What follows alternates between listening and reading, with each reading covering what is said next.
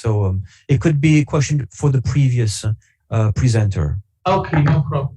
Yeah. And so much, Mr. Laurent, for your presentation. Have a nice day.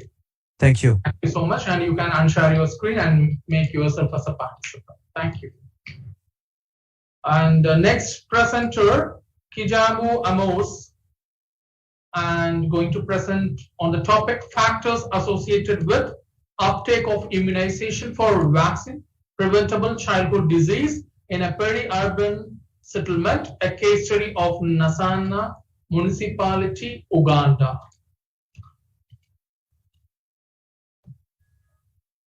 Dear Kijamu Amos. Okay. Yes, good morning to you. Your video is okay and you are audible. Please share your screen with the presentation.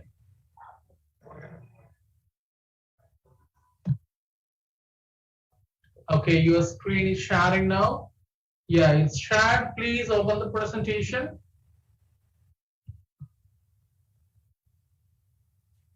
Okay. Is it okay? Yes, I got the screen. Press the F5 key or slideshow.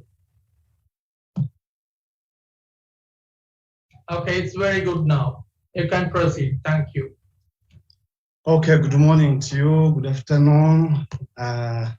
Wherever you are, my name is Amos Kijambo, a PhD candidate at Texila American University.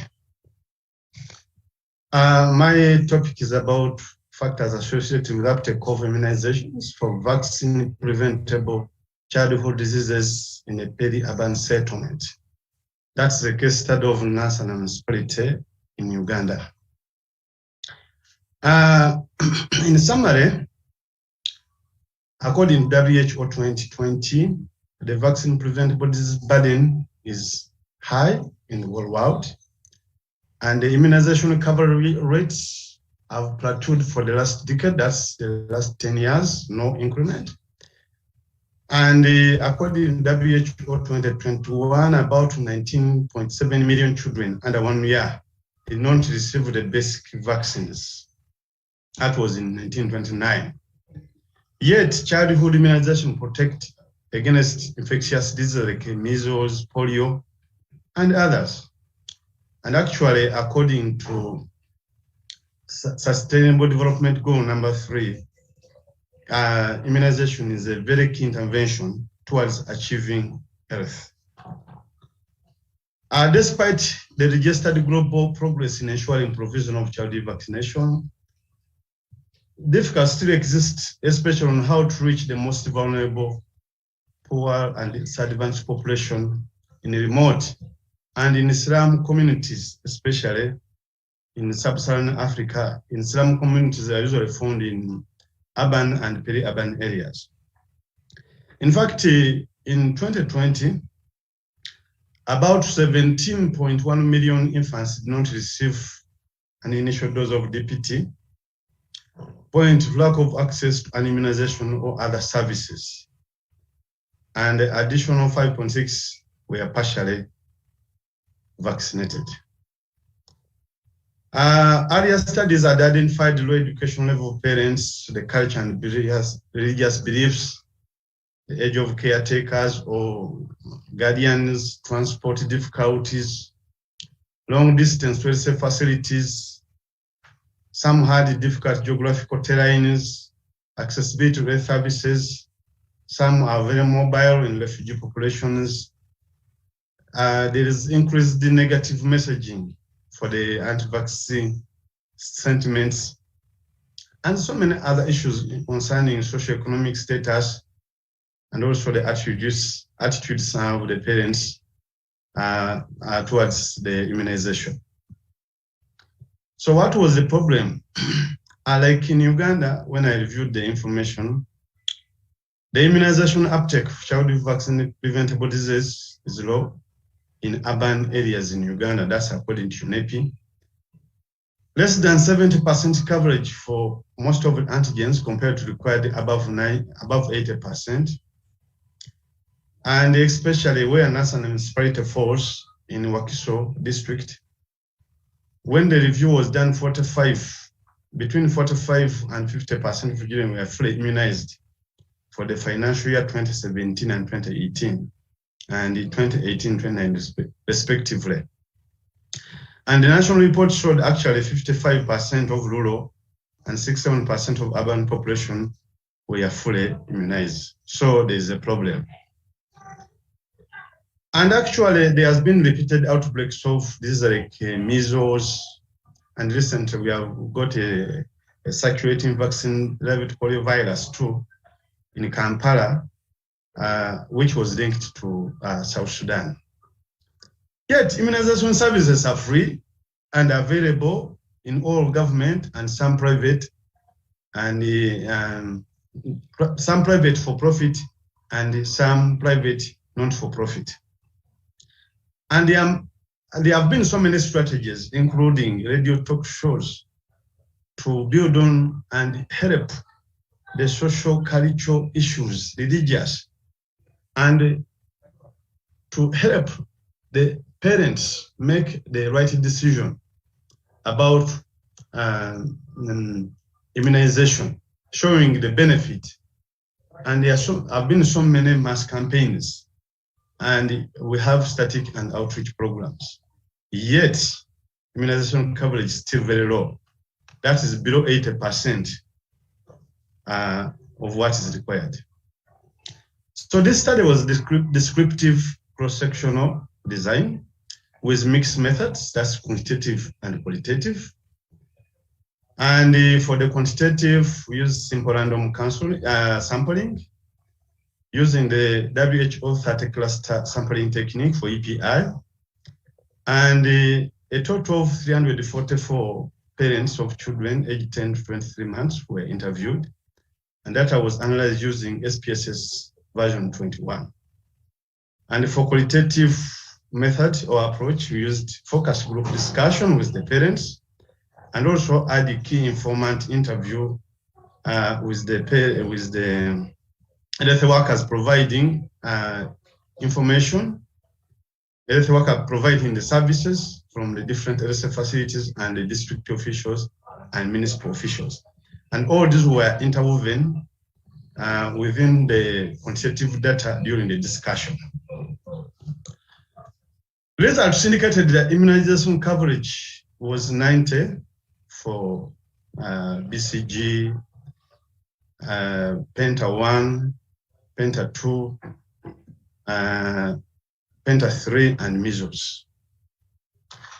Now, this would seem strange because for us we are doing the community survey in the community, but when you look at the data at the health facilities, it shows that the results are slightly lower than this.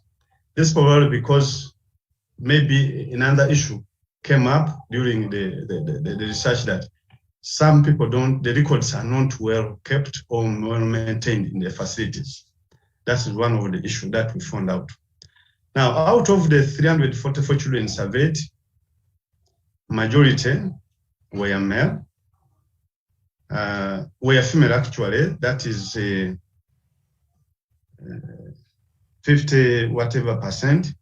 60% of them were in the order, birth order 2nd, 4th, with mean and median ages of 16 and 17 months respectively.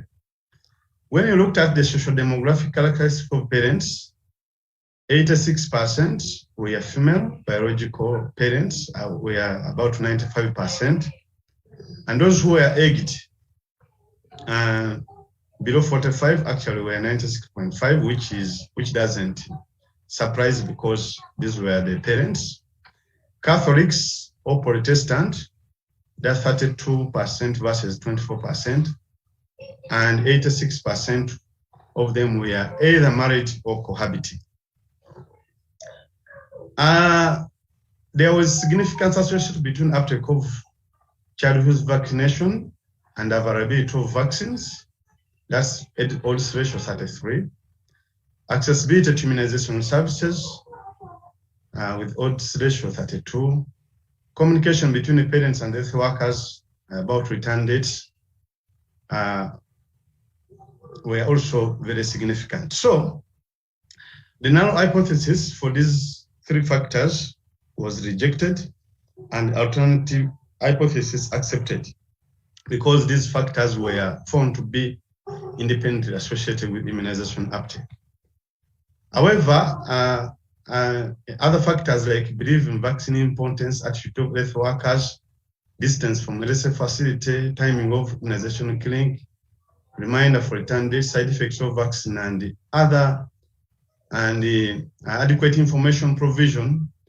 Though these were less than, had a p-value of less than 0.05 by variate analysis, they were not found independently associated with uptake of childhood immunizations, and therefore the null hypothesis is accepted. Other factors were not significant at all. So these are my references, and as you can see them, I want to make a conclusion. The coverage rates were higher than those of national average, but relatively similar. Other study results from urban and peri-urban settings.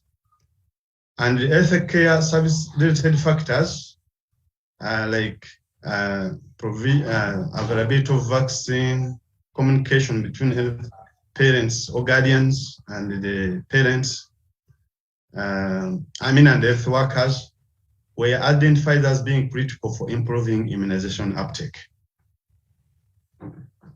So there is a need for improved vaccine supply and communication about immunization services, which should be designed considering the local context in collaboration with slum-dwelling communities. I want to say thank you very much, and that's my presentation. Thank you, Mr. Kijambu, for your great presentation. Attendees, we are enabling the polling session for Mr. Kijambu. You can vote for Mr. Kijambu. Also, if you have any queries related to Mr. Kijambu's presentation, please post your queries in chat box. Mr. Kijambu, we have a query for your presentation. It will be interesting to know the null and alternative hypothesis of the study. Okay. He wants to know? Interesting to know the null and alternative hypothesis of the study. Okay. He wants me to respond, or is interested because I didn't understand the question clearly? They want to know more about that. Is there any null and alternative hypothesis of the study? Okay, there were two hypotheses. The null hypothesis, that there is no association between these factors mentioned and the uptake of immunization services, childhood immunization services. And the alternative hypothesis is that there is an association between those factors and uptake. So for the null, if the p-value is less than 0.05%, it is accepted. But if it's above, if the p-value is less than 0.05%, the null hypothesis is rejected and alternate is taken or accepted. Great. So you have another question. What is the sample size? What method was used for qualitative data collection? The sample size the sample size for qualitative data collection. Now, I had the two methods, that is focus group and the key informant interviews. Now, for the focus group, I had two focus group discussions, which were randomly selected, and each group had about 80. Actually, the one had 8 and the other one had 9 participants. And those were the parents of those children between 10 and 23 months of age. And for the key informant interview, I randomly selected the 5 LSA facilities where these services were being carried out. And we had the EPI focal persons, but I also had I purposely chose to talk to the EPI municipal focal person and the district EPI focal person, and actually even the DHO of Waxhaw district. So those were the key informant interviews. Thank you so much. Great. So you have another question. It is clear that there are multiple factors associated with low vaccine coverage from your presentation. How much of the problem were related to the culture? How much of the actually, I didn't go into this one, but according to what I know, in our culture has no problem. Actually, people vaccinate from different cultures, but maybe the issue was which I saw was in the region, but not in the culture. In some religious facts, some people wouldn't, they not want to vaccinate their children, but these factors were not significant, so that's why they wouldn't be mentioned here. Great. So second one is, were there any innovative iteration that could lead to improved vaccine coverage besides availability and manpower related factors? Yes, they could be there, but in this study, they were not found to be significant, so I wouldn't mention them. But in the general thesis, of course, they are mentioned, but since they are not statistically significant, I wouldn't mention them here. Thank you. Great. So you have another question. What were limitations both methodological and systematically? The problem actually was I collected this data during the COVID era. So methodically there was no problem, but the operationally, I mean, sometimes I could do I could arrange and like for the focus group discussion and the key interview and even the teams during the questionnaire, collecting data during questionnaire, I mean using the questionnaire. But at that some point you may find that they say no, we are not allowed to do this and this. So there was a lot of issues concerning the approvals. But otherwise, everything went on very well.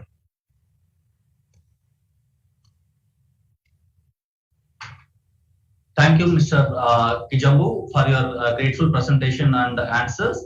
You can leave your email in chat box so that other attendees can raise questions to you if they have anything after conference. Thanks for your presentation. Dear attendees, next we are moving on to Rachel, presenter from public health, like on a topic of higher readability levels and optimal design of medicine information leaflets in authorization based combination therapy antimalarial packages, a consequence for over-the-counter medicines use. I request Mr. Rachel to unmute and start the video. You can share your presentation. Thanks for your, yeah, we can view and your presentation is visible. Can you please as presenter? Thank you so much. Yeah. My name is Rachel 𝐓𝐞𝐡. I have co-authors on this paper, Professor Margaret Olubunmi Afolabi and Omoni Joseph Olaolorun. We are from the Department of Clinical Pharmacy and Pharmacy Administration from the Faculty of Pharmacy, Obafemi Awolowo University, Ile-Ife. The title of this article is Higher Readability Levels and Suboptimal Design of Medicine Information Leaflets in Artemisinin-based combination therapies, anti-malaria packages as a consequence for over-the-counter medicine use. As a background, medicine information leaflets. Hello. Hello, can you hear me? Miss Rachel, sorry to disturb. Can you please make it as slideshow so that attendees can view your slide clearly? Okay. Is that okay? Yeah, thank you so much. Thank you very much.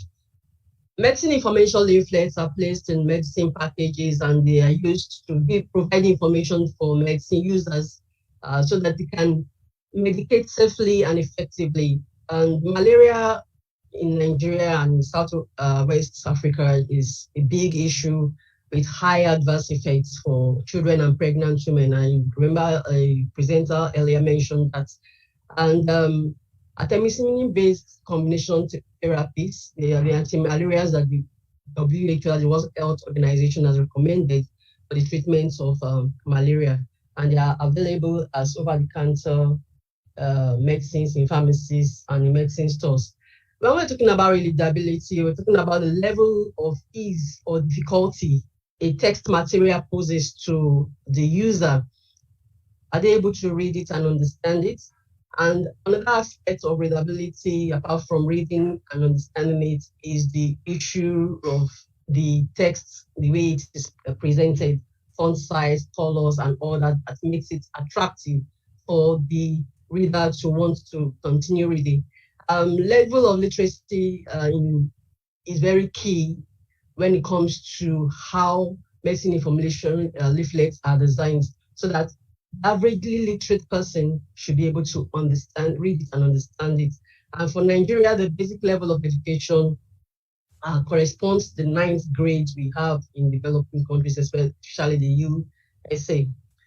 Now, when we're talking about the usability formula to test how a text passage and predict who can read it in terms of their reading grade. Now, the big problem I'm trying to look at in this study is the issue of inappropriate readability levels. And that has been an issue globally in most texts that are placed in the public purview. And for medicine information leaflet, knowing what medicines are, and that it's necessary that people who use medicines are able to use it in a way that does not pose any harm to them, does not increase any risk. It could be, they could use that medicine such that they get the needed benefit from it and not harm. So unnecessary risk could be avoided when the information placed in medicine information leaflets are what people who use them can read and understand. So it's important then that we are able to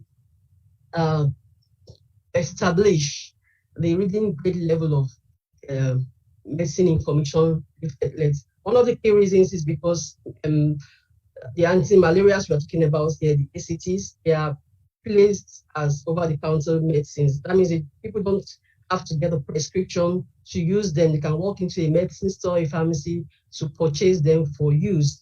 And it's important that the information they're getting from the medicine information leaflet is what they can read and understand. So the study aims to determine the level of readability of this medicine information leaflet and to assess the design layouts. The methodology, this cross-sectional study was adopted for this study, and using secondary data, 32 different brands of the ECTs were evaluated for their readability issues, and a checklist was designed to point out all these elements of readability from the text. So the selected tests were subjected to the Flesch-Kincaid for readability formula, and the Flesch-Kincaid readability formula is quite one of the popular readability formulas used worldwide. There are other types, the Gunning-Fox, and different types. But why I'm using Flesch-Kincaid is because it has more variables to look at than others, and it's widely popular and easy to use. And then the second tool I used in this study is the variable leaflet design. And it's an assessment to use to assess how leaflets are designed. And then in analysis, I use the SPSS version 16. And this work is a part of my master's work in the Department of Clinical Pharmacy and Pharmacy Administration. And now the 𝐓𝐞𝐡 score, this is the formula of the 𝐓𝐞𝐡 score. The ASL means the average sentence length, and it comprises of two variables, that the total number of words in a selected passage, and then the total number of sentences in that selected passage. And then the second abbreviation we can find in the formula is the average syllable per word. It composed of two elements, total number of syllables, and then the total number of words. We find that from many readability literature, the pointers for difficulty or ease of a text are three major things: the length of the passage, the number of words in that selected passage, the number of sentences in that passage, and the total number of syllables in that passage. Those are predictors of difficulty or ease of a text. Now, to do the readability score using the 𝐓𝐞𝐡 formula, each of the leaflets that was selected, a portion of it containing about 100 words was selected. Then I made a count of the number of words in that passage.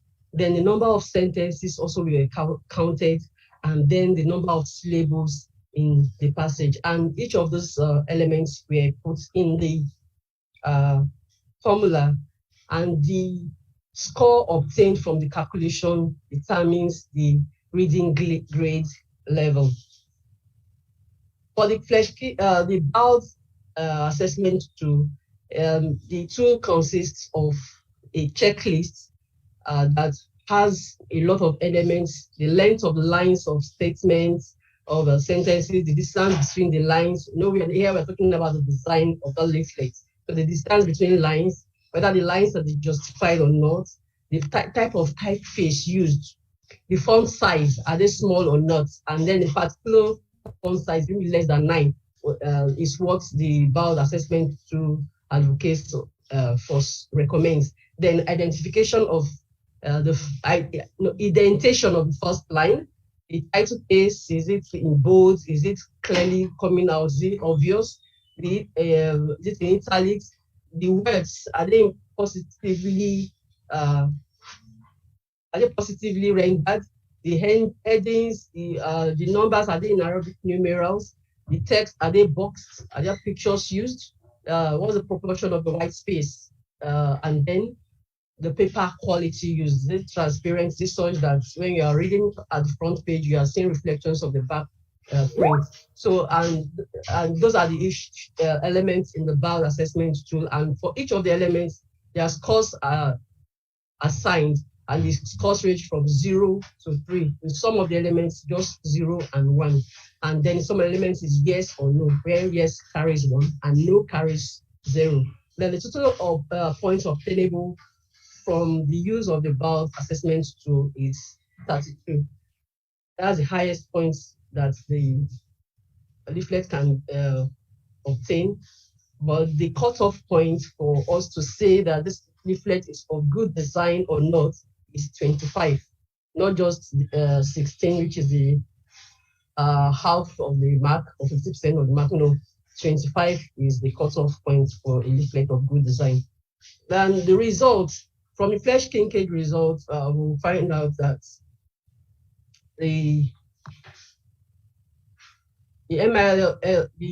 for all the MILLs, the average score was 14.22, and the highest score, which was recorded for one of the ACT, was 24.15, and the lowest score was recorded for a particular ACT, which was 6.07. This gives a range of 18.08 scores. For each of these scores that were obtained, there is a 𝐓𝐭𝐡 table where the scores are aligned to the readability level, the grade level. And from the assessment of all the scores, the result shows that 15.63% of all the MILs were readable at the college or graduate level. 28.13% were readable at the college or the undergraduate level, while 37.5% of the MILs were readable at the senior secondary school level, while 18.76% of the MILs are readable at the junior secondary school or primary school level. And this is significant, the last value, because the level of education, the average level of education in Nigeria is the junior secondary school. Everybody is expected to go to use at least 9 years of both primary and junior secondary school. That's the average level of education acceptable in Nigeria. So it means that only 18.76% of the MILs are readable at the junior secondary school level. The analysis of the variance between categories of the formulations show that there isn't much significance. We see the p-value here is 0.39, and you know we usually fix the significance of p at 0.05. And the groups we are talking about are the pediatric formulations and the adult formulations. So we found that there was no big difference in their. You can't say that one was better written than the other. For the BALF assessment, most of the scores lied between 10 and 19, and the average score that was computed was 13.38, and the modal was 13. From all the MIL, 15.63% of the MILs recorded above average scores, but that doesn't mean that they didn't meet the 25 mark for the cutoff point for BALF. Then 84.38% of the MILs recorded less than average scores. So, and that means all the MILs fell under the category of poorly designed MILs. So the discussion now, from the fact that MILs, the 𝐓𝐭𝐡 scores of this MIL show that more than 80% of the MILs can only be read and understood by people who have a high level of education. It shows that people who are of the average literate level cannot read or understand most of the MILs, medicine information leaflets, put in these medicine passages. So they will not be able to use the information properly when they go back home and they need to, refer to the leaflets to understand maybe issues of dosaging, issues of side effects, what to look out for if they, and what they need to look out for, and maybe report back to the pharmacist or to the hospital. So, and the result agreed that with previous studies that most MILs were written at levels far above the average educational levels of readers. And it's not just in Nigeria, it's an issue worldwide. Then on the bout to the MILs scored below the minimum 25 points benchmark, indicating that all of the leaflets were poorly designed, and that shows a serious defect in the design of the leaflets. And when a document is not attractive, a document is not encouraging the reader to want to read further, that's a big issue. It's not capturing the attention of the reader. It's a big issue for them to capture all the information in that document. So in conclusion, the readability level of the MILs were not adequate for the majority of readers, as only highly literate individuals can read most of the MILs with ease. Design and layouts of the MILs were also unacceptable. So we are recommending from this research that the National Agency for Food and Drug Administration, which is the body that controls food and drug regulation in the country, should begin to institute reusability tests for medicines, especially those available as OTC medicines, before awarding approvals to marketers. And also developers of medicine information leaflets, they should consider using the BAO assessment to evaluate their design for a more acceptable medicine information leaflets. This is part of the references I used for the literature for the study. Thank you very much for listening.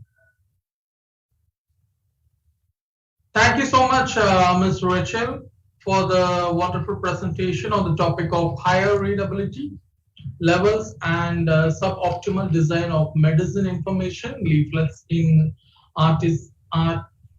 mechanism-based combination therapy, anti-malarial packages, a consequence for over-the-counter medicine use. Dear participants, please raise questions in the chat box so that I can ask Ms. Rachel to answer on it. And the poll is also open for Ms. Rachel. Please poll for Ms. Rachel Titus. And Ms. Rachel Titus, I received one question regarding your presentation. Please explain why you use 25 as the cutoff point rather than 16. So I didn't get that. Why you use 25 as the cutoff point rather than 16? Okay, that talks to the BAO's 𝐓𝐞𝐡 leaflet design assessment tool. Is a standard tool, and the cutoff for that tool, the benchmark for a good designed medicine information leaflet is 25, not just the average, which is 16. 25 from that tool, which is a standardized tool used worldwide for assessing the design of medicine information leaflets. 25 is the benchmark. Okay. So that's why I used it. Okay. Thank you. Thank you so much. And you have another question. I wanted to know in the research where you people able to understand what is the reason for the difference between the senior and the junior level of education in their MIL research. Okay, the research was on secondary data, that's on the leaflets found in the past packages of those medicines, of the artemisinin-based combination therapies. We did not talk with people.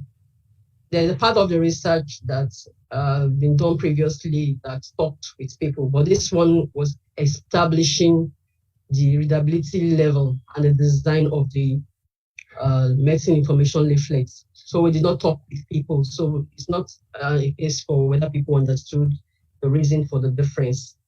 So we worked only on the medicine information leaflets we could get from different pharmacies across the country.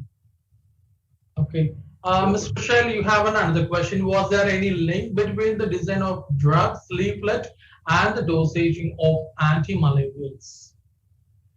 If there was a link between, I didn't get that. Was there any link between the design of drug leaflet and the dosaging of anti-malarials? Okay, there was an issue, but that wasn't concerned about the design or the readability. At the point where we are discussing investigating the contents of the leaflets as per what they ought to contain, whether it's complete or not, we saw some issues about dosaging that were inconsistent across different medicine information leaflets. That was clearly obvious from some of the results we found. But in terms of readability, we didn't find that was not an issue for readability.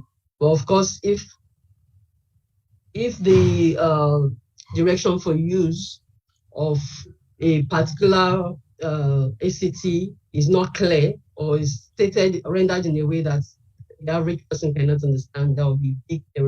That's a big issue for the user, because they will not be able to medicate properly and safely on that medication. Okay, we have another question in the chat box. So, given that anti-malarial drugs are one of the most used medication in our African context as over-the-counter drugs, what practical recommendations to adapt these drug leaflets to our African educational challenges? Thank you very much. Practically, what recommendations we could use, as stated in one of the recommendations I made, is that this leaflet should be designed based on the average level of education that is acceptable, that has been stipulated for that country. For Nigeria, for example, anyone who picks that leaflet, who at least has read the ninth level, as the JSS 3, should be able to understand that leaflet. So leaflet designers should, while designing the leaflets, make a test. Do people who call JSS, people who are left school at that 9th grade, let them read it and let them see how usable that and comprehensive it is for them. That will give them a pointer to whether they are designing those leaflets higher than the average literacy level that is stipulated for the basic educational level for that country. So that is what they should do before putting out the leaflets, with an assumption that everybody understands what they have put out on that leaflet. Thank you, Ms. Rachel. You have another question. What can you say about the use of local language on the leaflet, like some are written either in India or Chinese language? Thank you very much. For Indian and Chinese languages,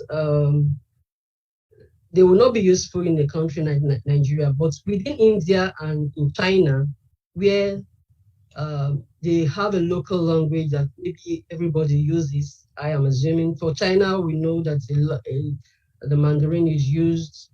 It's necessary they put those leaflets in that local language. And also in India, if that is a case where you have a local language that people can use, they should write the leaflets in that local language. It becomes a challenge in Nigeria because Nigeria is a multicultural, multilinguistic country. You cannot start putting all the languages in a leaflet. The major leaflets are Hausa. The major languages are Hausa, Igbo, and Yoruba. But within the Hausa, Igbo, and Yoruba, which are the kind of lingua francas for different regions, there are still differences in those languages. And we also want to discourage too lengthy medicine information leaflets. So it doesn't just make the person who is going to read like, am I going to read all this when there are so many languages in the leaflets? So for places where there is a local language that people can be literate, on, it's necessary. It's important that those local languages the leaflets are written in those local languages, especially there's a written structure for that local language, and many people are literate in it. So it's important to do that. Okay, thank you so much. And you have another question. Does the regulatory authority has laws, regulations, and guidelines on assessment of package insert before a product is approved for market access? Well, those are issues we want to look at later, but for now, it is not clear that is done. What the local, the regulatory body does is to check about safety and other uses of safety majorly. That's the major thing that the regulatory body does. About they've not started looking at whether these leaflets are readable or not, and that is why we recommended that they should start doing so that these leaflets are readable and comprehensible by the larger population. Okay, thank you, Ms. Rachel. And we have another question. Do we have further research plans to interact with the users on how they feel about the leaflets? Yes. Further to the study is the plan to interact with the users. The reason is we want to be sure that what we found out also correlates with what the usability of the leaflets by the intended users. So those are plans for future studies. Okay, thanks so much, Ms. Rachel. Thanks for your time and have a nice day. Please post your email ID over there in the chat box. If any participants having any queries or concerns, they can contact you directly. You can chat with them. Okay, thank you so much for your time. Next, I call upon Ms. Boris for the presentation on the title Itinerary of Snakebite Victims in Sub-Saharan Africa, a Review Analysis. Ms. Boris. Thank you so much, sir. Please share your screen. I can see your video now. Okay, thank you, sir. I will share my screen. Right. Yes, your voice is also audible. Please share your screen.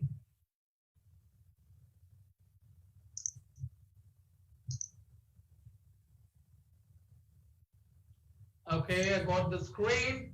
Please click on slideshow. Okay, very good, sir. Please continue. Thank you so much. Okay, thank you for giving me the floor.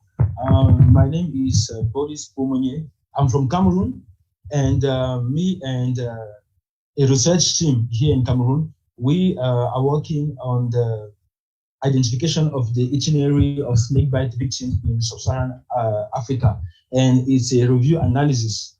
So we will go through the slides. So as summary, we can say that snakebite is a global health issue, and it was classified in 2017 by WHO as in the list of neglected tropical diseases. So globally, about 2.7 million of inflammation occur around the world, with about 81,000 to 188,000 deaths yearly, with 400,000 people who are living with disabilities after snake bites. So the global burden of snake bites in terms of both morbidity and mortality, occur in sub-Saharan Africa, in East Asia, and in South America. And about the statistics in sub-Saharan Africa, we can say that yearly we record about 315,000 inflammation with 9,000 amputations, mainly limb amputations, and 7,000 deaths. So snake bite is a neglected tropical disease that mainly affects poor people who are living in rural area, and it's really important to understand, community beliefs and the perception of those population who are the main target of snakes. So the aim of the review analysis that we conducted was to analyze the therapeutic itinerary of snakebite victims in sub-Saharan African countries, to identify the factors that contributed to the worsening of patient outcomes, whether they have to go to the traditional healers or not.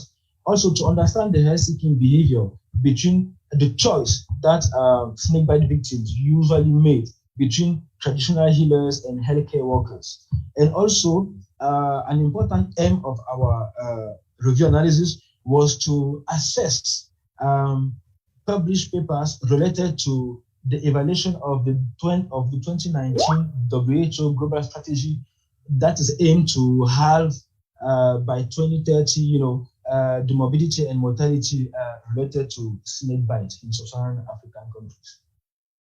So what's the problem and why our review analysis seems important? Because globally, African countries lag behind the requirement in the clinical management of snake bites in terms of manufacturers of antivenoms, in terms of availability of appropriate treatment, in terms of the cost of antivenom and accessibility of healthcare facility in general. So as of today, very few studies and strategies are implemented, in African countries to identify the death toll related to snake bite. And also, besides the fact that there is a scarcity of data related to this neglected tropical disease, the data that are also available are not most often accurate. So this is why we aim to review the literature that was published regarding the issue of the itinerary of snake bites in Africa. And also, we wanted to see where African countries in general are positioned regarding the global strategy of WHO. So, according to the methodology, we conducted a review analysis using the PRISMA approach, which is the preferred reporting items for systematic review. It's a process that consists of, reviewing different journals, different research tools to identify papers and published articles, that are related to the topic that we want to analyze. And the keywords that we use here specifically were snake bite, itinerary, health-seeking behavior, care-seeking behavior, and sub-Saharan African countries. After our analysis, we gathered about 51 articles that were published regarding snake bites, but the articles that try to assess the therapeutic itinerary of snake bite patients in sub-Saharan Africa specifically were only about 7. And still using this PRISMA approach, the majority of snake bites, although going to healthcare settings, most of them usually seek traditional healers. And delays from the occurrence of the bite to the administration of an appropriate treatment. The appropriate treatment here is seen as the antivenom, which is specific to fight the process of envenomation within the health facility. So the delays between the bite to the administration of the appropriate treatment at the health facilities range between 2 hours to 21 days in sub-Saharan Africa. So it means that about most patients, most victims of snake bite seek healthcare basically after 3 weeks on average. So we also we identify the determinant of the delays. Why people, seek healthcare very late? Why people in sub-Saharan Africa are living with disabilities? Was it possible to avoid those impediments to the young population? So they identified the determinant here were lack of transportation. So many patients usually rely on healthcare, on traditional healers because they do not have a means to go to a health facilities. Health facilities are located in a very remote place where the majority of the population cannot access. So we also have the long distance, to reach hospital, and the failure to perceive danger. It seems a bit strange, but in sub-Saharan African countries, because most papers were published in Nigeria, in Cameroon, in Ghana, and also in Burkina Faso. So sometimes it happens there that patients do not see the bite of a snake as a danger. They feel like they can handle it, and it's not a very urgent issue. So another determinant here was also the ignorance of patients and about the consequences. People do not see that when you are being bitten by a snake, you can develop, an hemorrhagic syndrome, a cytotoxic syndrome, or a neurotoxic syndrome that could lead to death. People do not perceive that because they are not aware of the consequences of the bite of a snake. So we also have a lack of community knowledge because it's not really reported that some community interventions were initiated to inform population about which step to take, after people in the community is being bitten by a snake. So we also have the issue of trust in traditional remedies. In African countries, maybe like other countries in the world, people mostly rely on traditional medicine that is being initiated by their parents, by a person which is responsible and in charge of the family. So they do not see a hospital or healthcare setting as the primary setting to take care and to handle the management of snake bite. So we also have the poverty and the cost of transportation. People are poor. And when we assess those papers, we realize that many people did not seek medical care at the first time because they did not have enough money. They thought that if they need to go to the hospital, then the cost of treatment will be higher. And sometimes this could lead to impoverishment of the family as a whole. So we also have the distance from the health facilities and the indirect cost of healthcare. This means that people do not go to health facilities because they know that if they go to health facility, the cost of antivenom is really expensive.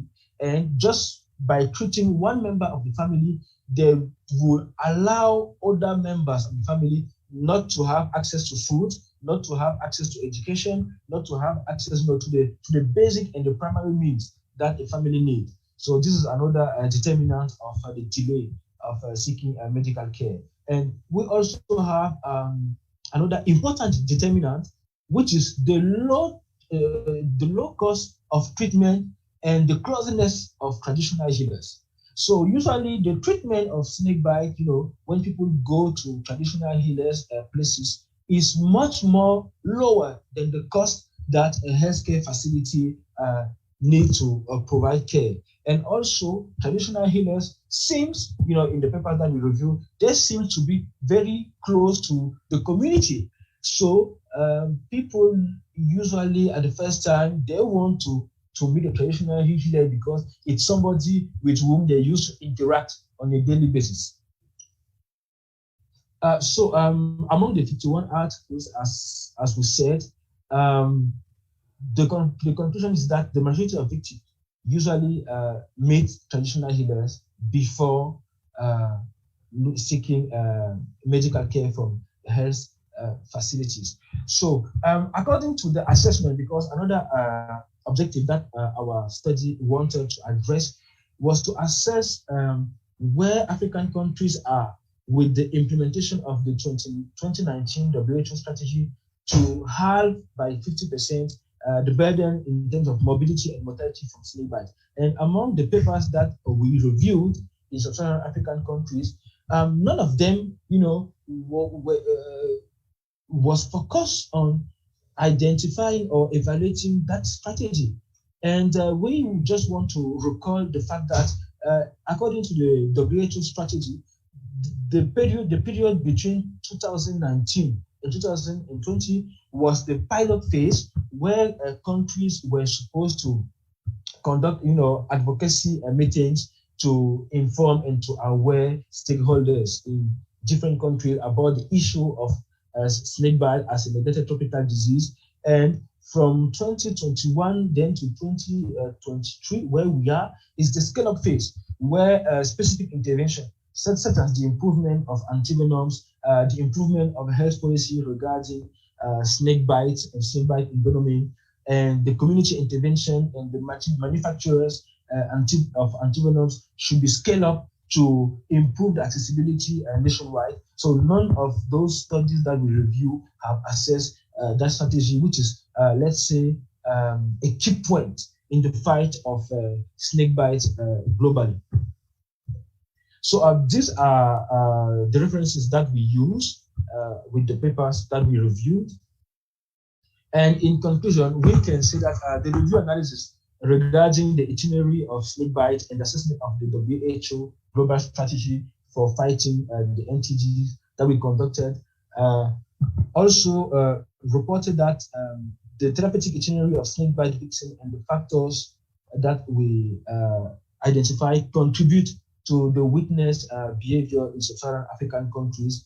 And it was also reported that a very important proportion of victims, although they go to hospital, but they go to hospital settings with a huge delays that should be also addressed. So in conclusion, we think that regular educational and sensitization and preventive activities could help to reduce the witness burden of snakebite and snakebite envenoming.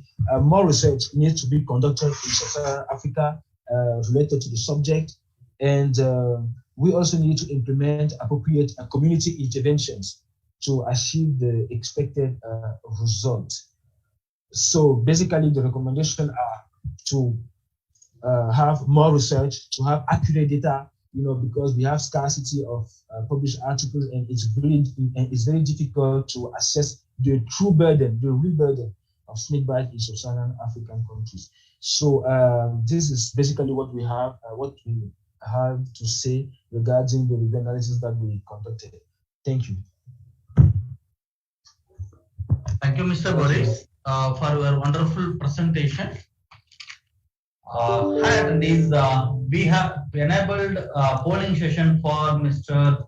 Boris for his presentation. If you have any queries on his presentation, kindly post your queries in QA option, where Mr. Boris can answer for that.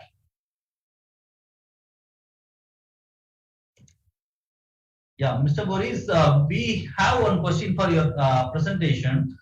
We are aware that in the northern part of Cameroon, this problem is very severe because of highly poisonous snakes. In our review analysis was lack of anti-venom in health facilities at the peripheral levels identified as a determinant for mortalities related to snake bites. Is there a policy in place for the Ministry of Health to subside anti-venom in the country? Okay, thank you for the question. Yes, what 𝐓𝐞𝐱𝐢𝐥𝐚 said is true. In the northern part of Cameroon, the issue of snake bites is very, very enormous. It's an enormous problem, and it's a fact because of the geographical setting of the northern part of Cameroon. So regarding the policies that we have in Cameroon, we can say that officially we do not have policies regarding the management of snake bites. We have some recommendation of the Ministry of Public Health, that is in charge of providing antivenoms to the global population of Cameroon. But the thing is that the cost of antivenoms is usually high, and each hospital in Cameroon has to purchase the antivenoms, to a local market, and they feel like the cost of each antivenom vial could be around 100 USD. So it's very high, and most hospitals usually do not have means to purchase it. And when it's available, the cost is expensive, and most patients, cannot afford to pay the treatment when they are being bitten by snake. So we do not have officially a policy regarding snake bites in Cameroon. Officially, we do not have. We have some small recommendations, and we do not have also a national program for fight against snake bites in Cameroon. We have a program for chronic diseases and other diseases in general, but not related to snake bites. Thank you, Mr. Boris. And you have another question here. Please, what type of review is this? Is it a literature, scoping, or systematic review? Asking because it didn't follow the steps of a systematic review, including registration of a protocol. Okay, I will answer this question. we conducted a review analysis with already published papers and published articles on the topic that we wanted to address. So for doing so, we do not need an ethical review approval from an ethical committee or an ethical board. We just need, to follow the template of how to conduct a review analysis. And in the methodology that we use, I specify the fact that we use the PRISMA approach, which is the preferred, items used for systematic review. And I think that I can share the PRISMA approach for review analysis with you. Yes, we do not need an ethical approval or a specific protocol, but we design the protocol and then we follow the step that PRISMA recommended for review analysis. Thank you, Mr. Boris. You have another question. Given the fact that delay between snake bite and arrival at health facility is a major challenge in our context, what measures to reduce complications during this period of delay? Okay, thank you for the question.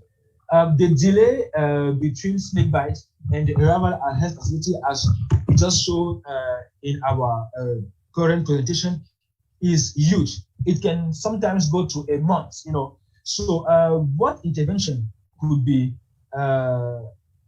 put into place to tackle that issue? We need to have, a specific community interventions by training the communities, by training the traditional healers on the early identification of snake bite and snake bite envenoming. Because we believe that if the population, if the communities are aware on the fact that snake bite could lead to death, I think that they will be more likely to obtain medical services at health facilities.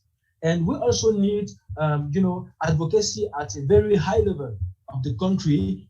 I'm talking of the Ministry of Public Health. I'm talking about the government and different stakeholders like WHO, like other NGOs involved in the health sector in Cameroon. We need advocacy at a high level to help the country, purchase antivenoms and to make it available and at a very low cost to the community. Because when people need to receive antivenom, only one vial of antivenom can cost the monthly salary of a worker in Cameroon. So you see that it's an issue that should be addressed at the community level, but also at a higher level involving stakeholders and different NGOs. Thank you. Okay, Mr. Boris, you have another question. Please clarify all the methods and inclusion criteria of the countries into the study. Sorry, I didn't get the question. Please clarify on the methods and inclusion criteria of the countries into the study. Okay, using the PRISMA approach, we search the different, within different journals and different researches tools like Medlines, like EBSCO, like PubMed, like just other search lines. We type the name of our topic. We use the keyword snake bite, itinerary of victims of snake bite. We use terms like health-seeking behavior of snake bite victims. And all those keywords were integrated in the searching tools. And then we downloaded the articles and the published papers. So now we had, at the beginning, we had about 100 papers published on the topic, but we had to scope down to see which papers was published in sub-Saharan Africa, because many articles were published in Europe, in Asia, in Brazil, in East Asia, but very few articles were published in sub-Saharan Africa regarding our topic. So this is how we scope down using the PRISMA approach. We just follow the guidelines of the PRISMA approach that was published in 2020. Thank you so much, Mr. Boris. You have another question. What can say regarding the manufacturing of anti-snake venom in Africa? Could you repeat again, please? What can say regarding the manufacturing of anti-snake venom in Africa? Okay, during our review analysis, we realized that the issues of manufacturers of antivenoms is really important indeed, because I think the only manufacturers that we have that produce antivenoms are somehow located in South Africa and maybe in 2 other countries, but in sub-Saharan Africa, there are no official manufacturers of antivenoms. And this is a key issue that the WHO strategy published in 2029 wanted to address. We need to have local manufacturers, not in every sub-Saharan African countries, but let's say in Central Africa, we can have a manufacturers of antivenom, like a pool of enterprises that should produce it. This is another issue, because Africa, especially sub-Saharan African countries, need to import antivenoms, elsewhere, and the cost of purchase is high, and also the transportation cost is also high, and it's been added to the issue of antivenoms. So I see another question regarding the involvement of traditional healers. I mean, this is a very key point. I think that in Africa, we don't need to take traditional healers away of the management of snake bites, because they are the first people that snake bite victim encounters on their pathways. So we need to train traditional healers. We need to provide them with clinical knowledge and skills, so that they can recognize that, okay, now I'm dealing with an envenomation snake bite, or I'm dealing with a non-envenomated snake bite. And normally, we need to motivate traditional healers to early refer snake bite victim to hospital or to health facilities. I think that what you are saying is true. We need to get them involved.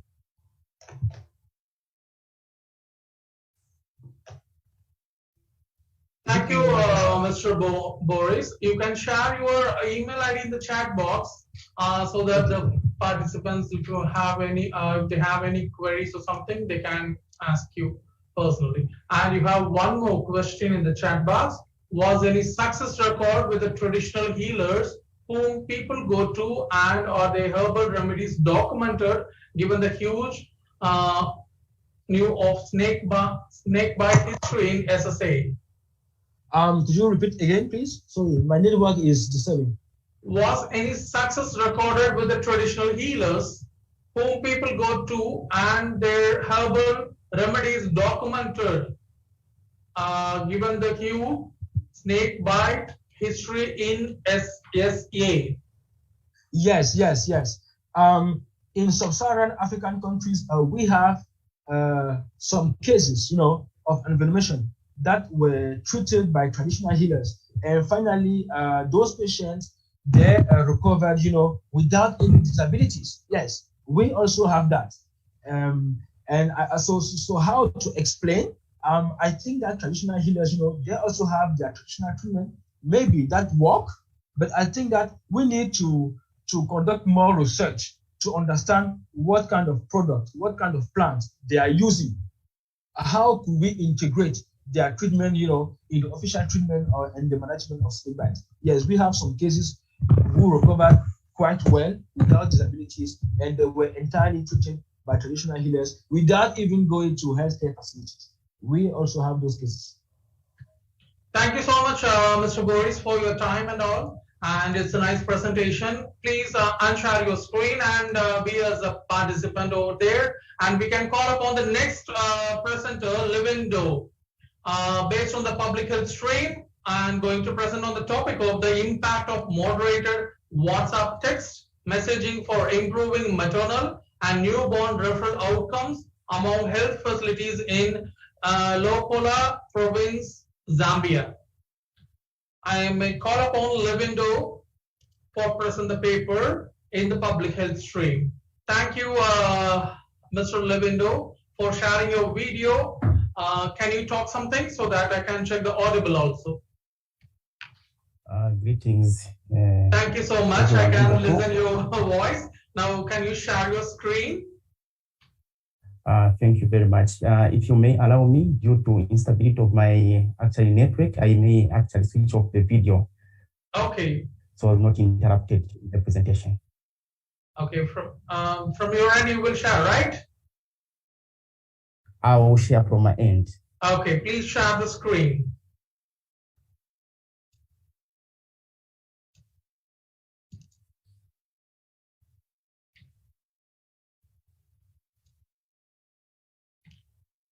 Okay, the screen is loading now. Loading. Okay, got the screen now. Thank you so much, Dr. Livindo. Please carry on with your presentation now. You can click on slideshow. Click on slideshow, please.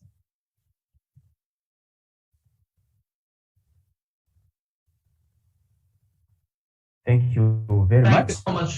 Thank you so much. Please. My name, as shared, is Dr. Wendo Munzere, and I'm a medical doctor who is practicing in the rural area of Wakula Province, Zambia, as a district health director. So my work really involves public health. The topic that I'm going to present is the impact of moderated WhatsApp text messaging for improving maternal and newborn referral outcomes among health facilities in Wakula Province, Zambia. This topic actually came out as one of my research topics during my study of public health with Texila American University, and I must mention that it was actually submitted as part of my partial fulfillment of the academics. It was developed as a result of, an argument on a WhatsApp group, which we developed in Wakula in 2016 to assist us in terms of communication when it comes to maternal referrals within our province.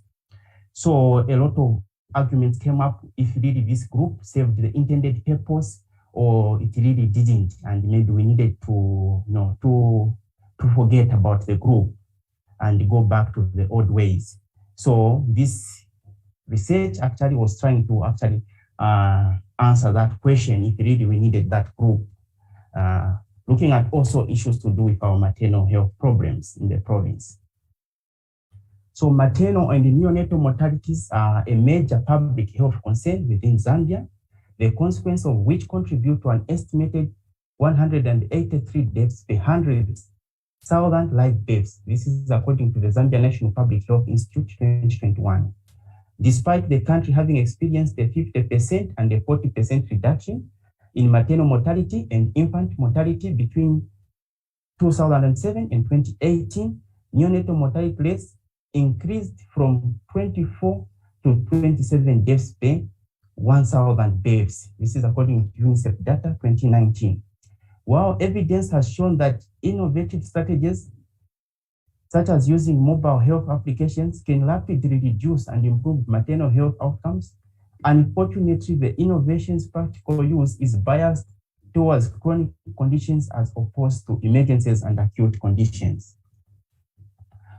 Thus, Wakula Provincial Health Office has implemented the moderated WhatsApp messaging for obstetric and gynecological emergencies since 2016, as I earlier mentioned. This intervention was actually designed with the potential to manage the third delay in obstetric care, that is, receiving the appropriate quality care once a pregnant woman reaches the facility. Ideally, the referring facility would post a text to inform the receiving facility or information critical to the patient before the patient even reaches the facility. This was envisaged that it may help improve maternal outcomes between the referring and receiving facility by ensuring that the receiving facility prepared well in advance before the pregnant woman arrived. However, there has been no study conducted to assess the efficacy of this intervention. Hence, the current research aims to assess the effectiveness of the moderated WhatsApp text messaging for improving maternal and newborn referral outcomes among health facilities in Wakula Province, Zambia.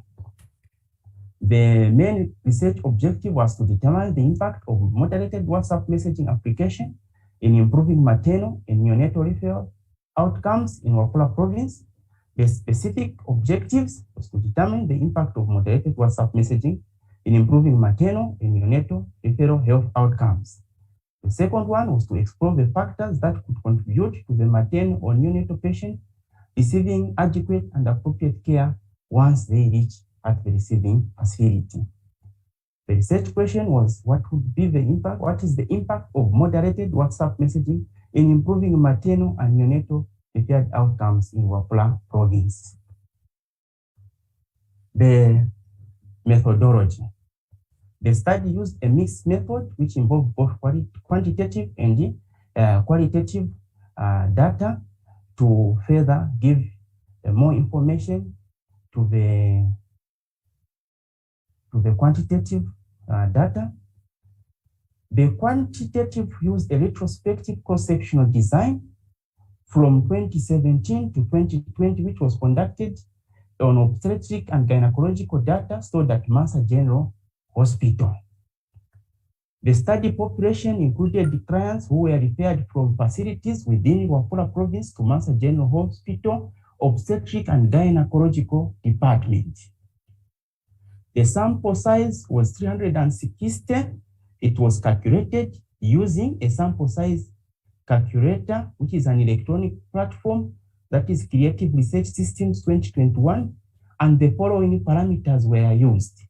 The total population was 8,688 patients who were referred to Mansa General Hospital Obs and Gyn Department from 2017 to 2020, with a confidence interval at 95%.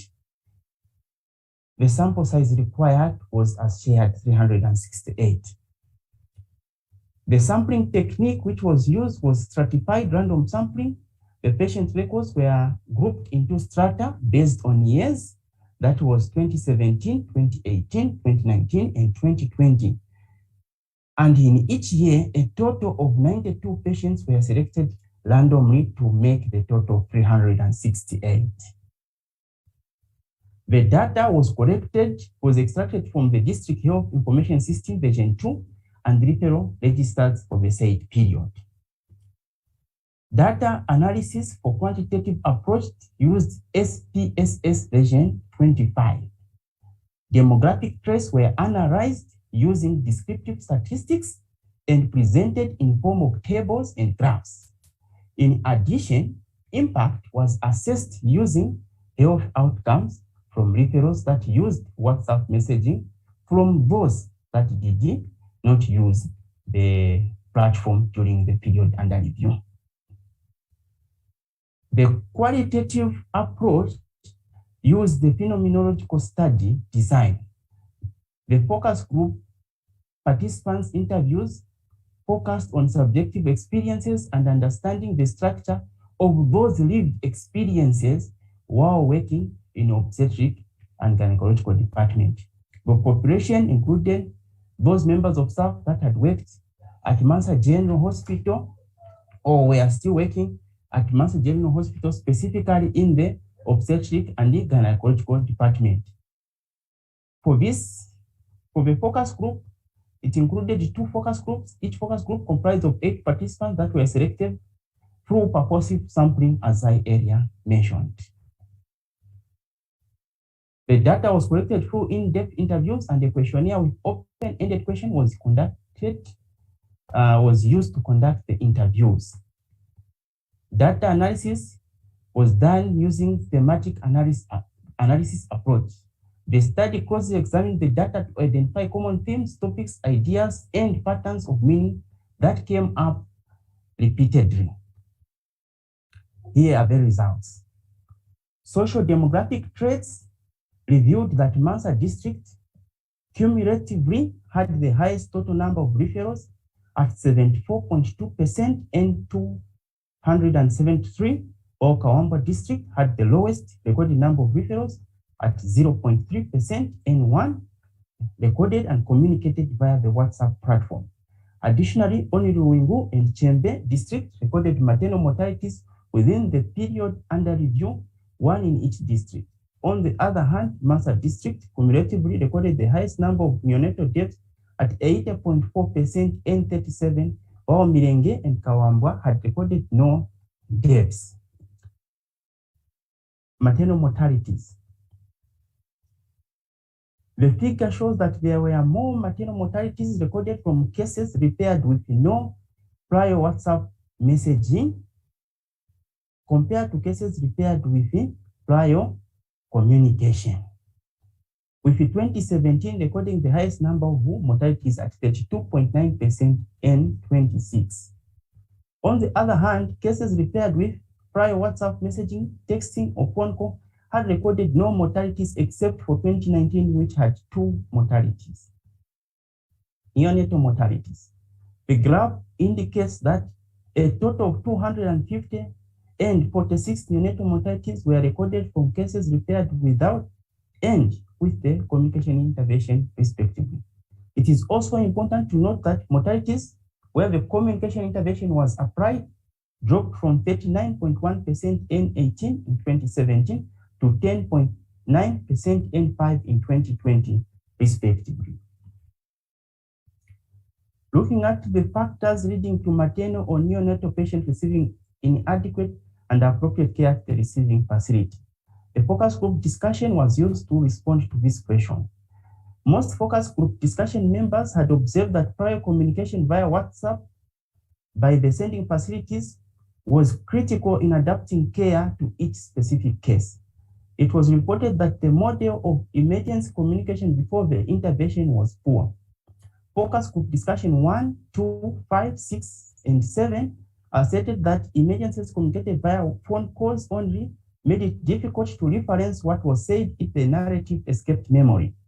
Similarly, FGD3 and 10 intimated that while referral letters sometimes accompanied the patient, often the quality of handwriting made it difficult to comprehensively understand the message.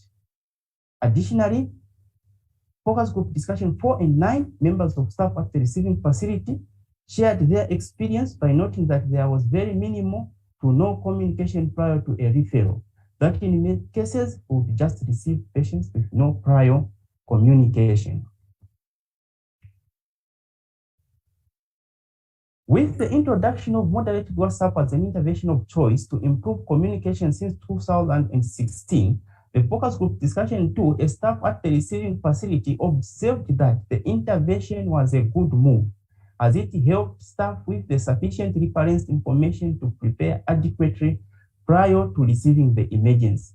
In adding their voice, focus group discussion 3 and 9 intimated that it was a good move that has led to significant reduction in maternal and neonatal mortalities, as it has arrested the malaise of poor communication, a huge contributor to poor outcomes.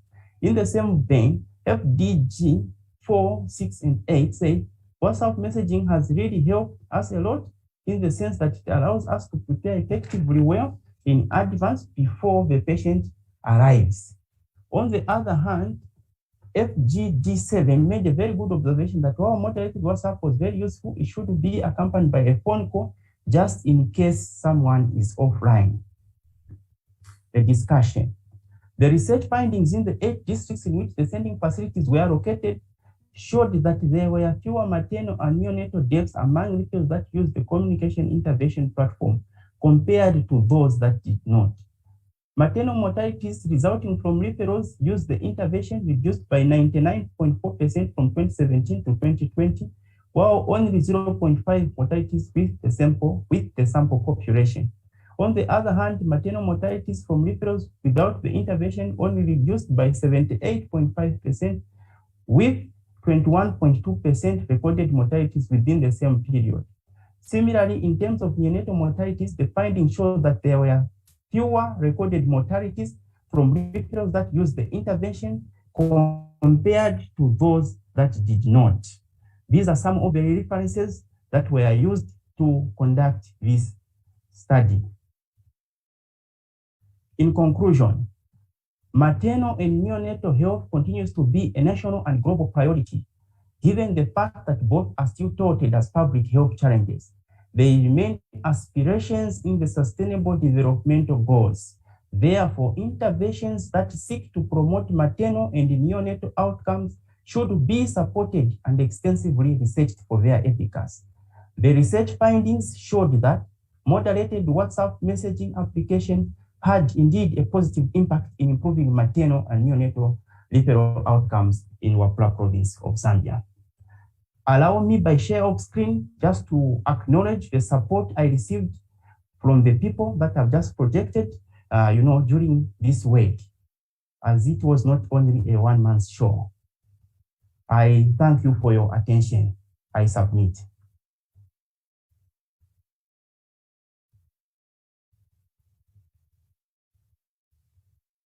Thank you so much, Mr. Livando. Dear participants, please raise questions in the chat box so that we can ask questions and Mr. Livando will answer on that.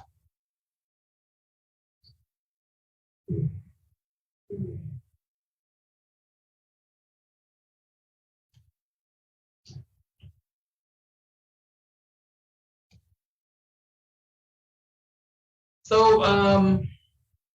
we have one question, sir. Who initiated the moderated WhatsApp message, the referring health facility? If this intervention is implemented to scale in Zambia, are we going to have similar results? What is the maternal and natal figures for Zambia before and after the intervention? Thank you very much for that question. I'll start with the first question. So the referral is the message in the group, in the moderated group, is initiated by the referring facility. Immediately they make a decision to refer and they put the client on the ambulance. As the ambulance is moving, the facility in charge informs the receiving facility via the group to say, we have a case of this client and these are the vitals, this is the condition we are suspecting, so that the receiving facility can actually prepare according to the information they receive. Then the next question, if this intervention is implemented to scale in Zambia. So this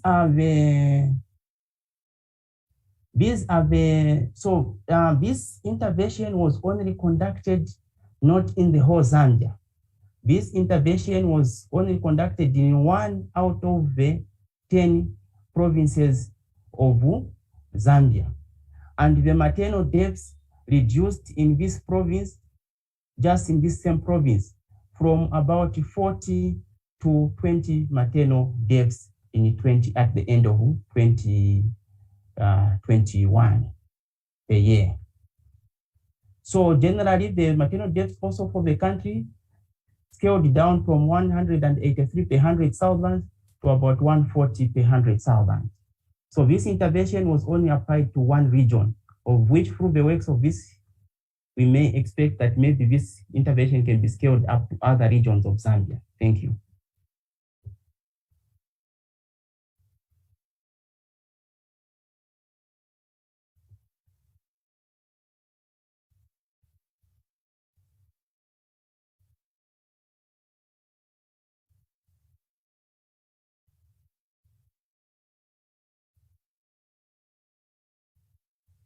And dear participants, we've opened poll for Dr. Livando. Please poll for Dr. Livando for the presentation done on the topic, the impact of moderated WhatsApp text messaging for improving maternal and newborn referral outcomes among health facilities in Lower Polo province, Zambia.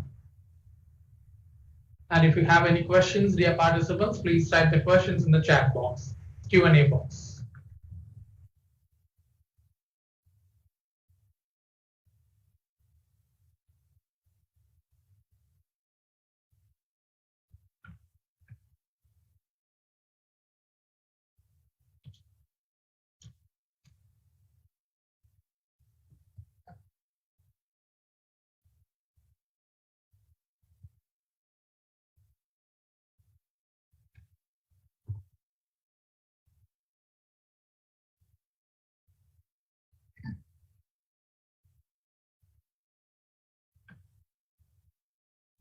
Dear participants, please raise questions in the chat box so that we can get the answer from Dr. Livando.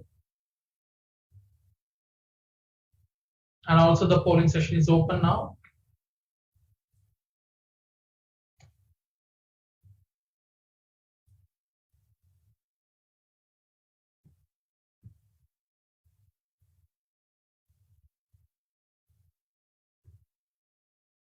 Okay, Dr. Livando, you have a question like, however, how to take care of areas, especially rural locations, without network and worse affected by maternal and neonatal mortality? Thank you very much for that question. Actually, when you look at challenges that are likely to be affected by this, it actually includes issues to do with poor networks. It includes issues to do with loss of gadgets, the mobile phones, the ability of the members of staff to actually buy those phones, the cost of bundles, to load those phones with to actually be able to communicate. So if this intervention was to work actually successfully, there would be need even in terms of support towards addressing these challenges. I submit. Thank you. Thank you, Dr.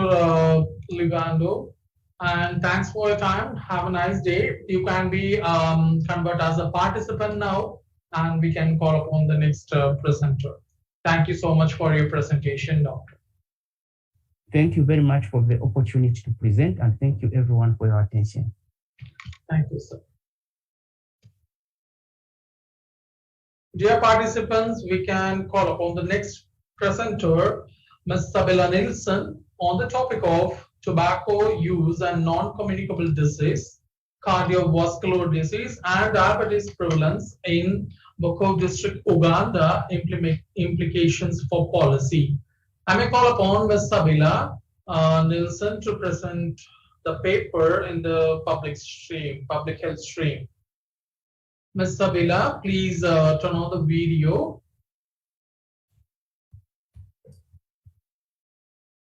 Yeah, thank you so much, sir, and please share your screen.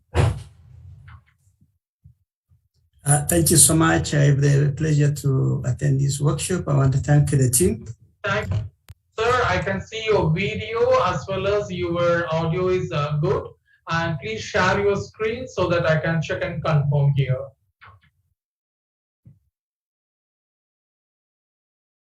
Thank you. Is that okay now? The screen is sharing now. Yes, good to go. Very good. Please proceed, sir. Stage is yours. Thank you so much, dear participants, ladies and gentlemen. I am Sabila Nelson from Uganda. I am an alumni of Texila American University awaiting graduation. However, I have the pleasure to present this study on tobacco use and non-communicable disease prevalence. That's basically cardiovascular diseases and diabetes prevalence in Bokov district, Eastern Uganda. You're welcome. Tobacco use this is a study that was conducted in this part of the country. It is an easternmost district in Uganda, bordering another country in East Africa called Kenya. And according to literature, we read that tobacco is responsible for over 7 million global deaths per year. And this one has led to increase in non-communicable diseases, especially, or including cardiovascular disease and diabetes. Tobacco per se, as you see in this pictorial, contains over 7,000 chemicals, and these ones have very dangerous ingredients in them. It has been implicated in the cause of mainly diabetes, as you see in this picture to the side, that's to the left. It has been implicated on heart complications, and it is further compounded by the fact that tobacco has been packaged in very many other forms. So this one has made control of tobacco particularly difficult in many parts of the world, because as you look at smoking, they've also adapted chewing tobacco. They have adapted a snuff that is dry. We have moist snuff, which is usually pushed through the nose. black twist, loose leaves, chewing tobacco, sinuous and dissolvable tobacco. Now these ones has come in different flavors that actually tend to disguise the flavor of nicotine or the smell of tobacco itself, and you find a smell similar to menthol, which becomes a bit attracted to users. Much as the world over is struggling to control tobacco use, having the frameworks in itself is not enough, but we have continued to have incidences of tobacco abuse, tobacco misuse, and this one have been so harmful to the health of our people because implementation has slightly been difficult. The world has come out the framework for control on tobacco convention. That was in 2003. It was later ratified by many other countries, including Uganda. So much so that in 2015, Uganda came up with the Tobacco Control Act, which contextualizes the global framework for tobacco control into the Ugandan context so that it can be used to stop tobacco or control tobacco use in Uganda. This was subsequently followed by the regulation in 2019, where we have statistical instruments to the effect that having a control act alone without specifying the practicability of this implementation cannot yield results. So the point we are at now is how best we can implement the provisions in the Tobacco Control Act to reduce tobacco use in the country. What is the problem in this? The problem is that in this district of Buko, during a survey that was in June 2020, records revealed that there was an increase, a dramatic increase in non-communicable disease, including cardiovascular diseases and diabetes. This one has increased up to a tune of 43.4%. That is up from 0.6% in 2013 to 1.06% in 2018, respectively. This one spells doom, so that if the increasing rate is not abated, it means we are heading for disaster, because this is almost a twofold increase in prevalence on non-communicable diseases. And we blame tobacco use as one of the factors that has accelerated. In regard to this, therefore, if we shall continue to drag feet on implementation of the policies that we have, it means that the continuous consumption of tobacco is likely to increase the incidences even further and pose more far-reaching effects upon the individual health, upon the health systems that we have, and upon our economy as well. This is further compounded by the fact that the district has had various other challenges of infectious diseases, basically malaria, HIV/AIDS, and also other NCDs like cancer and chronic obstructive pulmonary diseases. When trying to assess this from the literature, you find that a critical search and assessment, that's in form of assessment and analysis of books, articles, periodicals, conference papers, and documents that we have at place on NCDs, particularly in association with the tobacco use. You find that none of this literature points to the situation in Buko. It means this is a maiden site in this area, and it gives a pointer that the future is not very good for this district. Methodology. During methodology, look at the research design. Actually, I prefer a cross-sectional population-based study, which determined the prevalence of non-communicable diseases in the district, particularly CVDs, that is cardiovascular conditions and diabetes, in relation to tobacco use in the district.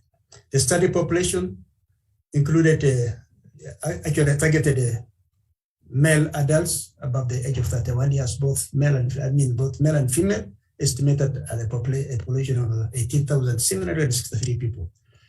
I employed a two-stage sampling, that's a random, simple random system, where out of the 18 sub-counties, I added 0 onto 2 sub-counties randomly. I got, I further went to identifying the parishes. I targeted one parish per sub-county. So using the sample random sampling, I had to find out 2 parishes, one from each of the 2 sub-counties for the study. The methods of data collection included quantitative self-reported approach using semi-structured questionnaires. So this, actually, I used questionnaires, but on a face-to-face, on a one-to-one with the respondents. So this was semi-structured, but self-reported.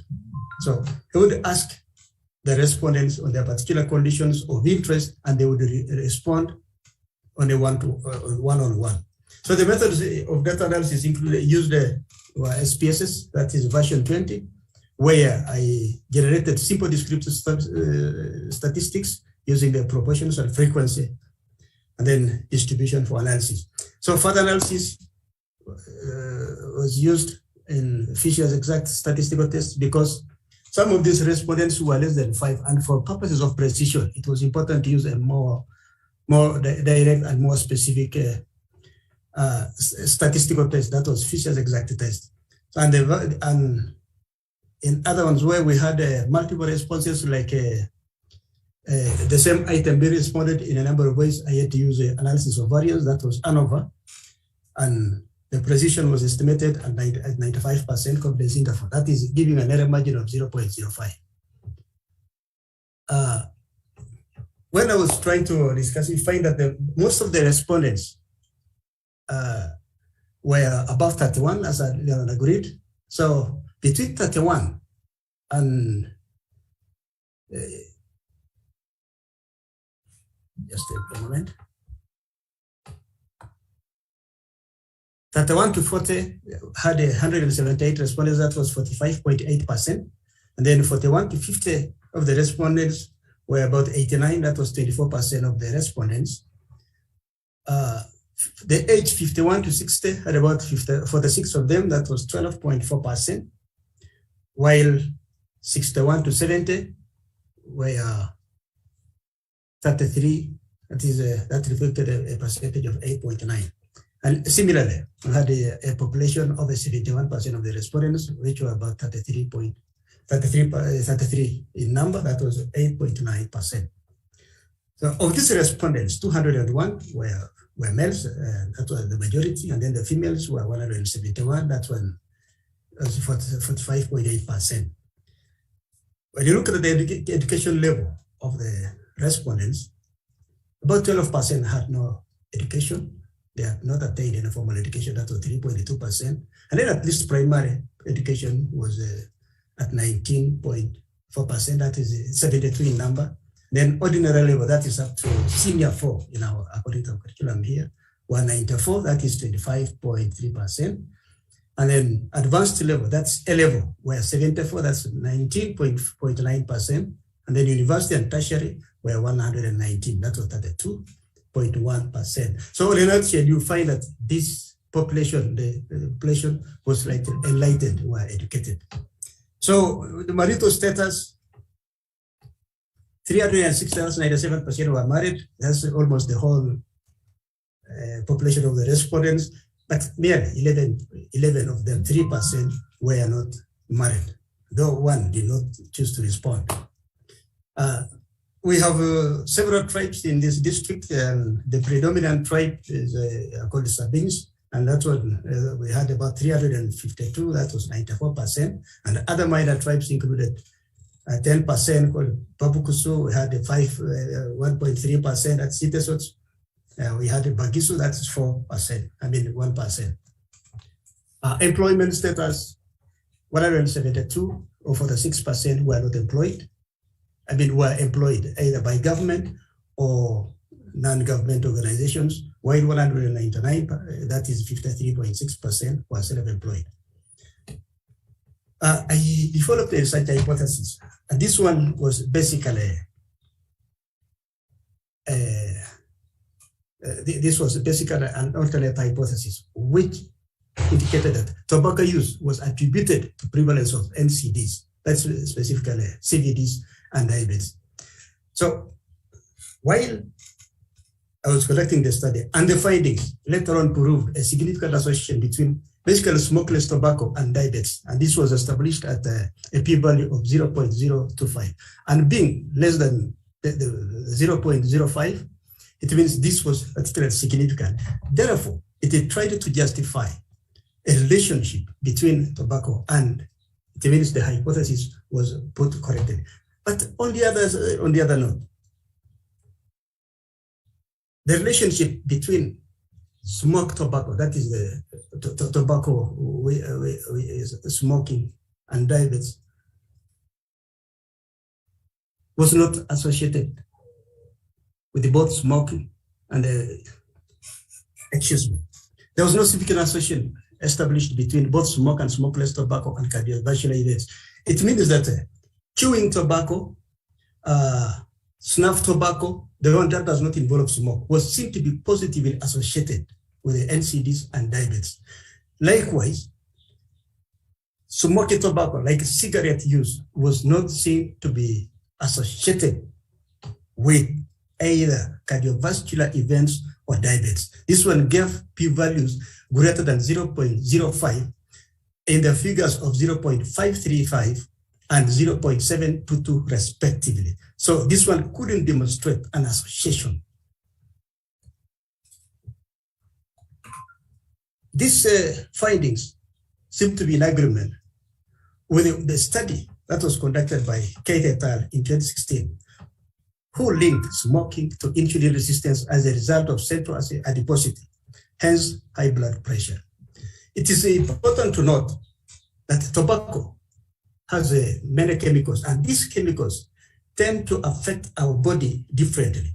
When you look at issues of the relationship between the tobacco use and diabetes, it is very, very likely that the biggest problem or the casualty in this is insulin resistance, because nicotine that is found in tobacco is seen to cause inflammation in the DNA. This one affects the way insulin communicates or performs its role in changing the sugars in the body to storable forms in form of glycogen, either in the liver or under the subcutaneous fats in the form of fats.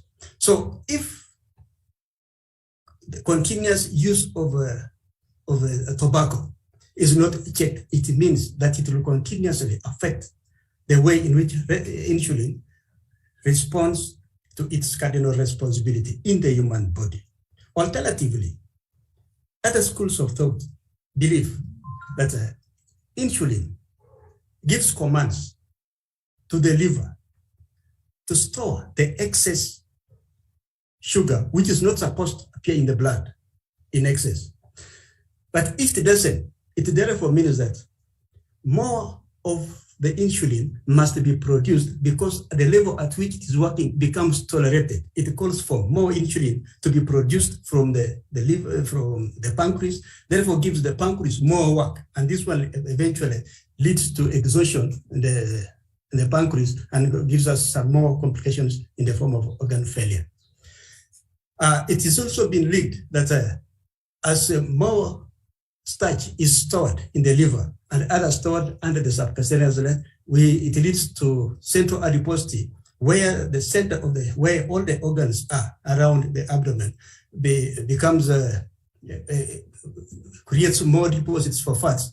And these fats, when they become more, it means that insulin will find difficulty in trying to facilitate the entrance of sugar into the cells to kickstart the process of glycolysis in the cells.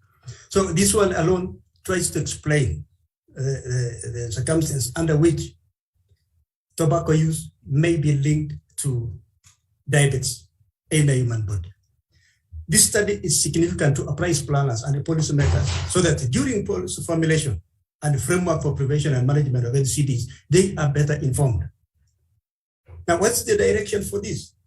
The direction calls that we conduct more research targeting bigger samples, because this was kind of an academic within a small frame, and it was also limited by time. So in future, we need to maybe embrace a population kind of a survey so that we can reach out to more people, get a bigger population, and that's what will clear inconsistencies in the findings, especially in the side of non-communicable disease association, lack of association with the tobacco use. In conclusion, the use of the tobacco products has been demonstrated to be a factor in increased blood sugar. And although tobacco couldn't reduce the relationship with the cardiovascular diseases, it means there's still quite much to do. That's to demonstrate the further relationship. Much as more literature points to that positive relationship, methodological issues could have limited the findings here. And maybe the fact that this was a self-reported study where people choose what to report, more especially in societal terms, social acceptability. What does somebody feel should report in order to? Others could not even understand that this is basically academic progression. But in future, they need to conduct a survey at the population level, can be able to help us to get a clear way forward so that we can be able to check the increase in non-communicable diseases. Contextualization and rollout is the way to go, and also a pricing effective means to address policy implementation gaps. So, like I said earlier on, having frameworks in place does not tantamount a change of behavior unless implementation is effected. So at this time, it is important to go ahead and look at the implementation gaps as well as contextualize and roll it out to the entire population using the upper structures at central government level, lower structures at lower local government levels, and then also in broadening the stakeholder approach to bring all actors on board. I have a few references that are indicated here. I want to thank you so much. Thank you. Merci. Kitos. Thank you. Thank you so much, dear Nelson. It's a wonderful presentation on the topic of tobacco use and non-communicable disease, cardiovascular disease, and diabetes prevalence in Bokos District, Uganda, implication for policy. Dear participants, please raise a question in the Q&A chat box for answering on that. And also, we open the poll for the presentation done by dear Nelson. Please poll for him also.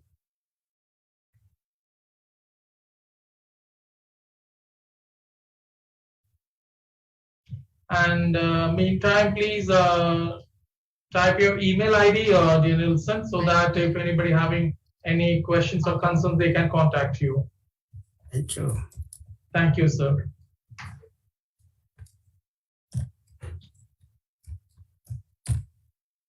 I received the first question here.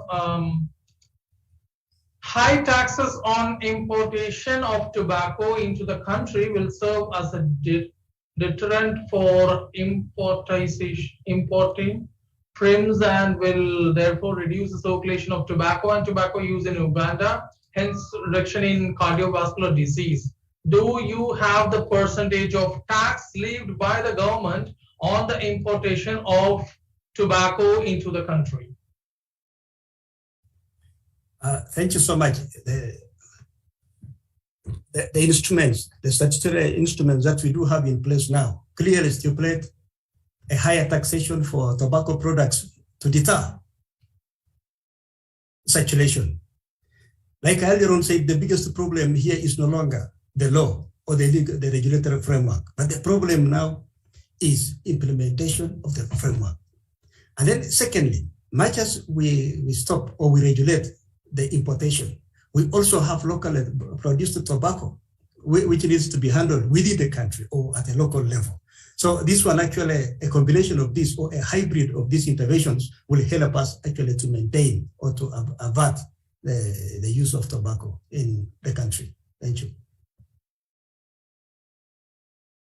You have another question in the chat box. Please, how did you measure precision? Precision in the on a NB, please clarify your question here, please, one more time. I'm not getting the question clear, sir. Please, how did you measure precisions? The precision of the documents, research instruments. It's a half question. Okay, leave it. You have another question. Is there any NEZ solution to eliminate tobacco apart from tax? Yeah, but it spells we have a great a package. The fight against tobacco or the legislation against tobacco use is a package. When you look at it looks at accessibility to tobacco. It looks at the packaging of the tobacco. We look at the warnings, the labelings on the tobacco. So we expect that a packaged tobacco should indicate the consequences. That is as a result of tobacco use. For example, we expect in the package, as agreed internationally and local and nationally, that a package of tobacco should contain what happens in the lungs, a pictorial of the extent of harm as a result of the various chemicals in tobacco. It should indicate what happens to our oral health. It should indicate what happens to our, like you saw in my second slide, you saw a cracked heart, a picture of a cracked heart. That is what is required of a person who is going to use and must know the consequences. But these guys of this and packaging it to look as if it is a very good product is where is the direction we are heading. So we also have to look at linkages of how we can stop and also alternatives of how we can cease tobacco use. So this package is complete. It is more than taxation only. Thank you. Thank you, sir. And I have a participant to ask a question to you directly. So I call upon Ms. Oni NEB. Thank you. So 1 minute, sir. I have shared my contacts, and in case there is more information, I am available to answer. Okay, Ms. Oni. Okay, you have another question, the disparity between what you observed in terms of association of tobacco with CBD in contrary to published works. So can you elaborate why? The association between tobacco use and CBDs is documented in the literature all over the world. However, more findings on this one is also indicated in the full report, that is the full article, which is yet to be published and will be available as soon as the publication is done. Okay. Please, I'm here to clarify my question. Thank you very much. Well done for your great study and presentation. But in the course of the results presentation, you mentioned precision for ANOVA. Is it under results or methodology? You mentioned precision for ANOVA. So I was wondering how you were able to estimate precision. I don't. Is it clearer? Just a minute. Let me see what it is saying. Okay. After when you mentioned fish, no, that was you used Fisher exact because of the slide, but you mentioned precision on the this could have been maybe during association correlation where tobacco use and diabetes was found to you mentioned precision under ANOVA. You can go back to the slide, or you never mind. It was a great presentation. Thank you. Welcome. Let me get back to. Thank you so much. The slide and see what happens. Thank you so much. Thank you so much for your presentation, dear Nelson. And you can unshare your screen and make yourself as a participant for the next sessions. And I can call upon Ms.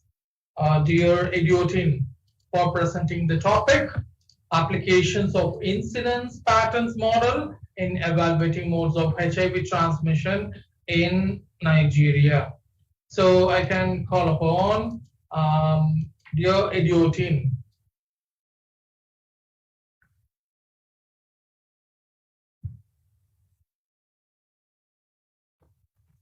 Hello. Hello, can you hear me? Yes, I can hear you. Please adjust the camera and share your screen. Your video is good and you are very audible now. Okay, your screen sharing. Please hold on a minute. Okay, I got the screen. Please click on slideshow. Move the pointer to the first slide. Okay, very good. Carry on, please. Thank you so much. Okay, hello, and thank you so much for the opportunity to present this topic on application of incidence pattern model in modes of HIV transmission in Nigeria, findings and policy implications. Let me begin. Of course, my outline will go through the basic outline. I'll begin with an introduction, then go ahead to explain the methodology of this study, then the results, then the conclusion. On the introduction, I'll just like to say that estimates of new HIV infections are very, understanding where HIV new infections are occurring is very important for planning prevention of HIV. And that's because as long as we keep treating the infection and not actually stopping occurrence of new infection, we'll never get to a stage where we actually control the epidemic. So in this study, we try to use modeling to estimate where new infections, especially populations where new infections are occurring, so that we can actually focus prevention efforts in those populations. So this study used the IPM model. The IPM model is actually in full means the incidence pattern model. So I'll just want to 9.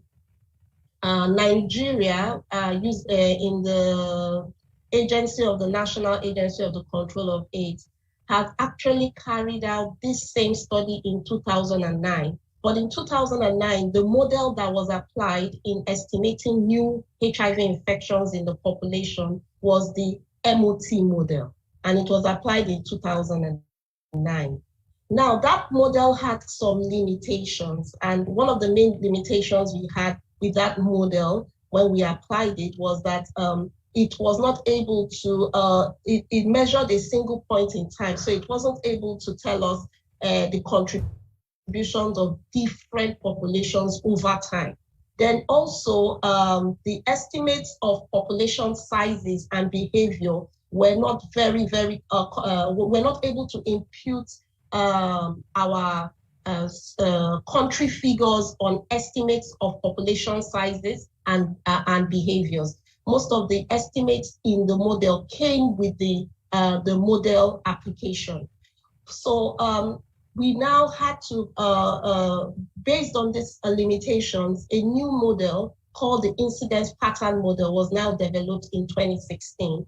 And Nigeria, the National Agency for the Control of AIDS, applied this model in estimating new HIV infections in the country in 2021.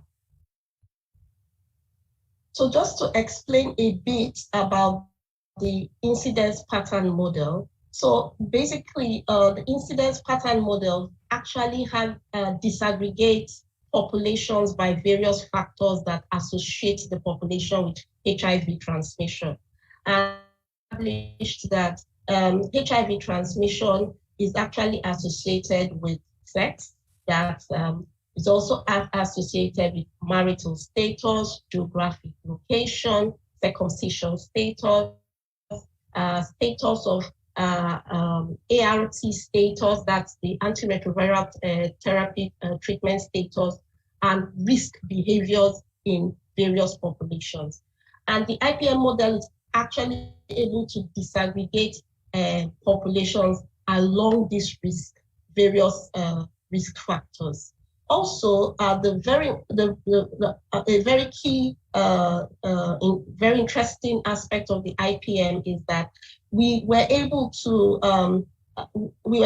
impute our country studies, that our own country studies that actually had population estimates for various populations into the model. We're not using generic estimates already that were part of the model. So they were able to use results from various studies that we had in country in Nigeria and impute this data into the IPM model.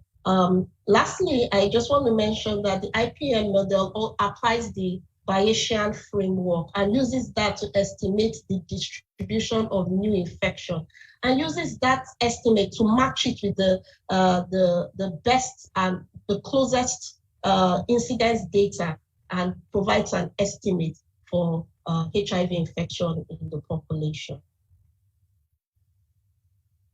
So, like I mentioned, one of the key things that was really exciting about the IPM model was the ability for us to put in Nigeria's specific data into this model to be able to estimate new infection. And some of the data that went into the model is the Nigerian AIDS Indicator Impact Survey. It's called the NAIS survey that happened in 2018.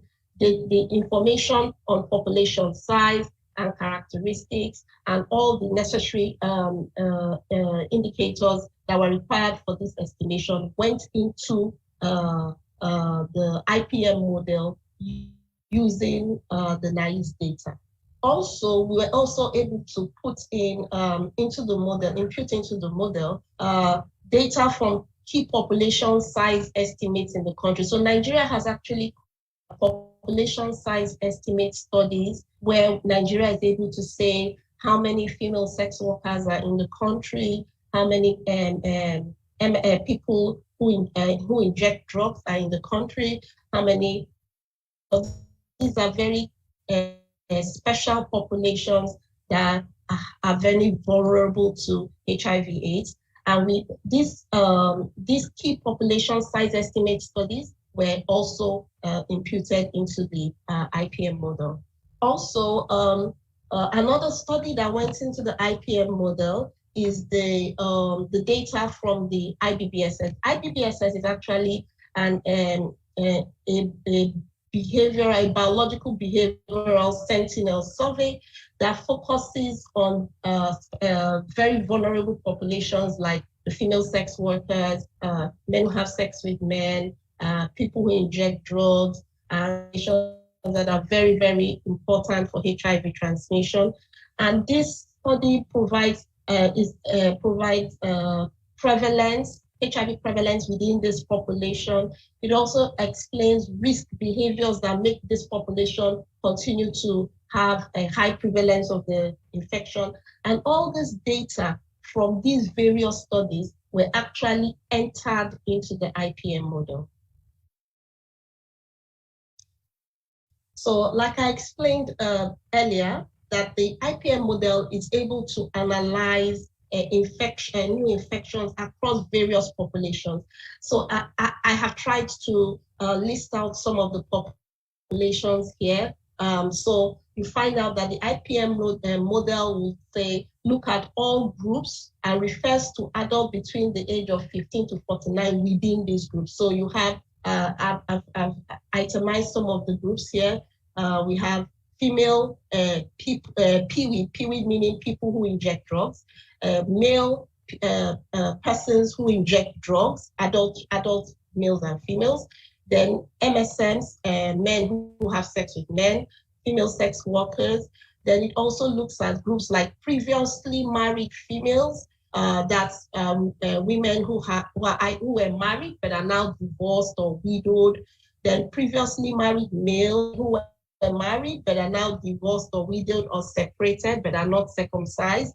Then previously married men, circumcised, never married females, never married males. So it actually really gives a breakdown of different categories of population groups within within a community or within the setup. The IPM model looks at all these various groups and is able to say which of these groups actually we have a new HIV infections occurring in these groups the most. So the results. So after entering the data into this into the IPM model, these were the results that we obtained for Nigeria. If you look at the graph, I think it's pretty clear. You can see clearly the groups that are showing new infections in the groups. So you can see the spike in MSM. You can also see MSM, please, meaning men who have sex with men. So there's within that group. Then we have female sex workers having new infections within the female sex worker group. Then you can see that the very high bars are actually in never married females and never married males. Then the next very high bar is also in MTCT actually says mother to child transmission. So the new infections are actually occurring most in these groups between an infected mother transmitting HIV to her baby, between the never married group, both male and female, then also between the MSM and female sex worker group. That's where we have most of the new infections occurring. This is also a graph looking at it by state. I won't want to look at it that in depth, but what it's like in every state across the country. Where are the new infections occurring the most? So I just want to say to summarize the results more clearly. So the IPM model demonstrated that never married females, never married males, female sex workers, men who have sex with men, these four population groups account for about 91% of all the new HIV infections among adults in Nigeria. So what's the implication of that for HIV programs? The implication of that for HIV programs is that it's important for us to focus prevention interventions for HIV within these population groups. It will be important to understand where do these population groups, where can we find these population groups, and how do we provide the necessary condoms, HIV testing, and all the other services that are important to prevent new infections within these groups. Also, the next result, like I mentioned, is for the key populations. In HIV programs, key populations are female sex workers, that's FSW, people who inject drugs, that's PWID, PWID, and men who have sex with men. Those make up our key populations in Nigeria. And this particular group are estimated to account for 12% of new infections. Now, although what's so interesting about this group is that this group just represents a very small percentage of the total population of the country. They're just less than 2%, but yet the new infection within this group is actually quite high, as amounting to 12% of new infections. Okay, so it also means that prevention programs have to focus on these groups and find a way to reach female sex workers and men who have sex with men, most especially, and ensure that HIV prevention services reach this particular group of people. Then last, but not the least, is like I mentioned, child infection, which is due to mother transmitting the HIV infection to her baby. And this represents 22 and accounts for 22% of HIV infections in the country. So obviously, there is to if Nigeria is to actually be effective in preventing HIV infections, then putting programs in, especially in health facilities and the communities, is very essential to eliminating and controlling the epidemic. So in conclusion, so most new infections occur among never married men, and that age range is really between 19 to 31 years. Just to give you the age range too for the never married female, within 17 to 34 years. And I mentioned female sex workers, then MSMs, that's men who have sex with men, then children. Then across the states, the larger proportion of new infections generally occurred among never married individuals. So the thing is, so if we look at the age range that has been, the model has brought out for never married, you see that we're talking of young people, people falling within the age, for men 19 to 31, for females 17 to 34. So we cannot ignore HIV programs for adolescents in the country, HIV prevention programs for adolescents and young people. You're talking of people in school. You're talking of people, young people that are out of school. So these young people are very important for actually reducing new infections in the country. Then also the issue of mother is also very, very important, ensuring that that is that such issues are actually addressed in the country, where every mother who is HIV positive we're able to identify her, and she's able to get the necessary services that would help her prevent the transmission of the HIV infection from her baby, from herself to the baby. I will end here. Thank you so much for listening. Thank you so much, Ms. Iliutin. It's a nice presentation on the topic of application of incidence patterns model in evaluating modes of HIV transmission in Nigeria. Dear participants, please raise a question in the chat box, as well as you can start polling for Ms. Iliutin. That's also be enabled now. Please poll for the presentation done by Ms. Iliutin. And Ms. Iliutin, you have a first question. Across the state in Nigeria, which state has the highest incidence of HIV infections? Okay, I will just go back to the slide because that's the easiest place to see that. So this if just to explain that it's not the state with the highest infection, but the state with where the groups of the population groups are highest. So I'll just say that for the states that had never married females having very high never married female high new HIV infections, the state is Benue State. Benue State was really high. We had never married females and never married males contributing at least 79% of new infection in Benue State. Another state of interest is another state of interest will be Rivers State, where we had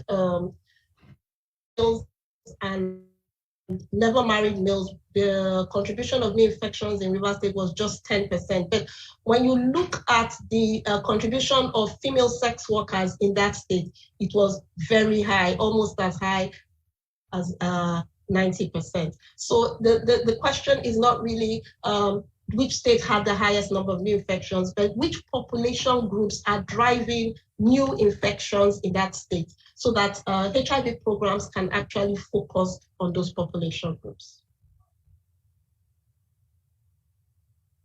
Thank you so much, Ms. Iliutin.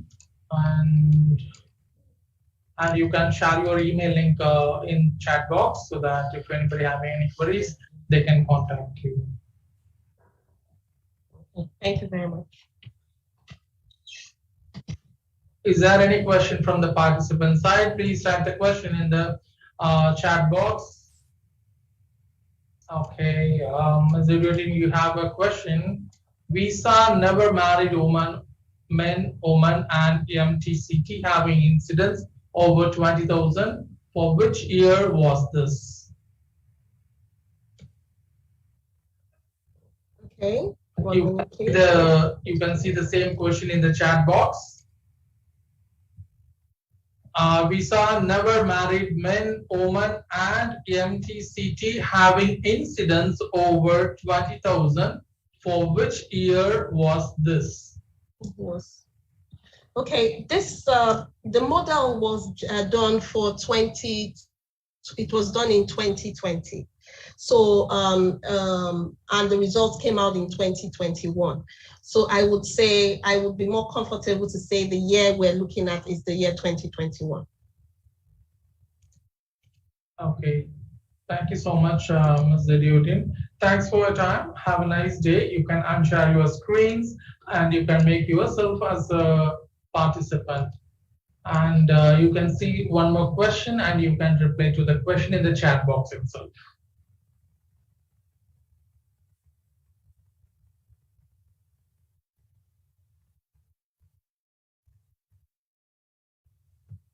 Ms. Zediuddin?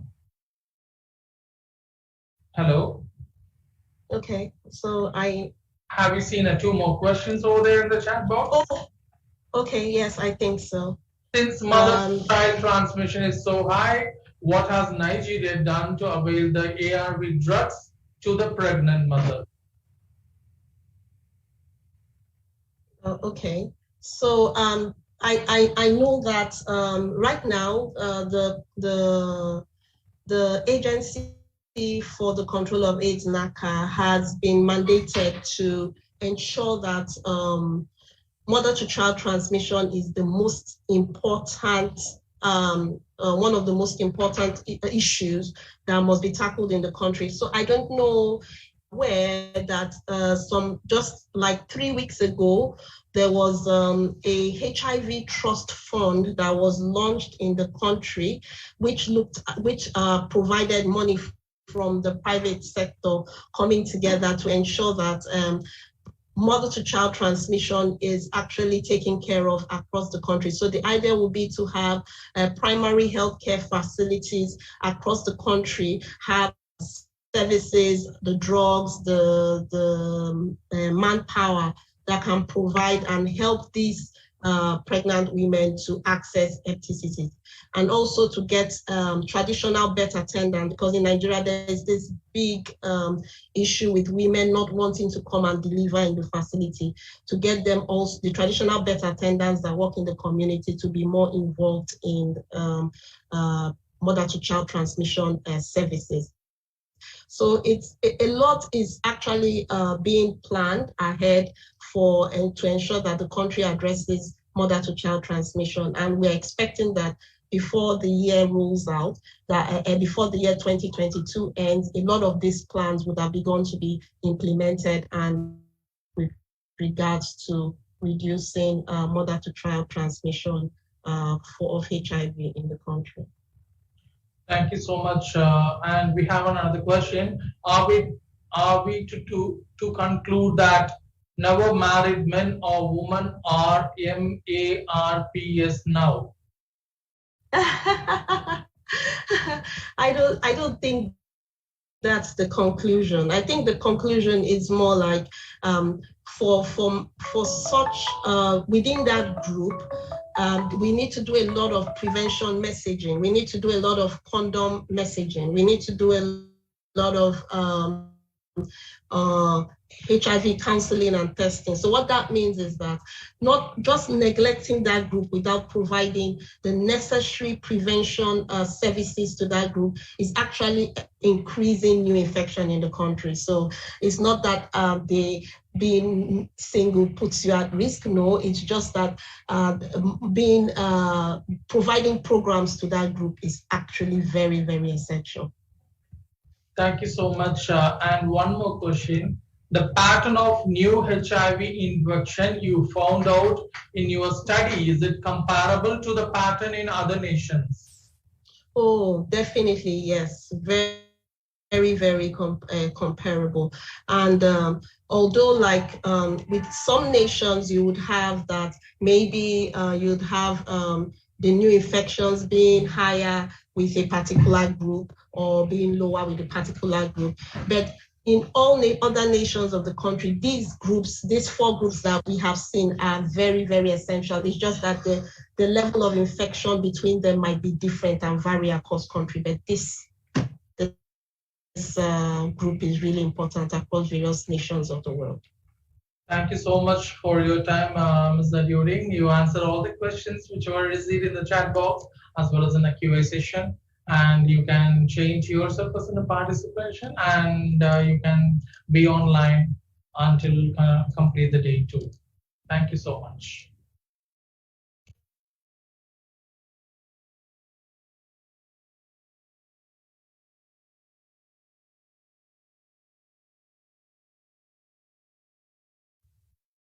Okay, here we go with a speaker in a few seconds. Before that, I need to thank Texila e-conference team. Is a wing of Texila American University, which provides a platform to students, marketers, and professionals across the globe to conference online, which with latest technologies evolving in the world. Things have become more convenient for people. To be a part of this world, we need to adapt to what's new, keeping in mind the latest trends. Texila American University, one among the renowned medical university in the Caribbean, plan to change the way people attend conference and has brought the idea of e-conference to reality. Texila American University is the only private university that has launched the concept of e-conferencing and has so far enlightened over 15,000 global audience to its events. So Texila American University has been developing great minds in the field of medicine, public health, business management, information technology, nursing for more than a decade. Represented by the tradition of innovation and research, we are breaking new grounds, pushing forward the boundaries of knowledge and making an impact on our student lives. We wish to continue this tradition for a future that will define our work and organization at the international stage. We have our campuses in Guyana and Zambia also. Texila American University is a private medical university in Guyana, South America. Guyana is a country where the Caribbean meets South America. That's only English-speaking country in South America and is known for its lush and thick rainforest. Texila Medical School in Guyana is one of the fast-growing and well-recognized medical college in Guyana and listed in one of the top Caribbean medical school in the country. The constantly evolving healthcare needs of the world can only be addressed by expert medical professionals with sound knowledge and competent skills in their field. To meet this growing demand, Texila American University College of Medicine offers its medical degree program in the Caribbean. Also, we have College of Business Management as well as College of Public Health. And Texila American University Zambia is one of the most sought after private medical schools and is known for its state-of-art infrastructure and up-to-date curriculum design to craft world-class doctors and healthcare professionals. With the education system built to international standards, we are committed to providing our students the exposure and guidance required to excel in a competitive global ecosystem. Intensive medicine and healthcare program combines theoretical knowledge and practical experience to prepare leaders for tomorrow.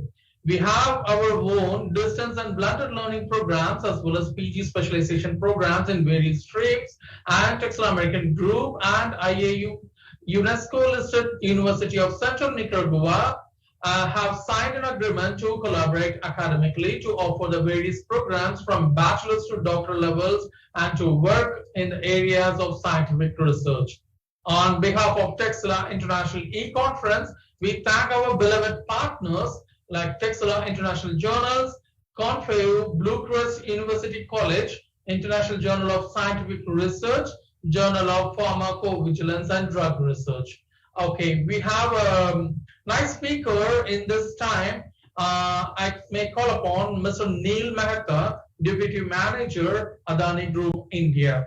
I can give a brief introduction about him. So Mr. Neel Mehta leads the healthcare technology and futuristic projects across the Adani Group. He is an award-winning healthcare futuristic and empathy-driven medtech innovator, multi-factor and serial entrepreneur, and medical informatics with 10+ years of experience in digital health, technology management, and strategic leadership. Before Adani Group, he founded a healthcare startup, 𝐓𝐞𝐱𝐢𝐥𝐚, where he raised millions through venture capitals and angel investments. During his stay in USA, he has received several awards from the governor of Arizona, mayor of Scottsdale, congresswoman of the 9th district, and president of the Arizona State University. He is a TED speaker and he has been invited as a keynote speaker and moderator at several international conferences and summits. Here we go. Mr. Neel Mehta is going to present a topic under AI in healthcare, promising or threat to human evaluation. Mr. Neel Mehta, Deputy Manager, Adani Group, India. Please welcome you, sir, on the platform of 8th TWCS conference. Thank you. Thank you so much for having me this afternoon. And it is an honor to be a part of the 8th Texila World Conference for Scholars today. And I appreciate your wonderful introduction. And, I can see that there are so many participants who are very excited to be here this afternoon. So just in order for the sake of time, I'll just share my screen to share the presentation.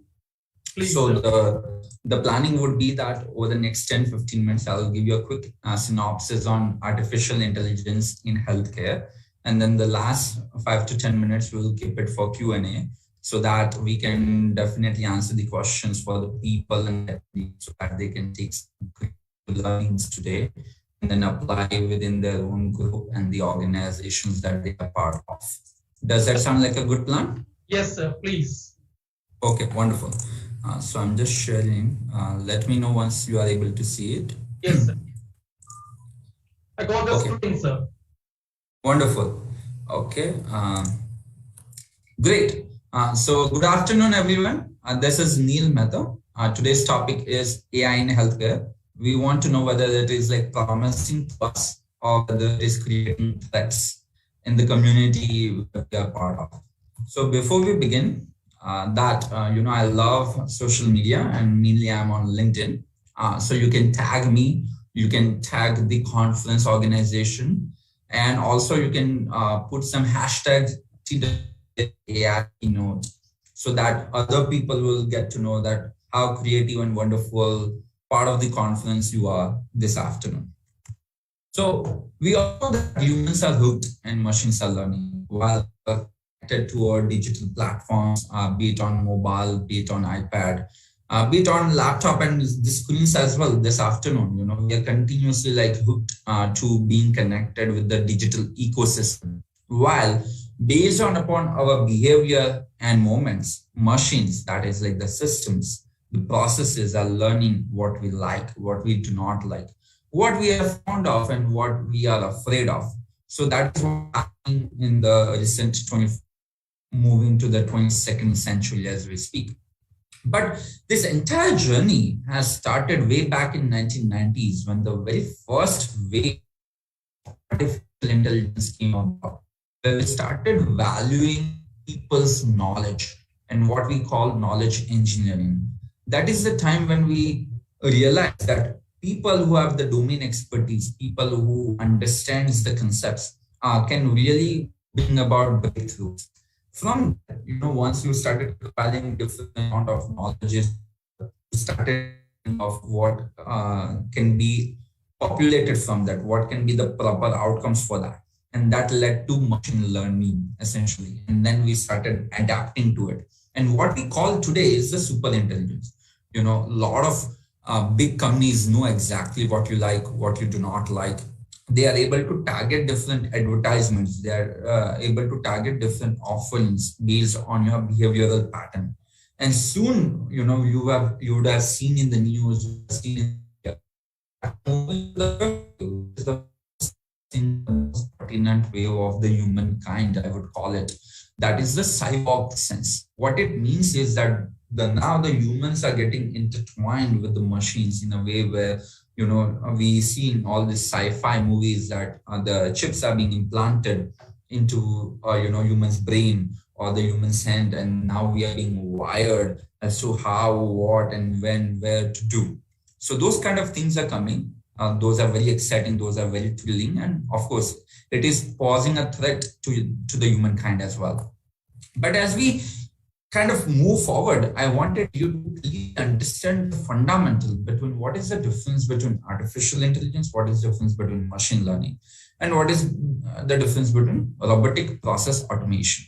So AI is the ability of the computer to perform several tasks which are mundane, which are repetitive, and where we can predict different form of outcomes. So they are able to learn, reason, and also solve different problems. And it has been done for over 60 plus years, so that we know that how the systems are being trained and defined. Moving forward, now AI is bifurcated into three different aspects. One is the machine learning, one is the natural language processing, and the third one is the robotics process automation. So I was told that the participants have a very innate kind of understanding, and they really want to learn more about this. So this is something for you guys that, you know, these are the three major definitions and the differences between the machine learning, NLP, and robotics. Once we are clear with the kind of the background and the understanding, then we will move to the things which are like fun, which are something practical, and you will know that how you can also apply within the you know, the academics, within the practical, and within all the internships and the so. But when being human to a machine, a lot of complexity which will evolve. You know, we would not know what are the rules, what are the syntaxes, how to connect the different dots, what the power holds, who does what, when, and how, and whether it leads to the survival or whether it leads to the growth. This picture over here represents the same exact thing. And you know, most of us, like 99% of our people today which are present will be using Facebook, Amazon, Googles, and such. So we are somehow connected to this complexity of the web of information, what we call it. So when you look at the entire ecosystem like this, you can think that you are just drowning in the mines and the mines of information, just like how we have like gold mines, you know, like goes on. Similar to that, the information mines are being created where a lot of information, the data are being mined on a daily basis using like data analytics, using like data mining activities, so that we can understand what is going on, you know, in the world. And through those mining, it results into several applications. You know, we are able to understand, predict. You know, we are able to convert this like speech, text to speech. You know, we are able to create different visions. We are able to extract different images, you know, in radiology, especially in healthcare, radiology, nephrology, and other places where big image-based recognitions are taking place, including MRIs and CT scans. There, you know, based on the human psychology and the human behavioral patterns and what is being shown as a part of, like, once the test is conducted, then we would know what is the outcome for those. But if we heavily rely on artificial intelligence, this is something what can happen. So you really have to identify and make sure that you have the logical and the rational sense behind it. Okay, so this will so we use artificial intelligence to measure a sales funnel for us. What do you mean by sales funnel? That people are the product, how many people are currently using the product, so on and so forth. But on the right hand side, the picture is that you have found place where sell funnel cakes. So the people are not looking to this cake. The people are looking to understand represented, misinterpreted that scenario. So this is the situation to use AI based on your own judgment, based on your own understanding, Now, this entire machine learning is bifurcated into 3 different types: unsupervised, supervised, and reinforcement learning. I can show this slide to you so that you can dive deeper to this. Just we have less than 15 minutes left. I'll just come to the main point. So because of those learning, kind of biases, unbiased and is biased. What of places or what type of entertainment as well can go. You should definitely watch the TV shows, which will give you a understand in implementation. One is humans, the second one, which is like my favorite, which is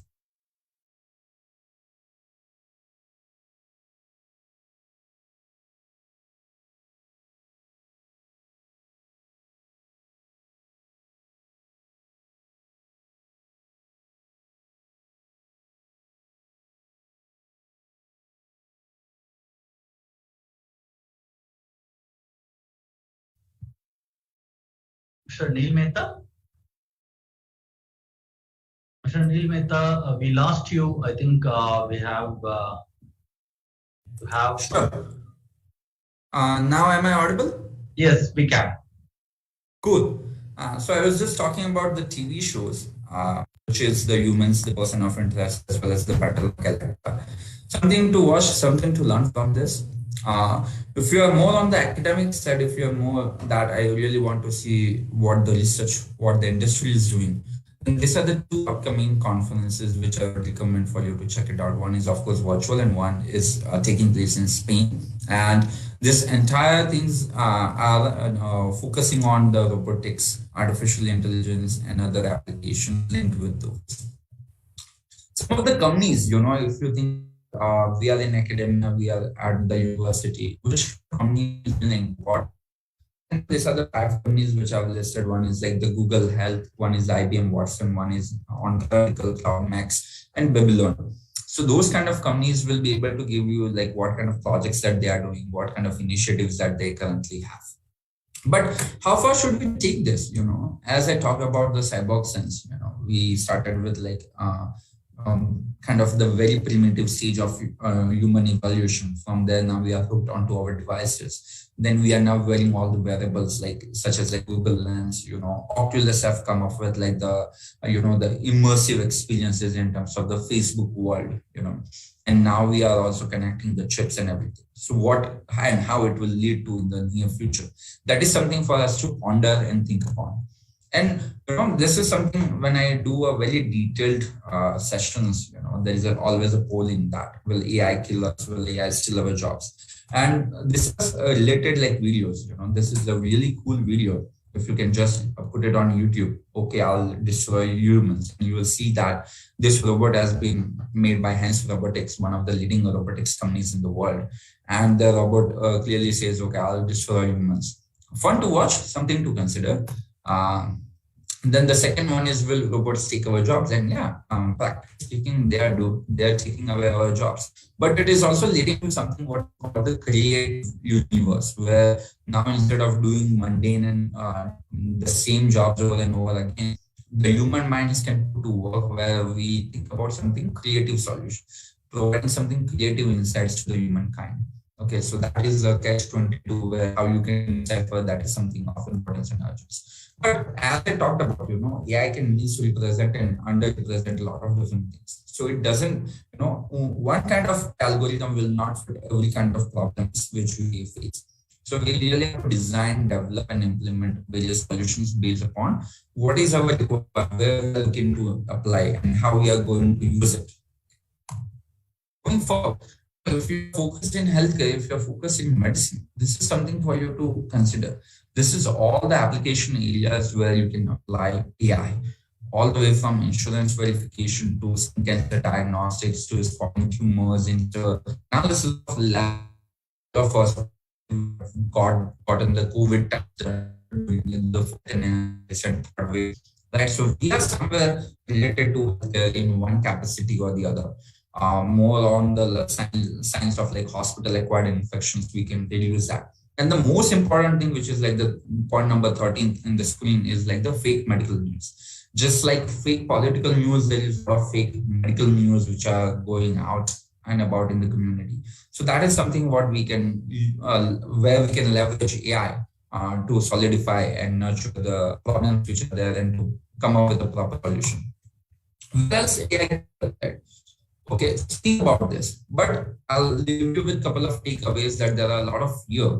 People don't like to use AI because they feel that, okay, what will happen to me? Will my job will be gone, so forth. But other than that, start embracing it, start welcoming the AI to your own community, to your own ecosystem, like over the creative intelligence, what I talked about. Automation is one thing, and it also helps improve accuracy.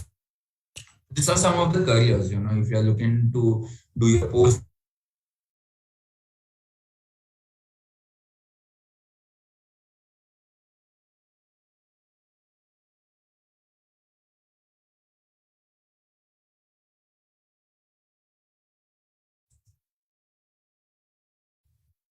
So if you're looking to do AI, machine learning, deep learning activities, this is a couple of places where you can conduct or to graduate or to switch if you're in one industry and you want to migrate to the other industry.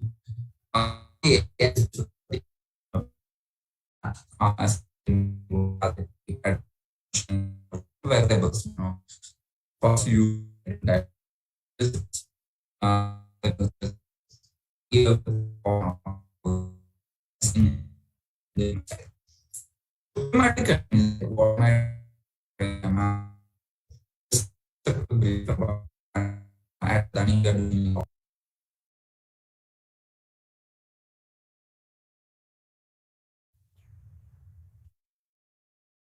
Attendees, I think Mr. Neil Mehta facing some internet issue. We may wait for 2 minutes if he joined, or else we can move on to next presenter.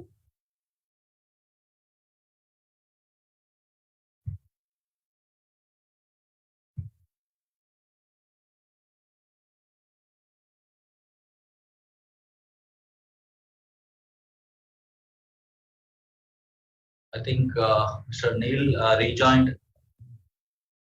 Mr. Neil, if you can disable your video, it may get the. I think you are facing the flexibility of internet connectivity. Yeah, I just changed the network over here at work. So hopefully this will be much better. I apologize for the interruptions. It usually doesn't happen, but it usually happens when it is the peak time, No problem. Yeah, you can continue. Thank you so much. Yes. So just we'll take 1 to 2 more minutes. So we are working on like telemedicine. We are working on different artificial intelligence-led portal, COVID-19 management, pre-employment health checkups. We have a lot of dashboards which are automatically created. There are insurance coverages which we manage. And of course, lifestyle interventions when you're working like 9 to 5 at work. A lot of physical issues may arise. So how to overcome those, and then we also monitor different employees at site.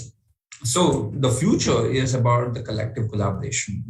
If you're not able to collaborate, if you just work in silos in your own domain, you will not be able to come up with like great outcomes.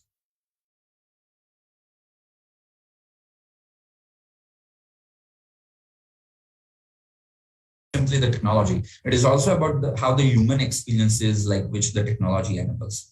The technology should work, especially when you are presenting. However, today is not working, but it is also creating a good human experience between us today.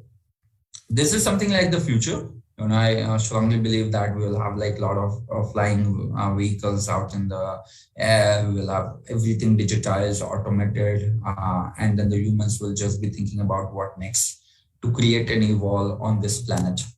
So thank you very much.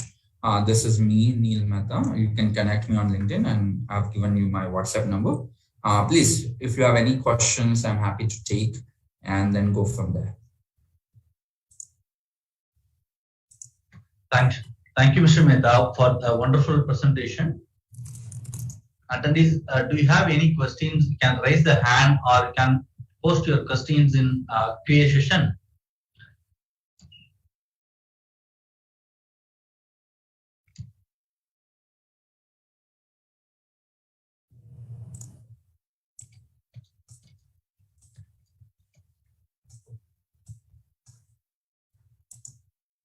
Yeah, I just went through it at a very quick pace. Just I wanted to, respect everyone's time, and so please ask.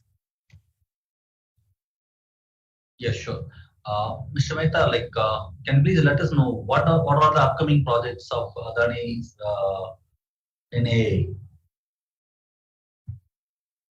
Yeah, so at Adani, we have a lot of healthcare projects. We have a big team of doctors, healthcare professionals such as nurses, medical assistant, dietitian, nutritionist, physiotherapists, data entry, data analytics people, IT, and such surgeons and everything.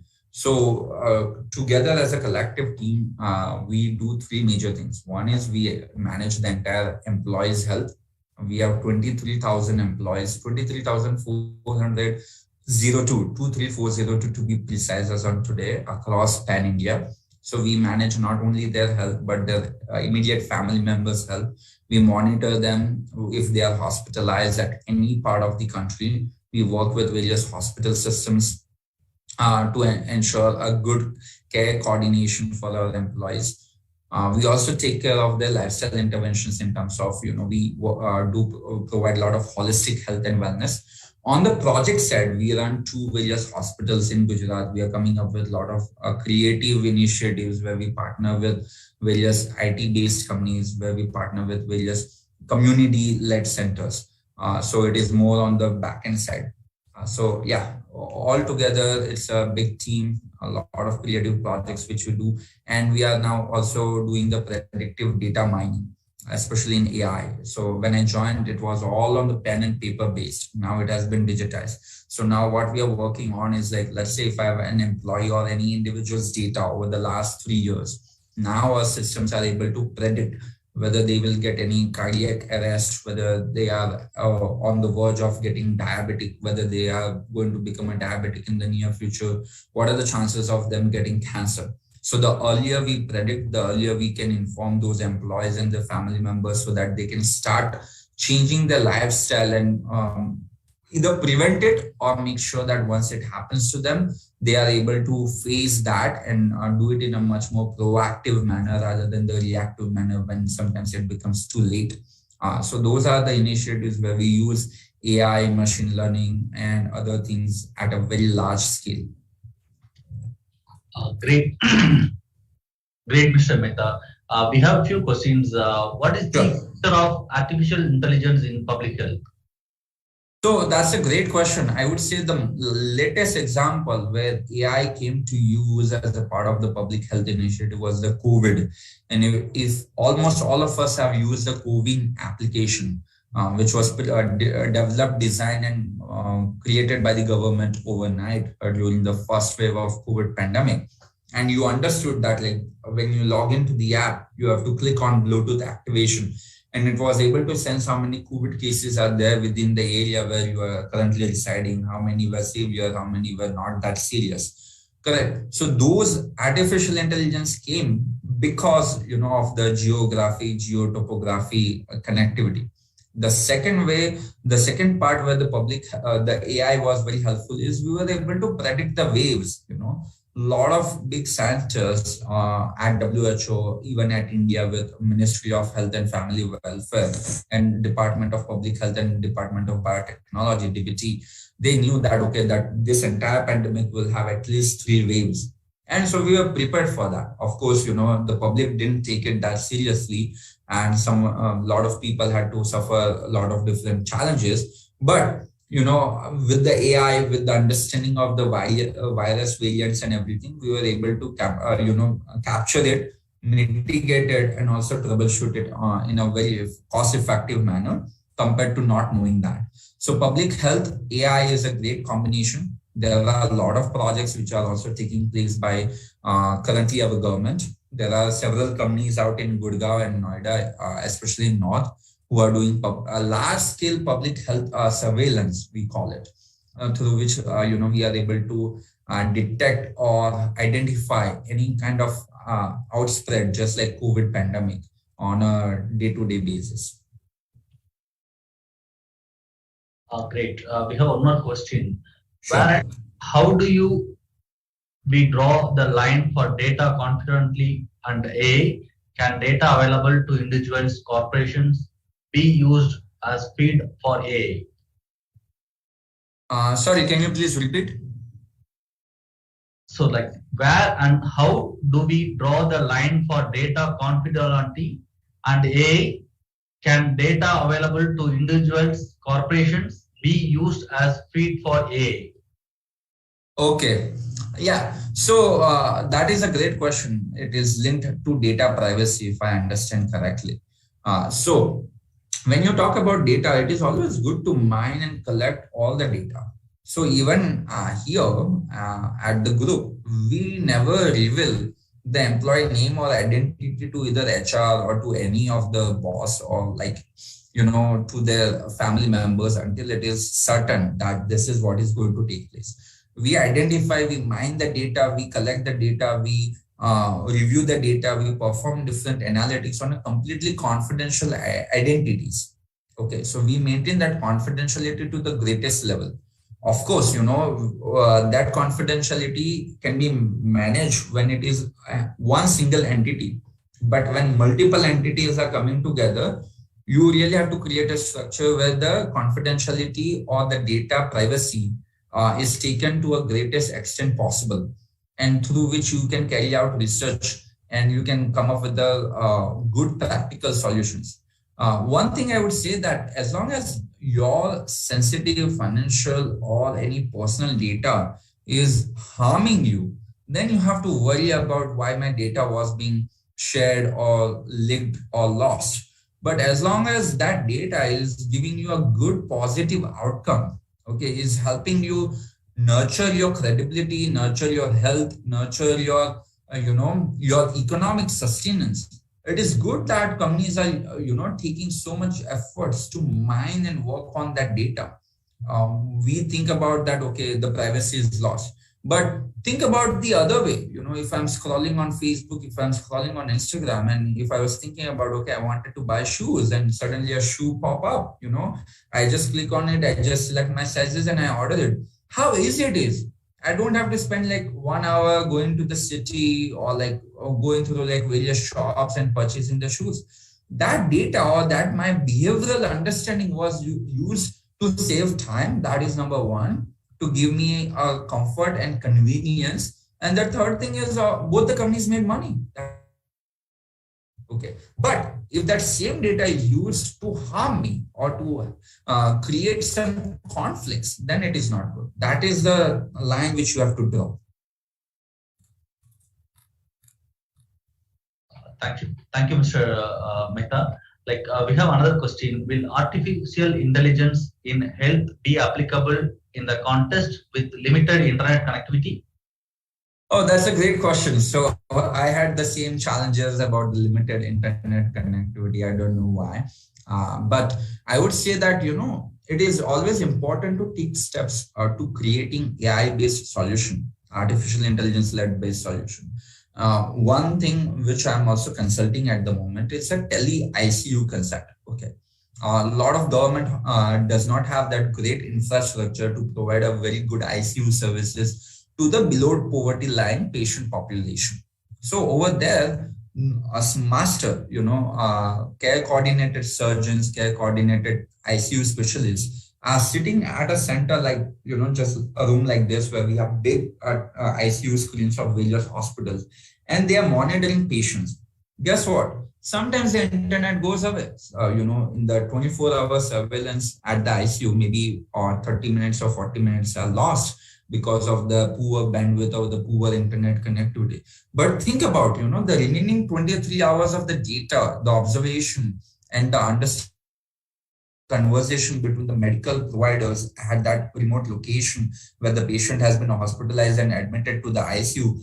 Now they are getting the expert support and the supervision of someone who is in the major cities like Chennai, Bangalore, Hyderabad. Okay, so because of that internet, because of that AI-based approach, now the care is also accessible at the remotest location in the country. That would not be possible if we always think about, okay, that if the internet is not there, if the bandwidth is not there. It is always about creating steps, working on it, and then solving as the problem comes along to come up with a great and good enough solution so that there is a practical application is given to the end user. So in healthcare, mostly it's always the patients. Great, Mr. Neil. I think we have run up with the questions. Thanks for your wonderful presentation in AI with artificial intelligence in public health as well. Thanks for your time. Thank you so much for having me. Have a wonderful rest of your conference, and this is exciting. Appreciate it.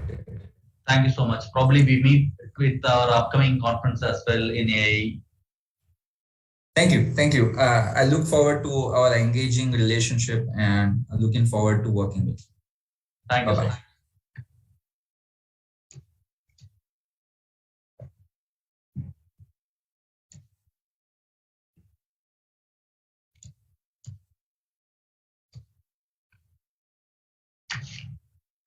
Dear attendees, we had a wonderful presentation from Mr. Neil Mehta on AI. Also, we are happy to invite Ms. Chinvi to present in public health, socio-demographic correlates of psychological distress among family caregivers of the mentally in 2 selected hospitals of Southeast Nigeria.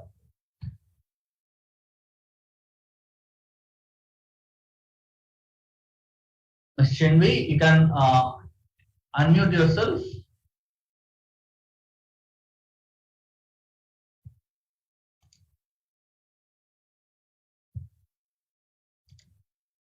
Okay, thank you. Good afternoon.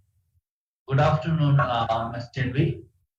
We are good to hear, and you are audible to us. You can make your slide bigger, click on slide show.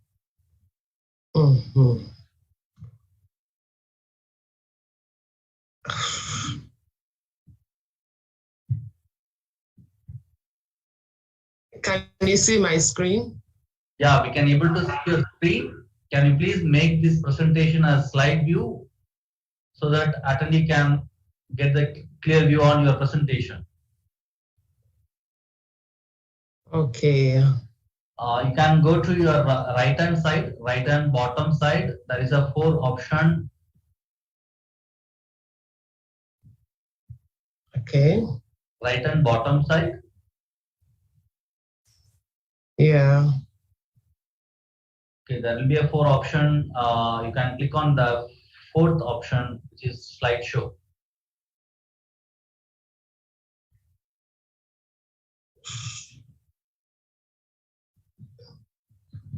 Or you can click on F5.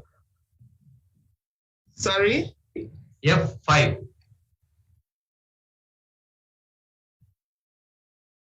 Not here. In your keyboard, you can click F5.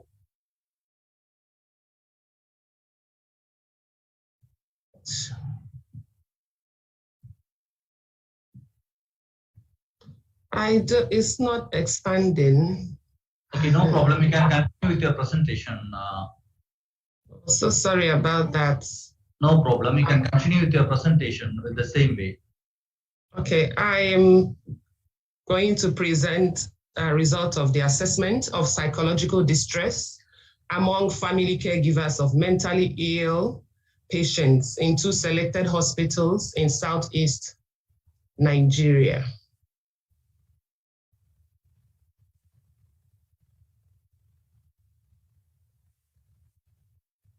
The presentation is going to follow this outline, which includes introduction, methodology, result and discussion, conclusion, and sample references. Caring for family relation with mental illness could be one of the psychologically distressing tasks family members tend to suffer for their sick loved ones. And these may include psychological stress, anxiety and depression, frustrations and sadness, coping with disturbing behaviors, loss of potentials, social embarrassment, and other potential losses.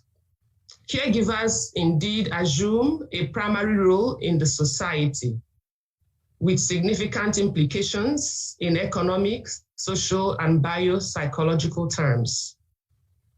Studies have also shown that these psychological problems are context-specific and can indeed be moderated by environmental and operational premises within which the healthcare facilities are located.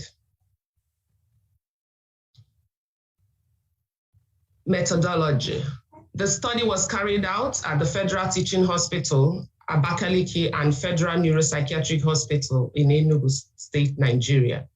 It was a cross-sectional descriptive survey method, a cross-sectional descriptive survey. And the study sample consisted of 96 caregivers, and a Kessler instrument was used to measure the psychological distress, while a standard questionnaire was used for the social demographic information on the social demographics. The Kessler Psychological Distress Scale is a 10-item questionnaire, and it consists of, is a scale used to measure psychological distress and has items that measure anxiety and depressive symptoms.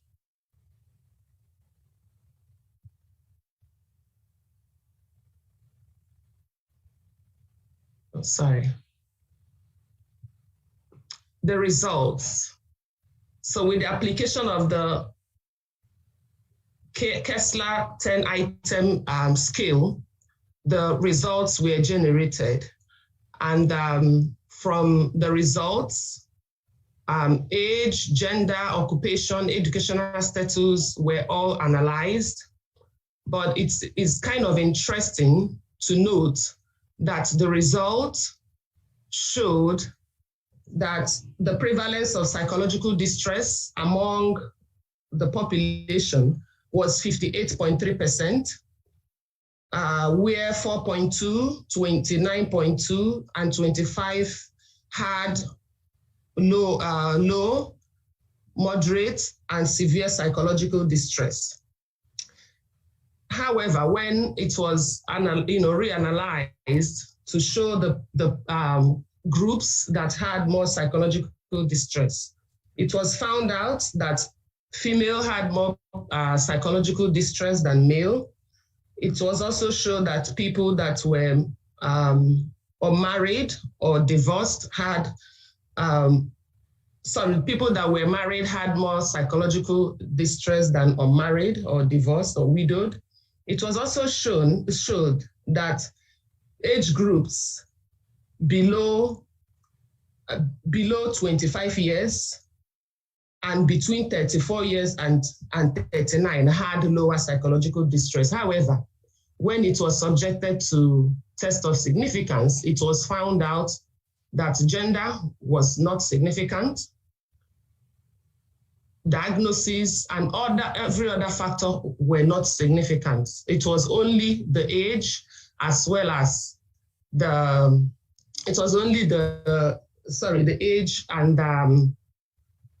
age and marital status that were significant.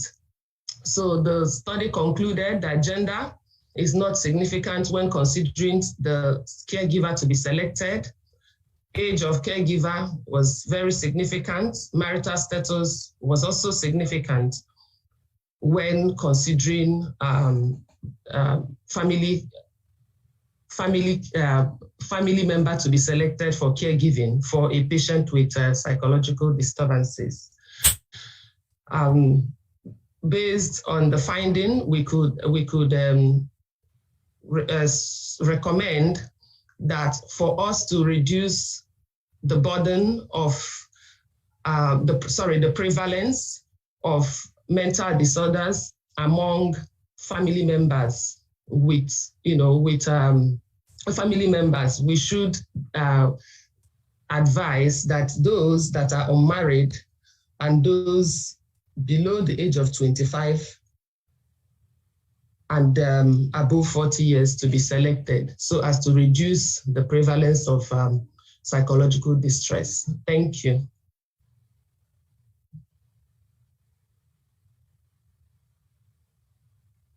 Hello. Hello.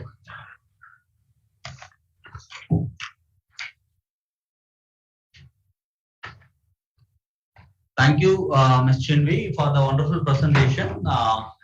Attendees, we have enabled the poll session for Ms.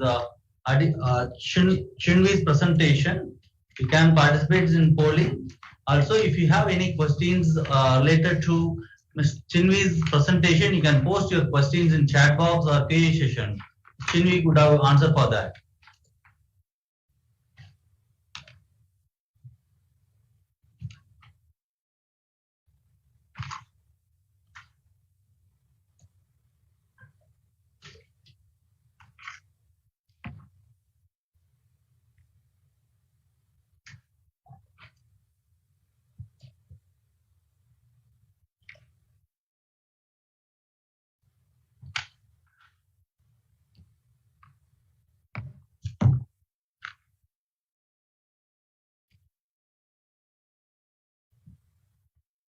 Any questions?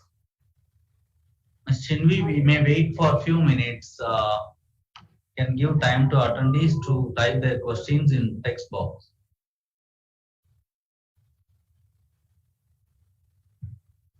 I can't see questions here. Okay, we have one question. In which gender in psychological distress more common in family members taking care of a mental disorder patient?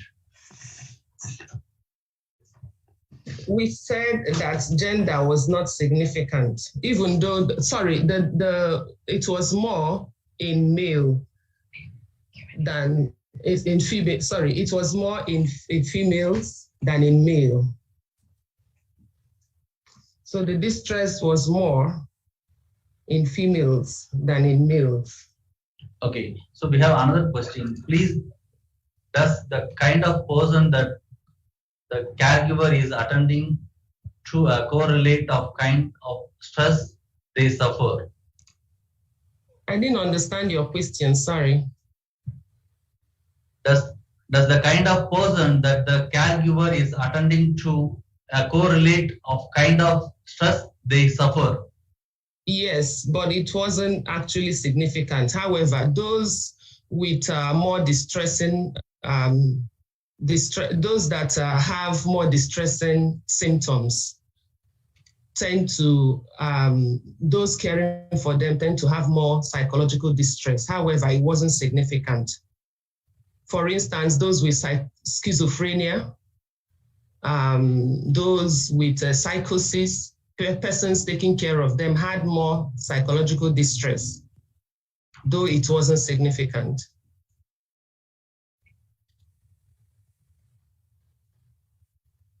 Thank you, Ms. Chinvi. Attendees, do you have any more questions?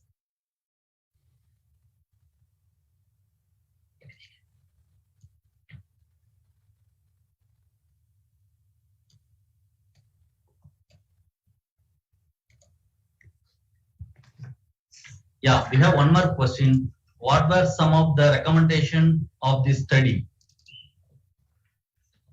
Well, it's recommended, for at least for more studies to be carried out, in other institutions across the country to see if the same result will be gotten, so as to inform our practices, both in the hospital and even in directing the general public on how to select those that care for family members with such diagnosis. So great. It is also recommended. Yeah, we have one more question. If gender is not significant and yet more women are seen as caregivers, what do you recommend in male involvement? I didn't understand you, sorry. If gender is not significant and yet more women are seen as caregivers, what do you recommend in male involvement? Yeah, it's male involvement in care is being encouraged. So we recommend that health workers at every level of engagement with the public should emphasize the support and involvement of males in caregiving.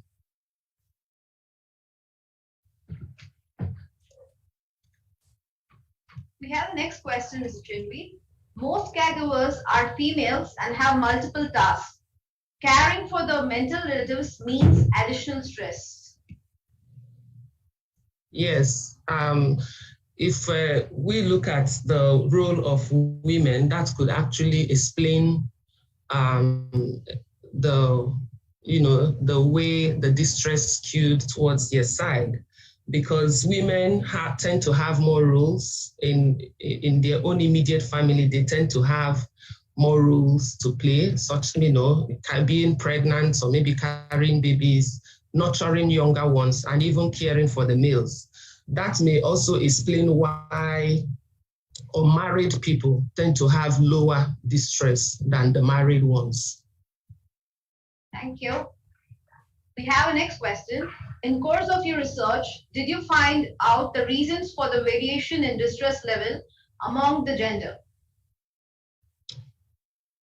That could be subject for further studies exploring the reasons for such variability.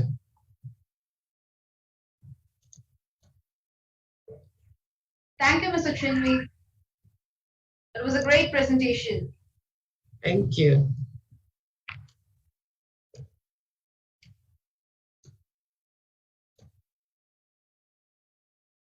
We have our next presenter, Mrs. Abilo Ejok.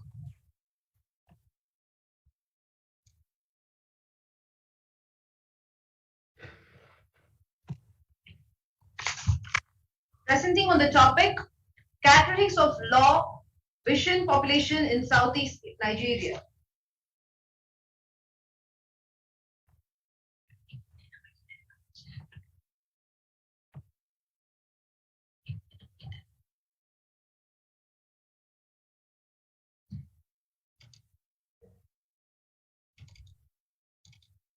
Hello, good morning. I am Dr. Mrs. Adela. Yes. Yes. Okay, I'm studying, I'm taking the topic on comparative studies of risky sexual behavior among in-school adolescents from military and non-military background in Ojo military cantonment. Mrs. Abilo, can you just give us a slideshow? Okay, sorry.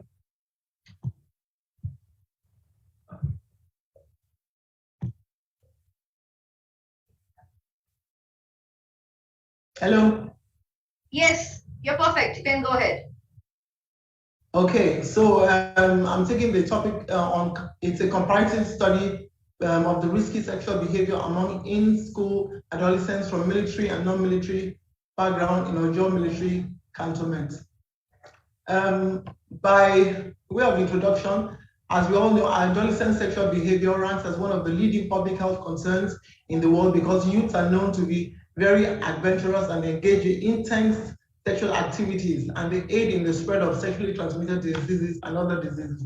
Adolescents in military environment differ, are not the same as those in the civil society in a number of ways, and some of these differences have implications on their sexual behavior. Adolescents in the civil society have a lot of interactions with other people, you know, from different walks of life, whose lives are not as regimented as those in the army, and as such, we have a broader view of life than adolescents born and bred in military environment.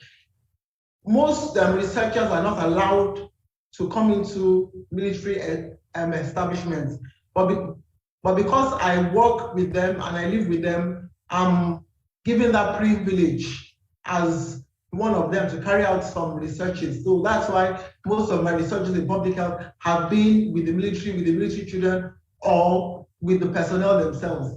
Also, civilian schools have opportunities for debates, awareness programs, but it's not possible for somebody to come to a barrack and say you want to do an awareness program. You have to go through so many protocols, and many people get discouraged after this. So in summary, young people in the military are disproportionately affected by factors that affect them.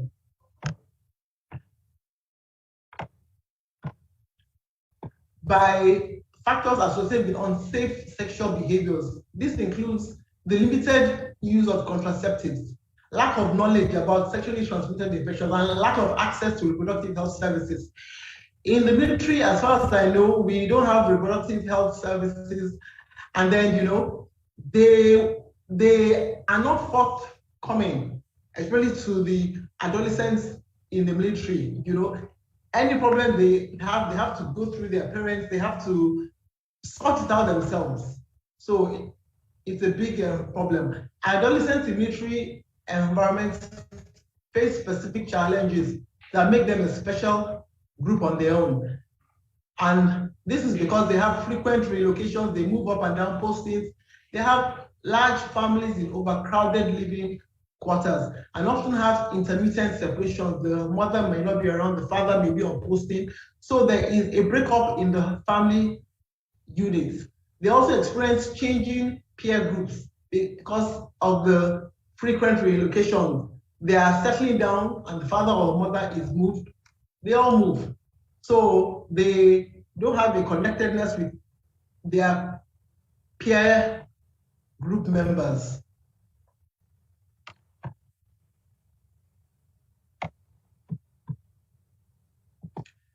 Also, because of the environment where they live, they see a lot of health risk behaviors, alcohol, drugs, smoking, sexual interactions, which is characterized that we normally find in military establishment. And all these have implications for the risky sexual behavior and the consequences that are seen in this vulnerable group of youths.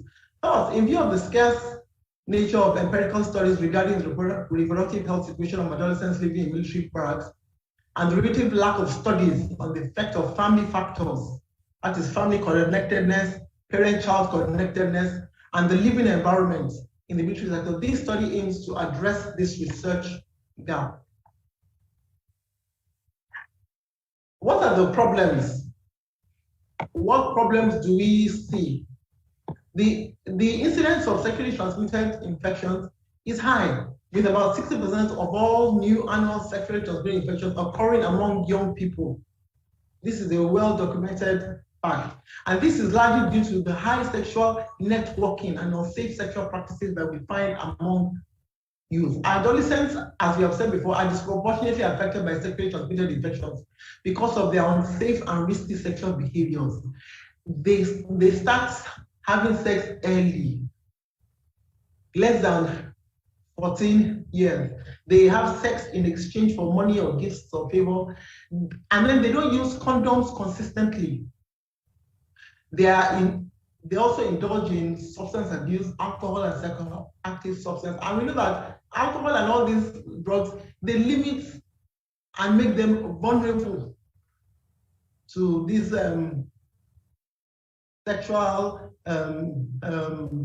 problems. And we have seen that they have multiple sexual partners also.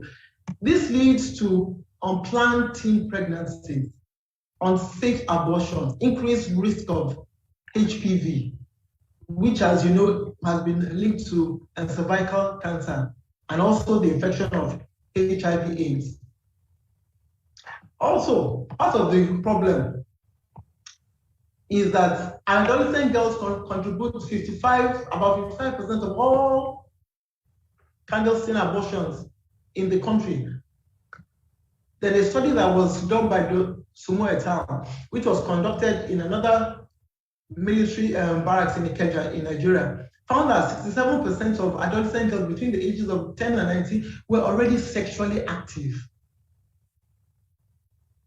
The national HIV prevalent figure for age 15 to 19, as of 2005, I'm sure it will be more, was 3.6. The incidence of sexually transmitted infections is high,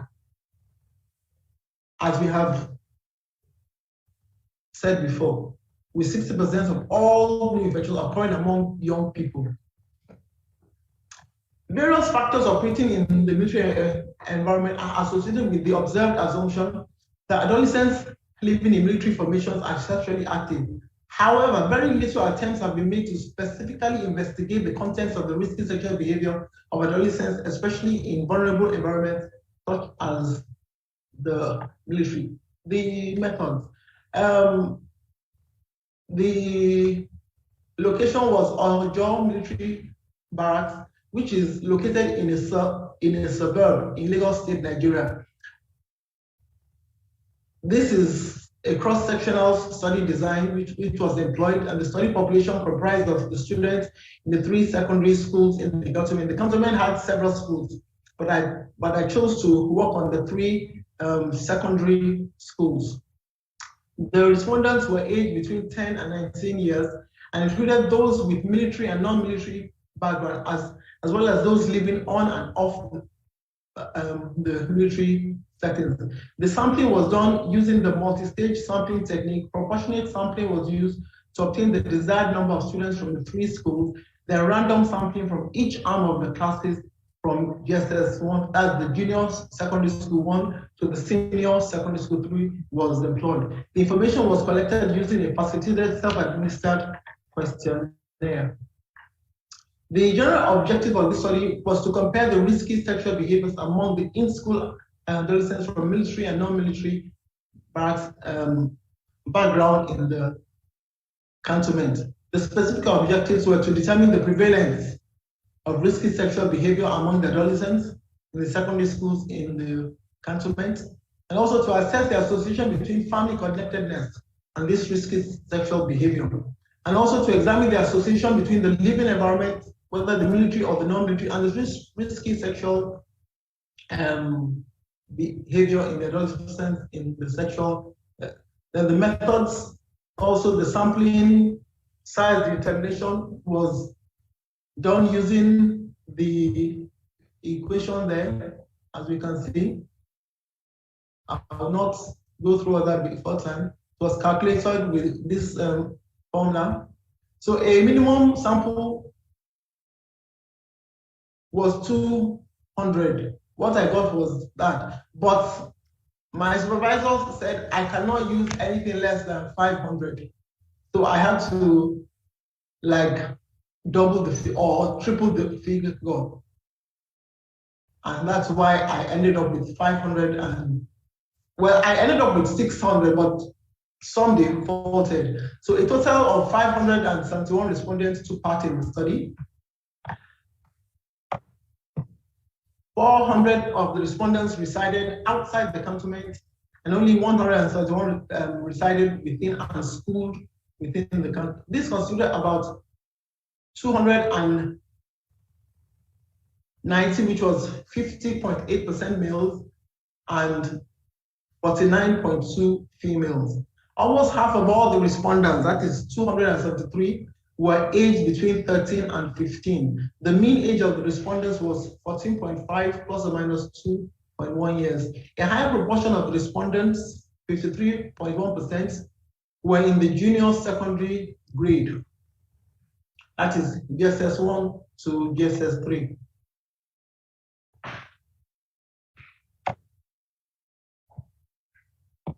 Almost a third of the respondents, representing 184, that is 32.9%, had one of their parents serving in the military.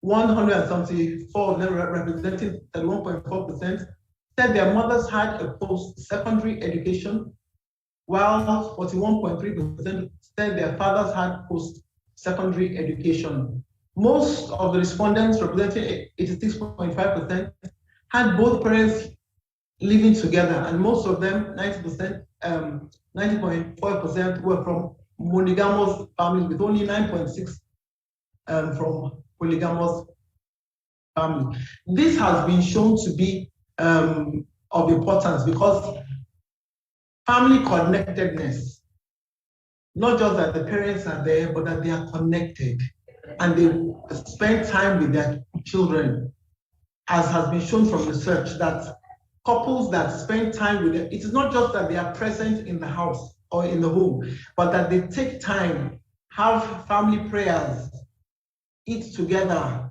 ask about the children's welfare, visit them on school, open day, school functions. It shows a connectedness, and it was seen from this research that families that had that, their children, had a lower age, were not as likely as others to engage in risky sexual behavior. And the median age of sexual debut of the sexually experienced respondent was 14 years, as we said, 13.5 for males and 14 for females. And this was statistically significant using the Mann-Whitney test. The Mann-Whitney test was used to compare if there was a difference in the dependent variable from the two independent groups. And it compared whether the distribution of the dependent variable is the same for the two groups. Only about 1/10 of the respondents, that's representing 59 persons, which was 10.3%, were sexually experienced in this study. And this was also statistically significant. These are some of the reasons why some of the respondents said that they engaged in sexual activity for the first time. Well, it's also clear. The deeper one represents the males, and the likely ones represent the females. The majority of the males, adolescent males, had sex the first time because they claim to be in love with the person, But for the females, most of them had first sex as being forced or coerced. Some might not have been really forced or raped, but have been coerced, and they felt that as they put it, that they didn't have a choice, and that if they didn't give in, they would have been eventually raped. So they succumbed.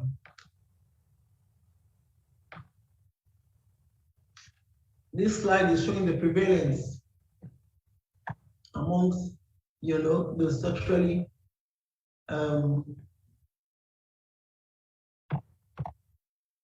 sexually experienced rape. As we can see that majority of the males don't use condoms well. That predisposes them to sexually transmitted diseases. Majority of them don't use. Few of them had sex in exchange for gifts. Some also had 26.5 males had sex under alcohol or drugs. 20% of the females. 20% of the females also had multiple sexual partners. Multiple sexual partners in this study was those that had more than 2 sexual partners at a point in time. This slide shows the risky sexual behavior by the living environment. We wanted to see whether those in the military, because of the environment, were more engaged in more sexual behaviors than those that were not. And so you can see that from here, most of those that were staying outside the cantonments engaged more in risky sexual behavior.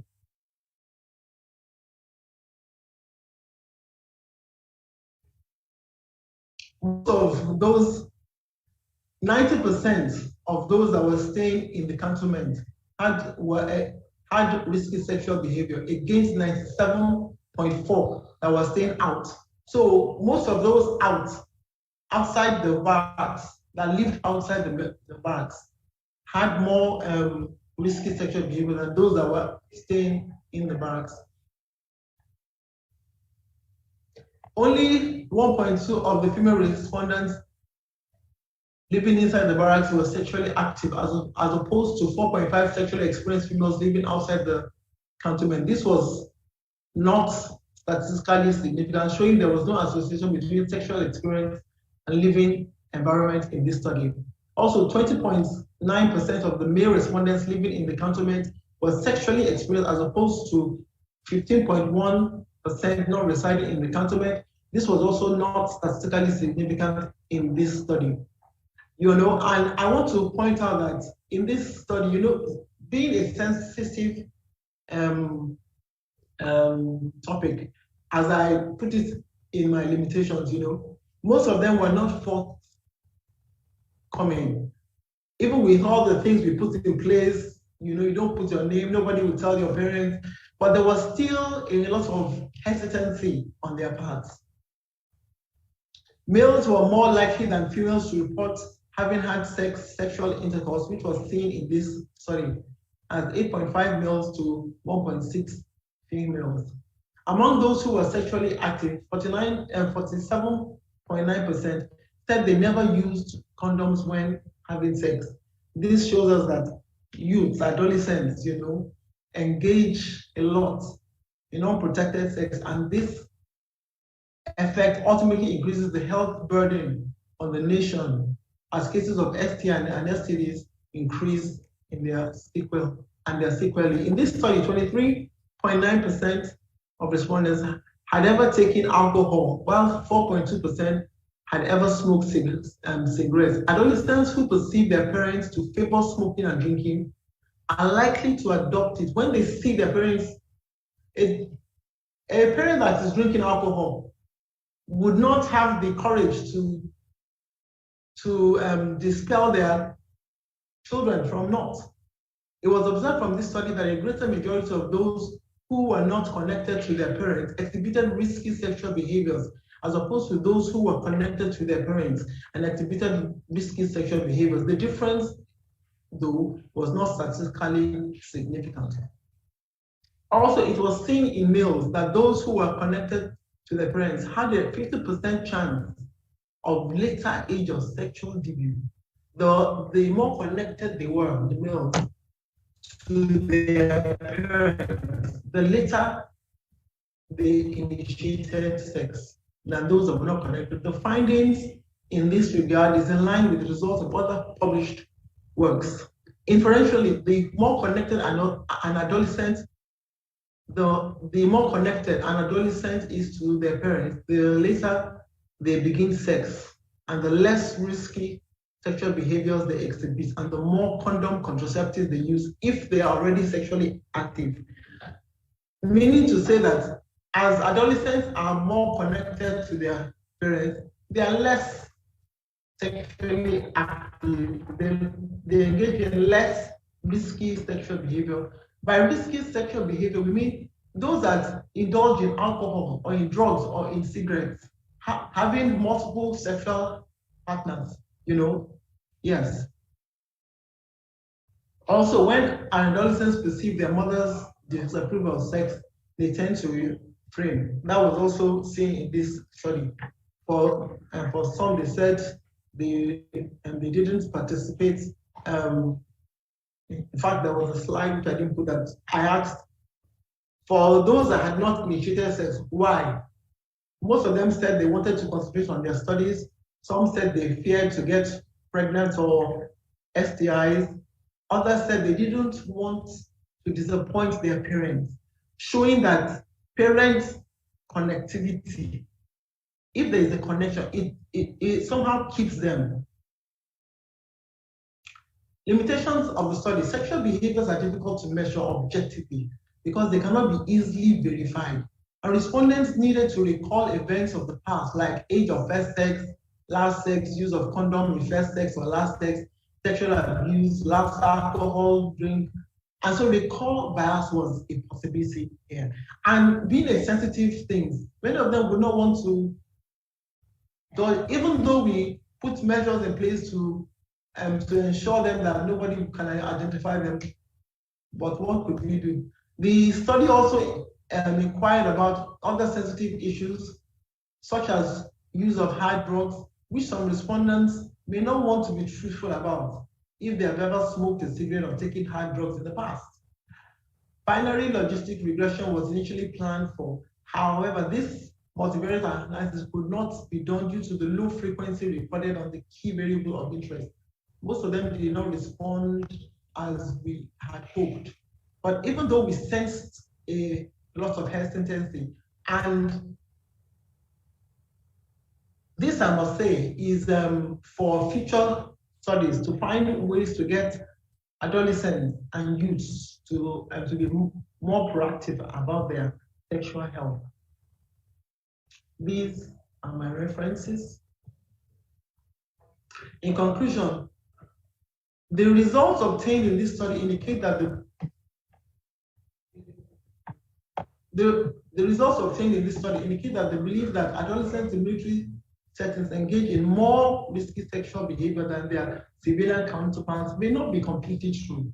Risky sexual behavior, no doubt, takes place in most military formations due to the nature of soldiers and the environment, but this trend is not really seen in the military adolescents. The median age of sexual debut among the in-school adolescents was 13.5% for males and 14% for females, with a prevalence of risky sexual behavior of 16.9% for males and 3.6% for females. Transactional sex was 13.6% in this study.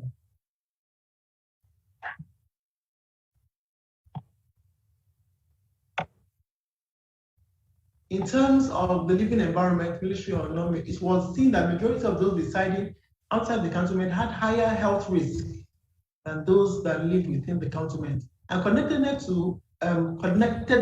to parents showed none or less friends who indulged in such risky. If you know that if you're connected to your parents and you don't want to offend them or disappoint them, you will not normally have friends that engage in such. And then we found that those that were connected were free in discussing sexual and related issues, because it was part of the questionnaires. Are you free in talking about sexual issues, with your parents? Majority of them said no, that they could not. And then another question was, who do you go to when you have issues or problems? Only very few went to them. The majority was friends and peer groups, showing that we need to put more information out there for the youth, because their peers are the ones that they seek for information. Then connectors to parents will show that most of them went to their mothers than from their peers. That is, those that were connected, most of them sought information from their mothers than their peers. And for the females, it was seen that a higher delayed sexual due produced than their male counterparts, meaning that more females wait and more males engage in sex early. For male connectedness to parents gave a 50% probability of delayed sexual debut. Thank you very much for listening. Thank you for the wonderful presentation, Mrs. Abiola. We have a question from one of our participants. What was the response rate of the study? Since this is a sensitive topic, where it's not easy to get information from respondents, who advice would you give to future researchers of similar studies if they are to succeed? Well, as I said, we had 600 students in the junior secondary, and only 571 eventually participated. Even in those that participated, there were a lot of questionnaires that were not filled. Some were partially filled, some sensitive areas were not filled. The researchers that I recruited, to make sure that, there was a lot of shyness. So there is a lot of, it is something that I personally am still trying to find out how we can tackle this, because it's a very sensitive issue. But I feel that one of the ways that we can do this is to first of all put out information out, put a lot of information out, then have peer educators, youth like themselves, to give out the information to their peers, like having peer educators, people that they see are like themselves. Thank you very much. Thank you, Mrs. Abiola. We have another question. In your study, did you find out cases of gender-based violence amongst adolescents in the military establishment as a result of unsafe, risky sexual behaviors? Yes, because you see, but then here I would not say it like that, because you see, most of the females, most of the adolescents said that if they found themselves in a situation where they could not resist, that they just gave in so that they would not be raped. And then it goes to say that if they were found in places where they know that they ought not to be, or in a group of people, maybe at a party, and they were drinking alcohol and things just got out of way, but because they were there and they thought they didn't have enough skills to negotiate, they gave in. So, well, you could say there was a gender aspect to it, because if they were males, it wouldn't be so. So I think, yes, maybe. Thank you so much. We have another question.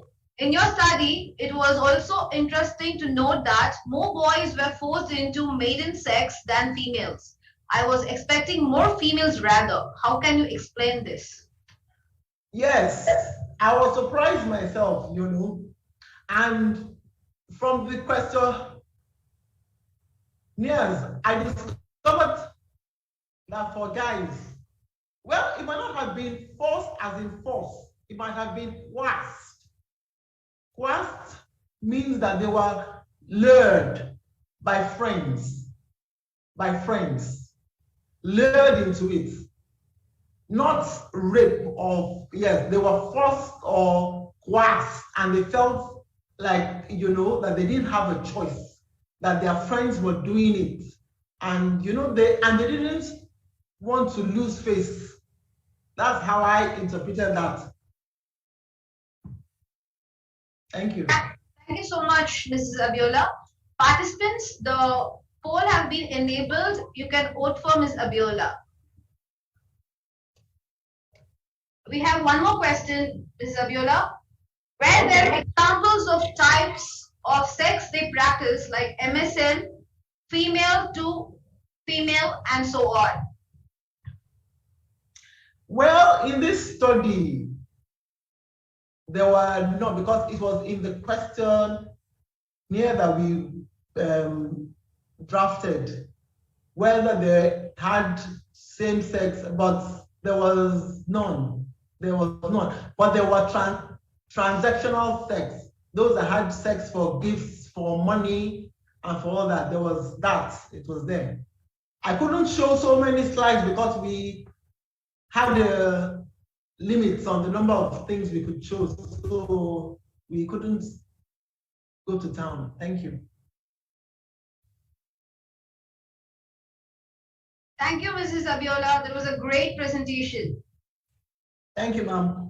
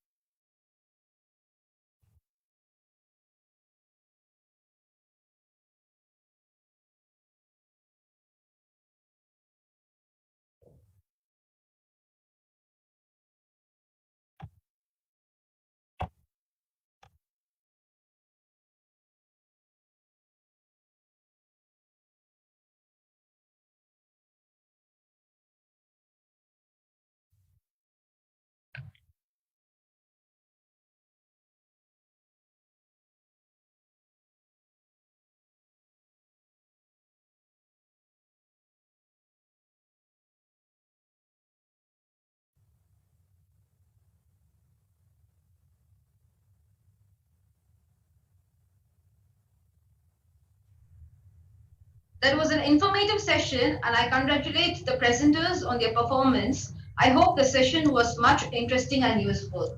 I request, we have a small break. The participant can rejoin again using the same link after 1 hour.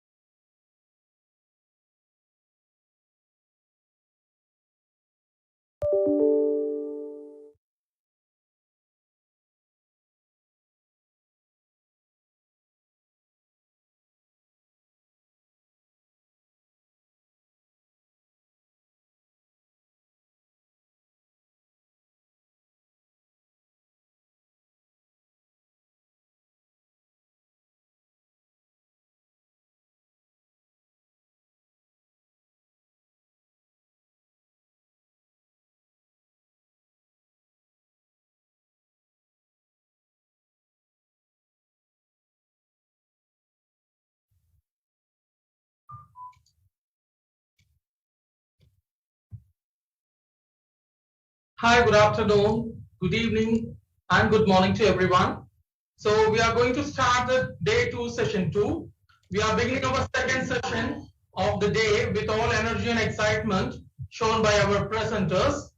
Texila e-conference is a wing of Texila American University, which provides a platform to students, marketers, and professionals across the globe to conference online. With latest technologies evolving in the world, things have become more convenient for people. To be a part of this world, we need to adapt to what's new. Keeping in mind the latest trend, Texila American University, one among the renowned medical universities in the Caribbean, plan to change the way people attend conference and has brought the idea of e-conference to reality. TAU is the only private university that has launched the concept of e-conferencing and has so far enlightened over 15,000 global audience to its event. Texila American University has been developing great minds in the field of medicine, public health, business management, nursing, and information technology for more than a decade. Represented by a tradition of innovation and research, we are breaking new grounds, pushing forward the boundaries of knowledge and making an impact on our student lives. We wish to continue this tradition for a future that will define our work and recognition at the international stage. We have our campuses in Guyana and Zambia also. So here we are ready to call upon the first presenter, Dr. Adeola Abiodun, making on the title, Making FIFA World Cup Qatar 2022 Truly, Healthy and Safe, Strategies and Legacy for Present and Future Sporting Events. Good day, everybody. Everybody can hear me? Can you hear me, please? I can hear you, doctor. Please wait a minute. Good. Okay, so let me share my screen. Again, 1 minute. Once again, I thank you, participants. That was a wonderful and insightful presentation. In addition to this, keep following our social media pages at Texila American University Consortium to get updated yourself of your recent stories, news, admission intakes, and other events. Also, you can refer your friends, relatives, and colleagues about our blended programs, which will create an opportunity for aspiring students around the world. Here we are pasting all the social media links in the chat box. Please check with that and subscribe all the links. Thank you so much. Dr. Adeola Abiodun, I can see your video as well as your voice is audible. Can you share your screen, please? Yes, I'm trying to share my screen. Yeah.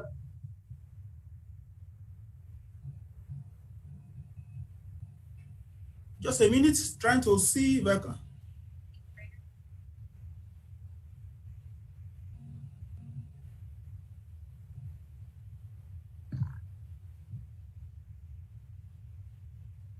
Click on the share screen button in the bottom.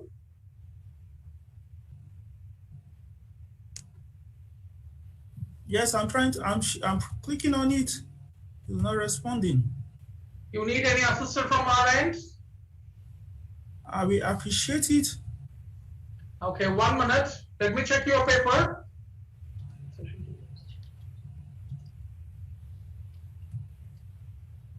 Okay, from our end, we are sharing the paper here. You can present from this side, okay?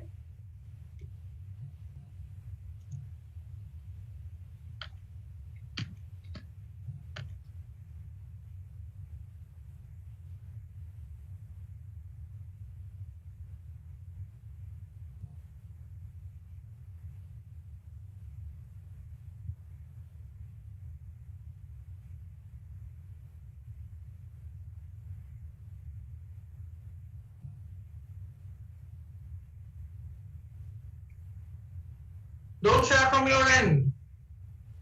Okay. If you share, you can proceed, or else we will share from our end. I think I can. Your screen is already shared with us. You can go to the presentation directly.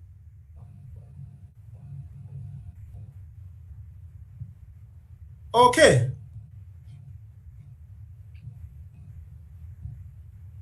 So can you share my screen, please? It's unshared now. If you click share screen, it will be shared to everyone. Or else from our end, we will share.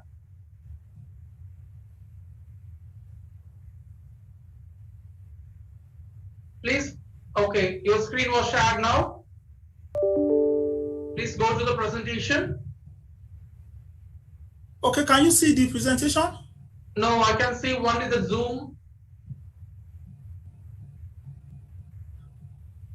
Okay, can you share my screen for me? Can you share my paper for me? Okay, 1 minute. Let me share from my end. Can you see my screen? Yes, I can see your screen. Okay, you can proceed with this presentation from the beginning, okay? All right, thank you very much. Thank you so much. All right, thank you. The topic of the presentation is making FIFA World Cup Qatar 2022 truly healthy and safe. Strategies and legacy for strategies and legacy for present and future sporting events. My name is Abiodun Bamdele Adelo. Next slide, please. So I'm going to follow. I'm going to introduce it.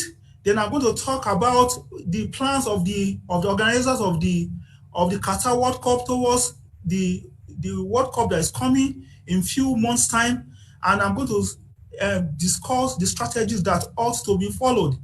Now, as an introduction, we all know that the FIFA Men's World Cup is by all standards the epitome of global single sporting event. According to available documents, it is arguably the most widely viewed and most influential global sporting event in recent human history. In fact, the last World Cup that was held in Russia 2018, it was noticed that 3.57 billion people, that translates to about 5.1.3% of the whole global population, watched at least one match of the last World Cup. That shows how engaging that the World Cup can be. And the objective of the organizers for hosting that 4-year event is to foster global unity, peace, and economic development among different people in the world. And aside that, they also use the opportunity to subtly and sometimes overtly discuss pressing global socio-economic issues or political issues. Next slide, please. So on that basis, the organizers of the next World Cup is going to be held this year, the FIFA World Cup Qatar 2020. The theme is LD 2022 World Cup, creating legacy for sport and health. Their intention is that aside the regular things of entertainment, they also want to use the opportunity to ensure that this World Cup makes a lasting impact for the world. And so they want to make it the event the most successful, healthiest, and safest sporting event in recent human history. And aside that, they want to rekindle the global conversation and provide public health strategies for global double disease pandemic. That means they want to engage the world on COVID-19 and non-communicable disease. Next slide, please. Next slide, please.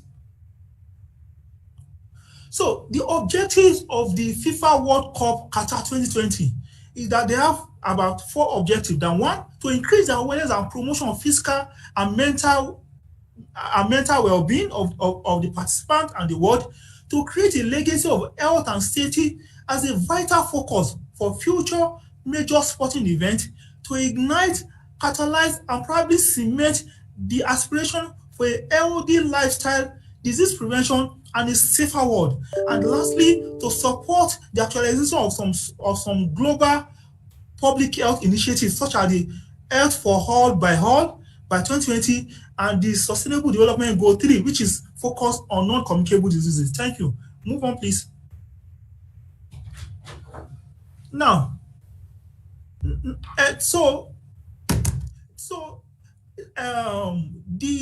objective, aside that, the reviewer now wanted to check certain indices. Now, we wanted to check that the global impact of COVID-19 and non-communicable diseases. Will it be appropriate for the FIFA World Cup to use their platform to engage these diseases and to review the possible plan that have been put in place by the organizers to solve the problem? Are these plans evidence-based? And finally, to suggest strategies that may assist the organizers to ensure that their programs meet the goals and objectives that they have set out. Next, please. Now, to carry out the reviewed article, the researcher went online, searched for papers that are written in English in Google Scholars, Academia, ResearchGate, Medline, and etc. Then websites of some credible organizations were also investigated, like the Supreme Committee for Delivery and Legacy. That Supreme Committee for Delivery and Legacy is the organizing body of Qatar that have been charged with the responsibility of carrying out the World Cup 2022. Then the researcher also went to the FIFA website, WHO website, American College of Lifestyle Medicine, the National Institute of Health, the Wellness Council of America, the Public Health Ontario, and keywords were around the World Cup Qatar 2022, the COVID-19 non-communicable disease, the strategy that have been put in place, how people can use and how people can improve behavior in mass gathering. And the inclusion criteria is that review articles on subject matters, case report, original report, books on subject matters were reviewed, and all of them, the researcher checked materials from 1998 to 2021 to ensure that they are current, while papers like editorials and commentaries were pulled out because some of those views might not be evidence-based. Now, the global impact of COVID-19, is it necessary for the organizers to focus on COVID-19? From these statistics, it shows yes. From the time that COVID-19, the outbreak of COVID-19, it has been confirmed in more than 330 million people. And the disease condition has killed more than 5.5 million people. So, and we know that it is constantly mutating. We have the Delta variant at some point, we have the Omicron variant, and there's multiple waves in different countries. So it is a source of concern. And according to the document, it is arguably the world's most devastating health crisis in living memory. So if the world has a platform to address this, it is good. This picture shows how since its commencement, how the cases have been increasing, the confirmed cases have been increasing, and how the death cases have also been fluctuating. Lately it has been reducing, but it has been fluctuating. Now, what about the non-communicable disease? Is it worth it for the organizers to focus their attention on it? It's also yes. Why? Because non-communicable disease accounts for the highest morbidity and mortality rate globally. Annually, 41 million people on the average die from non-communicable disease. That is about 71% of the global death annually. That is alarming. And to make it worse, about 50 million people in the productive age group of the world, that is starts to 69 years, are killed annually from non-communicable disease. That is hypertension, the diabetes, cancers, and all that. And annually, the world spent about $30 trillion on healthcare just to treat these conditions. And cumulatively, the world spent about $47 trillion annually to treat these conditions. So it shows that the economic and health impact of this of non-communicable disease is massive on the world and is worth addressing. Next slide, please.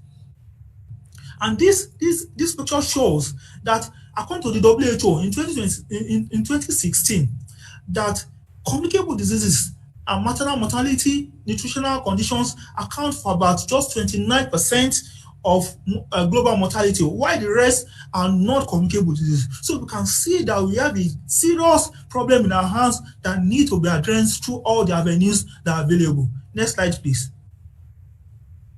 Now, if the FIFA World Cup Qatar decide not to do anything about it, different scenarios can play out. One of them is that the national and global disease burden of COVID-19 and non-communicable disease will continue to increase and continue to stress our economy. And aside that, the negative impact on the host country, which is Qatar, and on the world will continue to increase and become unbearable on many countries, especially the developing world. But if things are done about it, if the FIFA use the Qatar World Cup as a platform to address this situation, different things will happen. One, the global leaders will be informed again. They'll be reminded of these challenges that the world is facing. That is one. Then two, the platform can be used as an opportunity to present strategies, preventive and control strategies on how to mitigate these diseases, and those strategies can be replicated in different parts of the world. Then we can also use the global influence of football to discourage unhealthy lifestyle. We know that it is very, very difficult to change behavior, and one of the theme of this conference is enabling change. So if we want to change, we need to use different strategies, and football can be a very important external motivation for people to change. And then it can serve as a model and a legacy for future and social events. If they can get it right through the World Cup Qatar 2022, other future sporting events and social events can use these strategies to ensure that their own events are also healthy and safe. And finally, the strategies can impact on the increasing incidence of COVID-19 and the prevalence of non-communicable diseases. Next slide, please. Now, what did the organizer do? Their strategic plan is that one, they set up a team called the Host Country Health and Safety Assurance Team. And this team were mandated to promote the awareness and advocacy for safe and healthy lifestyle practices. That is their mandate. And they are meant to do it through different sub-strategies. One, they are meant to be the delivery of health awareness and educational message through different media platforms, the conventional media platform, social media platform. They are meant to engage the participants and the world on different topics such as healthy diet, physical activities, mental health, tobacco use, health security, safe mass gathering. They also meant to do regular conduction of health and safety inspection and audits during the program to ensure that people are compliant with their protocols. They are meant to do routine health screening for people coming, because these are one of the ways you can pick non-communicable disease early, by doing routine health screening for them. And finally, they are meant to do workplace health promotion programs for the workers that are working before and during the World Cup. These are fantastic strategies that they have decided to implement. But the question is, are these strategies systematic enough? Are they comprehensive enough? And is it evidence-based to change behaviors? Based on the findings of the researcher, the answer is no. Why? Because the researcher noticed that their approach is what they call activity-centered model. They use the activity-centered model rather than result-oriented model. Activity-centered model means that you highlight some activities that you feel are very good for your programs, you highlight them and you implement them. While result-oriented means that you just don't implement any program or any activities. You will check the peculiar need of the people, and it's the need that will direct you on the programs that you are meant to implement. Now, this is the flaws that the researcher noticed that the organizer did not follow and might impact on the outcome of their result. So it is their approach is not systematic enough, it is not comprehensive enough, and it might not be able to lead to sustainable behavioral change. No enough evidence that these interventions might be effective in the mega events such as the World Cup 2022. Now, what is the researcher proposing? The researcher is proposing that as a way forward, that one, the organizer need to engage the service of public health specialists that specializes in public health promotion and lifestyle intervention. These specialists are meant to look through the action plans of the event organizers and design in such a way that there will be impactful behavioral change. And this behavioral change will be sustainable. And when necessary, they are meant to engage other global experts in this field to ensure that their interventions are evidence-based, they follow the right channel, and they're able to deliver what they are meant to do. Then the second thing that the researcher is proposing is that there must be a theoretical framework. You cannot just carry out activities. Activities that intend to change behaviors must have a solid theoretical framework of behavioral change. And the researcher proposed any of these two primary theoretical framework of behavioral change, that they can use the ecological model of behavioral change. What is the ecological behavioral model? The postulator of the theory says that behavior occurs when they due to interrelationship between different factors: personal factors, interpersonal factors, environmental factors, organizational factors. And if you want to change behaviors, all these factors must be considered, and your interventions must impact all these factors to change a behavior. While the social cognitive theory says that there's always this interaction between an individual and his environment. And if you want to change a behavior, you must also impact his environment so that the environment will impact the individual's behavior. So the researcher is proposing that either of these two primary theoretical framework must form the skeleton or the bedrock of all the activities that are going to be used during the FIFA World Cup 2022. And aside that, they must consider using some secondary theoretical frameworks at some point during the program. Like, for example, they can consider to use the health belief model when they are giving the health awareness and education messages. Because the health belief model says that if you are giving messages, you should consider that there should be that there is the recipient should have a passive susceptibility to a particular condition. They should see this passive severity, the passive benefit, the passive barrier, and etc. So if you design your program in such a way that they will see that they are susceptible to that particular health problem, and it can be severe enough to cause a lasting damage to their health, and you also tell them the benefit of their changing their behavior. These are models that have been shown that makes people to change their behavior. Then finally, they should consider using the trans-theoretical model. The trans-theoretical model, it says that, for example, one of the plans that they wanted to do is that they want to do a regular health screening on the participant. Now, if you check a participant that you notice that maybe the person is pre-diabetic, for example, what is the next thing?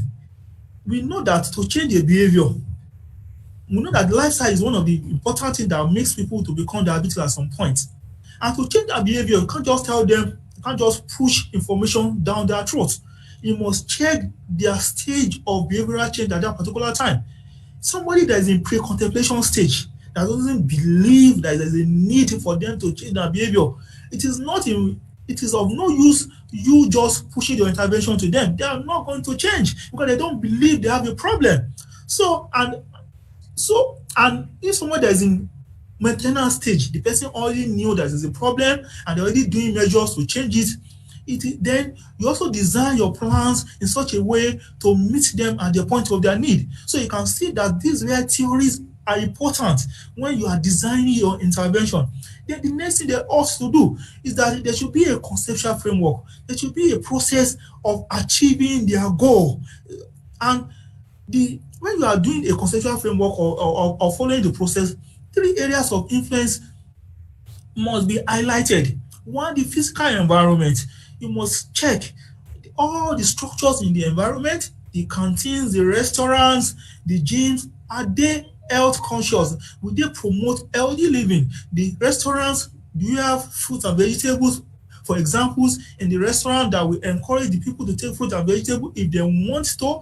So because there's no need of you encourage the people to eat fruit and vegetable where in the restaurants there's no fruit and vegetable. You want the people to cover their mouth regularly, and there is no different locations where they can easily get face masks, and there's no locations where they can wash their hand regularly. These are the physical barriers that will not allow your intervention to be effective. Then the psychosocial environment also needs to be addressed. What is the attitude of the organizers and the participants towards healthy living? What is their cultural stand about all this? All this needs to be addressed. Then finally, the personal health resources. What are the resources that you have kept in place that will make the ease of changing behavior comfortable for the people? Next slide, please. Next slide, please. So to also continue, the intervention must follow processes. It's not enough for you to just push all the intervention down the throat of the participants or of the global space. You must assess what is the present need of the people. You should assess, and different things need to assess. Assess the physical environment, as I've said. Are there enough hand washing spots? Are there enough locations to put sanitizers? Are there enough locations to put face masks and all that? And also, are there enough places to even run tests? If somebody suspects that he or she is COVID positive, can they quickly go to a place to run tests? I'll give you an example. I was in Qatar in this December, and I noticed that when we wanted to leave the country and we ran a post-COVID test, it took an average of 4 days for the result to come out, because the COVID test is centrally controlled. It's only one center that does all the tests for COVID. So you can imagine, you want the program to impact on COVID incidents, and there is not enough places where people can easily run COVID tests and get the result fast. So this is what the assessment will do. It will show these needs, and you can assess it. You can solve it. Then you prioritize it. You prioritize the problem. When you have noticed that the XYZ needs, you prioritize them based on their needs assessment. Which one needs to be done now, or which one needs to be done later? Then after that, you set out an operational plan that from day one, when the program starts, to the last day, what are the events that will take place each day? Who are the people that will carry it out? Where will they be carried out? How will they be carried out? So you set out your operational plan. Then finally, you put specific interventions in place. The PPE, enough face masks, for example, hand sanitizers, for example, you ensure that they're on ground. Then the health awareness educational program, you would have designed them based on the needs of the people. And how are you going to disseminate it to them? Are you going to have an app? Are you going to are you going to have a dedicated website? All these things needs to be planned out. Then when you notice that these people have some certain unhealthy behaviors, how will the counseling be done? Is there going to be specific counseling that will be done? Then if specific counseling will be done, do you have enough counselors to carry out this counseling, or you need to employ the service of some people for that particular time? Then the health and lifestyle prescription, because it is not enough. You will notice that some of them it's not enough for you to prescribe drugs for them. If you want to change behavior, it is important from available studies that you also prescribe lifestyle for these people. You should prescribe their diet, prescribe their exercise prescription, sleep, and all that. So these are the things that ought need to be in place. Then even their personal resources. What are resources that will make healthy living easy for them? Are you going to make books and booklets available for them to read? Are you going to connect them with apps that will help them to change their behaviors, or teach them on what to do if they want to engage in physical activities, for example, the type of physical activity they need to do?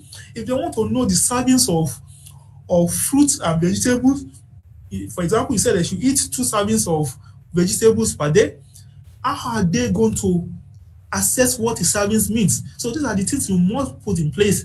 And finally, they should be able to evaluate the intervention to know that it has met the required standard.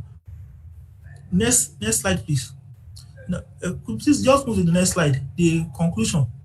So the reviewer is of the impression that this is a wonderful initiative, once in a lifetime, that for once the global leaders they feel that using the platform as the World Cup, they want to impact the health of the participants and the global population. It is a wonderful idea, and with the right political will, collaboration and coordination of all the stakeholders, and adoption, very importantly, adoption of the right evidence-based health promotional strategies, the goal and objective of FIFA World Cup Qatar 2022 can be driven effectively into the heart of every football lover, and healthy lifestyle may become the habit of many people from late 2022. So the event can serve as a legacy for the host nation and a standard for future sporting events and social events for them to ensure that healthy lifestyle and health becomes the priority of this event. Thank you very much. The references have been shown earlier. Thank you. Thank you so much, Dr. Abiola.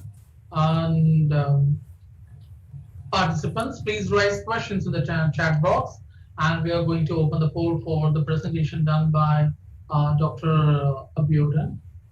Please poll for the Dr. Abiola for the presentation done under the topic of public health stream. And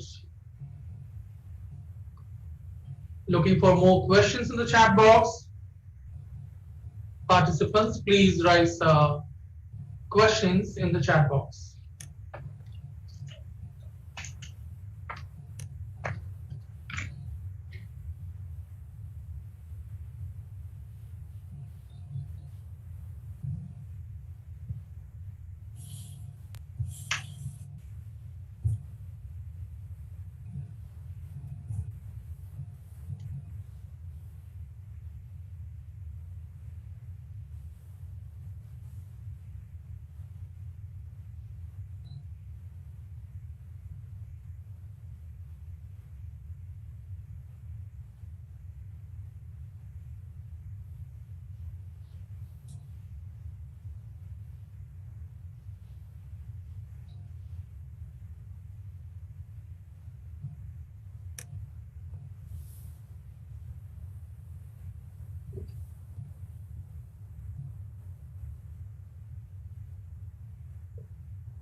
Once again, thank you, Dr. Abiola. That was a wonderful and insightful presentation. Thank you very much. So, dear participants, please raise questions in the chat box. And also, the poll is open for voting. Please vote for Dr. Abiola. For the presentation done on the topic of making FIFA World Cup Qatar 2022 truly healthy and safe, strategies and legacy for present and future sporting events.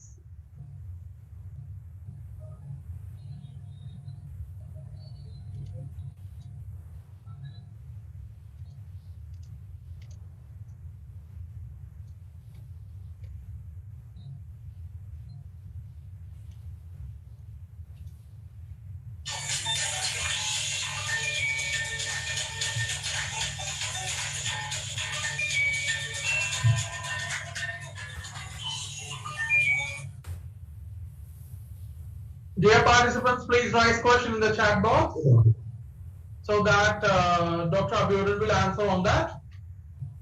Hello? Okay, go ahead. Yeah, we received one question, please. How do we translate this great presentation into the Nigeria context? Yes, very good. To translate to Nigerian context, we hopefully we are hoping that the Nigerian contingents will qualify for the World Cup Qatar 2022. Now, if Nigerian should qualify, we know we are going to send quite a number of delegates, both the athletes and the administrators, to the World Cup. If we should provide these strategies for them, we will ensure that one, Nigeria, we are able to meet the objective and goals of the World Cup, which is what the plan is. Because if you should follow the strategies that have been highlighted, it is likely that there are going to be a behavioral change, impactful behavioral change among the Nigerian community. And now, if there is a behavioral change among the Nigerian community, we can now show the organizers that, see, based on the implementation of strategies that we adopt, strategies 1, 2, 3, we were able to get better behavioral change compared to other communities that came for the World Cup. And I believe that this can be done. This can encourage the other people to adopt that strategy. That is one. Then two, even Nigeria, the world has changed. COVID-19 is here to stay. And we are going to be organizing different social programs. We are going to be organizing different sporting programs in the country. It is important for us to know that all these mega events, we should if you can follow this theoretical framework, the conceptual frameworks, and follow and well guided by public health specialists, then we should be able to get sustainable behavioral change. And by extension, the prevalence of non-communicable disease that is increasing in our community, we reduce, or we halt and reduce. And at the same time, even the COVID-19 that the way it keeps fluctuating in the country, it will be stabilized and probably reduced. So this is my own projection that, look, the government of Nigeria needs to look carefully at these strategies. I intend to present to them at some point, and the organizers of the Nigerian Football Federations and the Ministry of Sport need to look at this presentation, the paper, so that they can see how they can adopt as many of the strategies as possible into our event. Thank you very much. Doctor, you have another question. Is there any specific intervention for Africans given our specific context like vaccine hesitancy? So can you repeat that? Is there any specific interventions for Africans given our specific context like vaccine hesitancy? During what? During what? Can I see it? Can I copy paste that in a chat box? Yes. Okay, give me 1 minute. Context like vaccine hesitancy. Yeah. Yes, we know that vaccine hesitancy is a big problem in Africa. And what I know is that partly one of the reasons why the people are having vaccine hesitancy is because the education or the awareness programs are not meeting their need. The education programs are not properly communicated to these people using the appropriate behavioral change model. For example, the health belief model that I said earlier, if the people should see that they are susceptible to having COVID-19, one, if they should see that COVID-19 can be severe on them and on their loved ones, if they can see that there's a benefit to their personal health and the people around them, if they should change behavior, and if they should see the barriers, if the awareness program be able to help them to highlight the barriers that is preventing them from changing, and tell them how to avoid these barriers, and also tell them how they can use their internal and external motivation to change. I believe that more people will be convinced of the need to get vaccinated, and the vaccine hesitancy will reduce. So I think that some of these strategies, the policymakers on COVID-19 in Nigeria also need to consider some of these strategies to ensure that we get better coverage with COVID-19. Thank you. You have another question, Dr. Abiuran.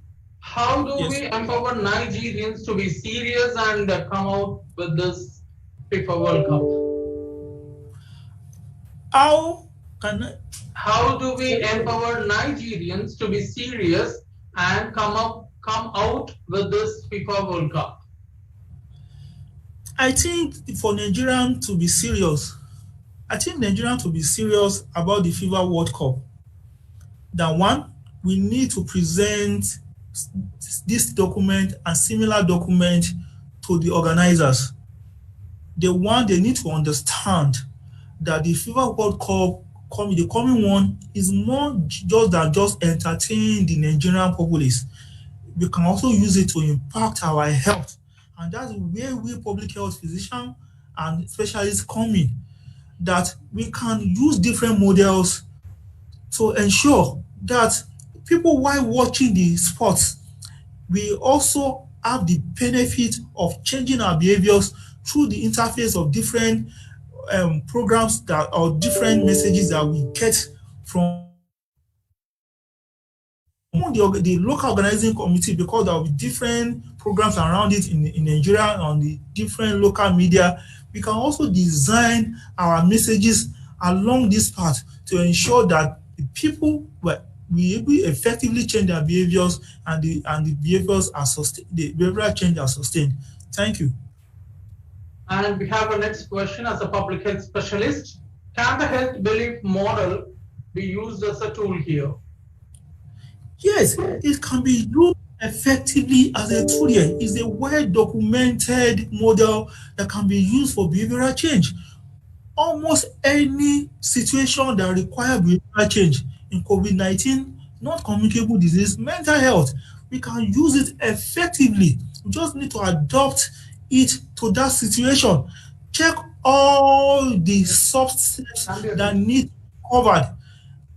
All the subsets that need to be covered in terms of ensuring that people get to know that they are susceptible to a particular health condition, that they can be severe on them, that they have the benefit of them changing, etc. So if they can follow all the outlines in the health belief model, we can always get considerable behavioral change in almost any intervention that we put it to, even in Nigerian context. So it is highly possible for us to use it.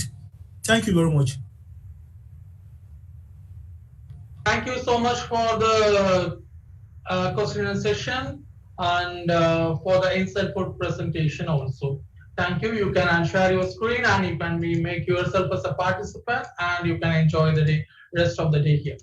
And in addition to this, keep following our social media pages of Texila American University Consortium to get update yourself of our recent stories, news, admissions, intakes, and other events. Here we go with Zambia links. Okay, next I'm call upon the next presenter, dear Rebecca, going to present on the topic of an analysis of factor that affects food choices of University of Zambia in the public health stream. Dear Rebecca, can you turn on the video, please?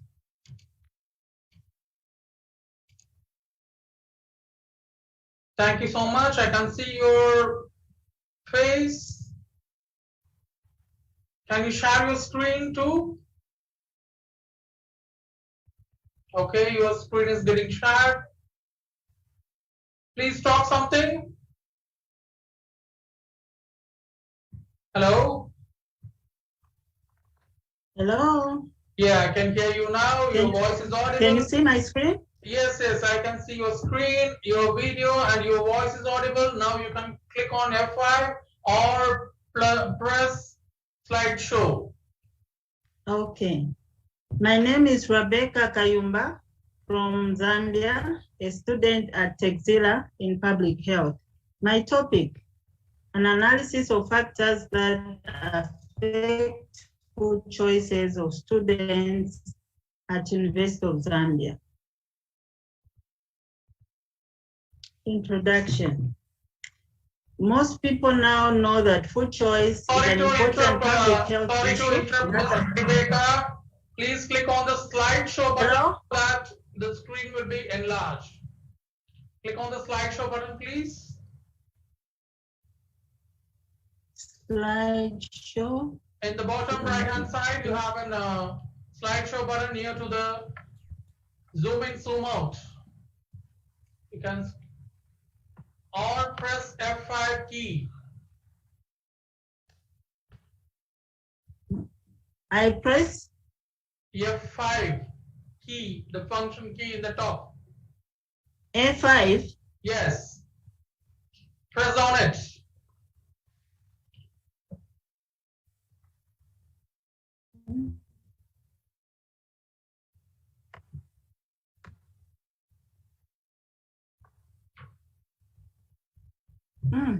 Hello? Yes, please. I can't see. Where do I press?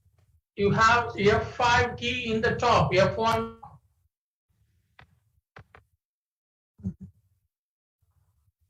Or else click on the slideshow menu in the top. Slideshow menu.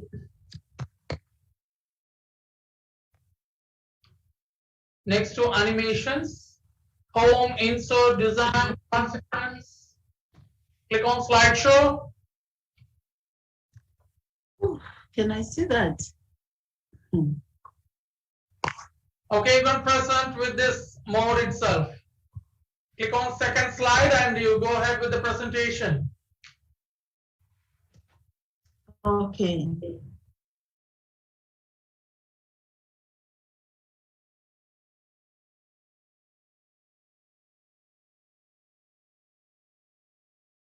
Can I continue? Yes, please. Please continue.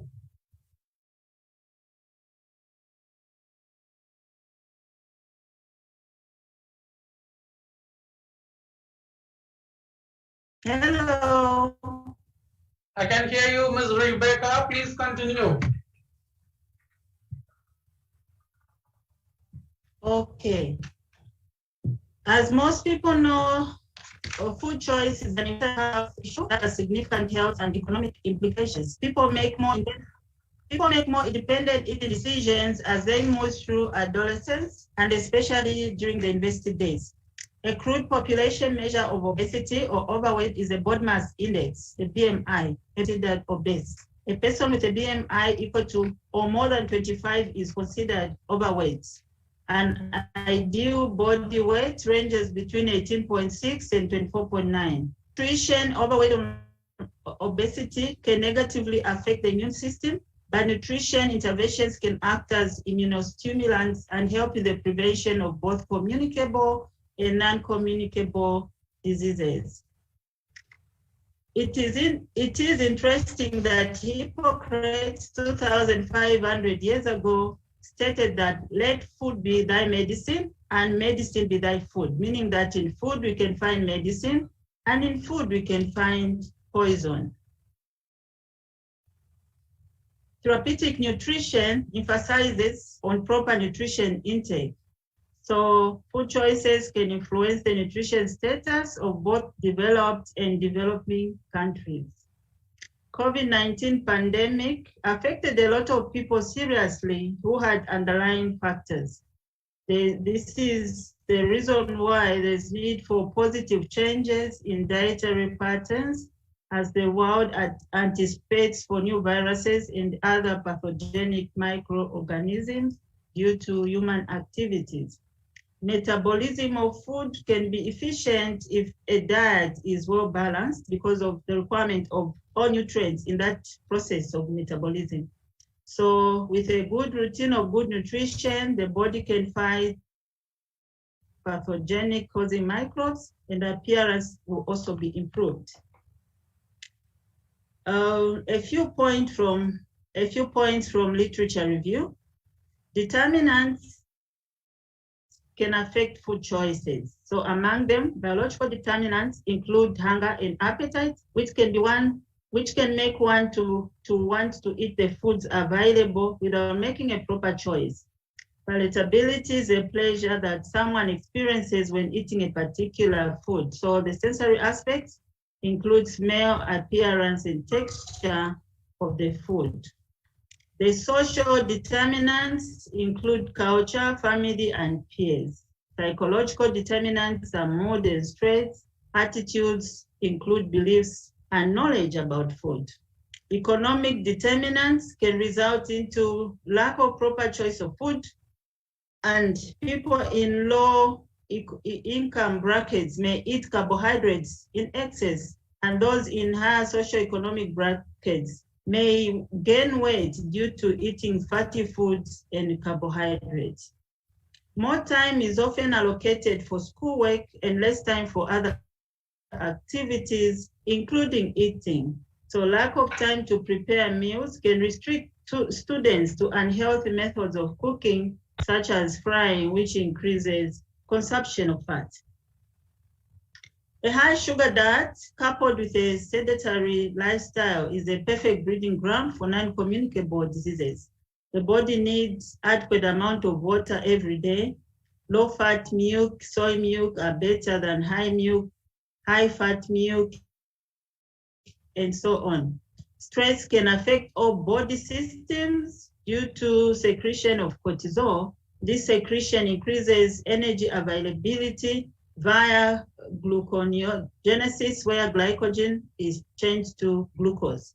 The presence of cortisol in the body also results into lower protein stores, meaning that protein in nature activities will be disturbed. So research has shown that those who exercise more are likely to have less of a stress reaction to adverse situations. Skipping meals can lead to hunger that can increase on the desire to eat high calorie, high fat, or sugary foods. Frequent meals of 4 to 5 times a day can help in maintaining an ideal body weight. In between snacks can consist of fruits and water.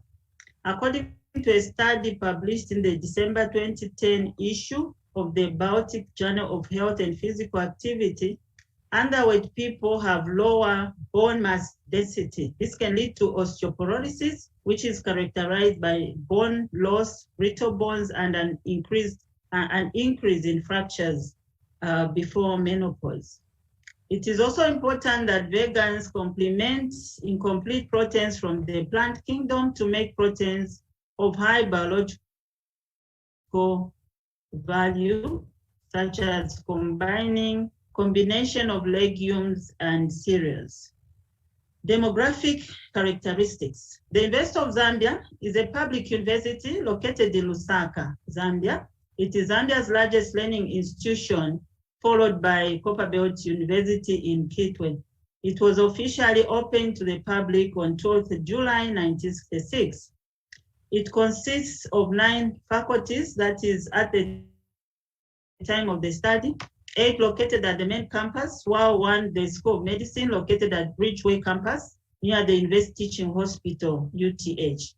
University of Zambia students cook in their rooms or eat from other outlets available at the campus.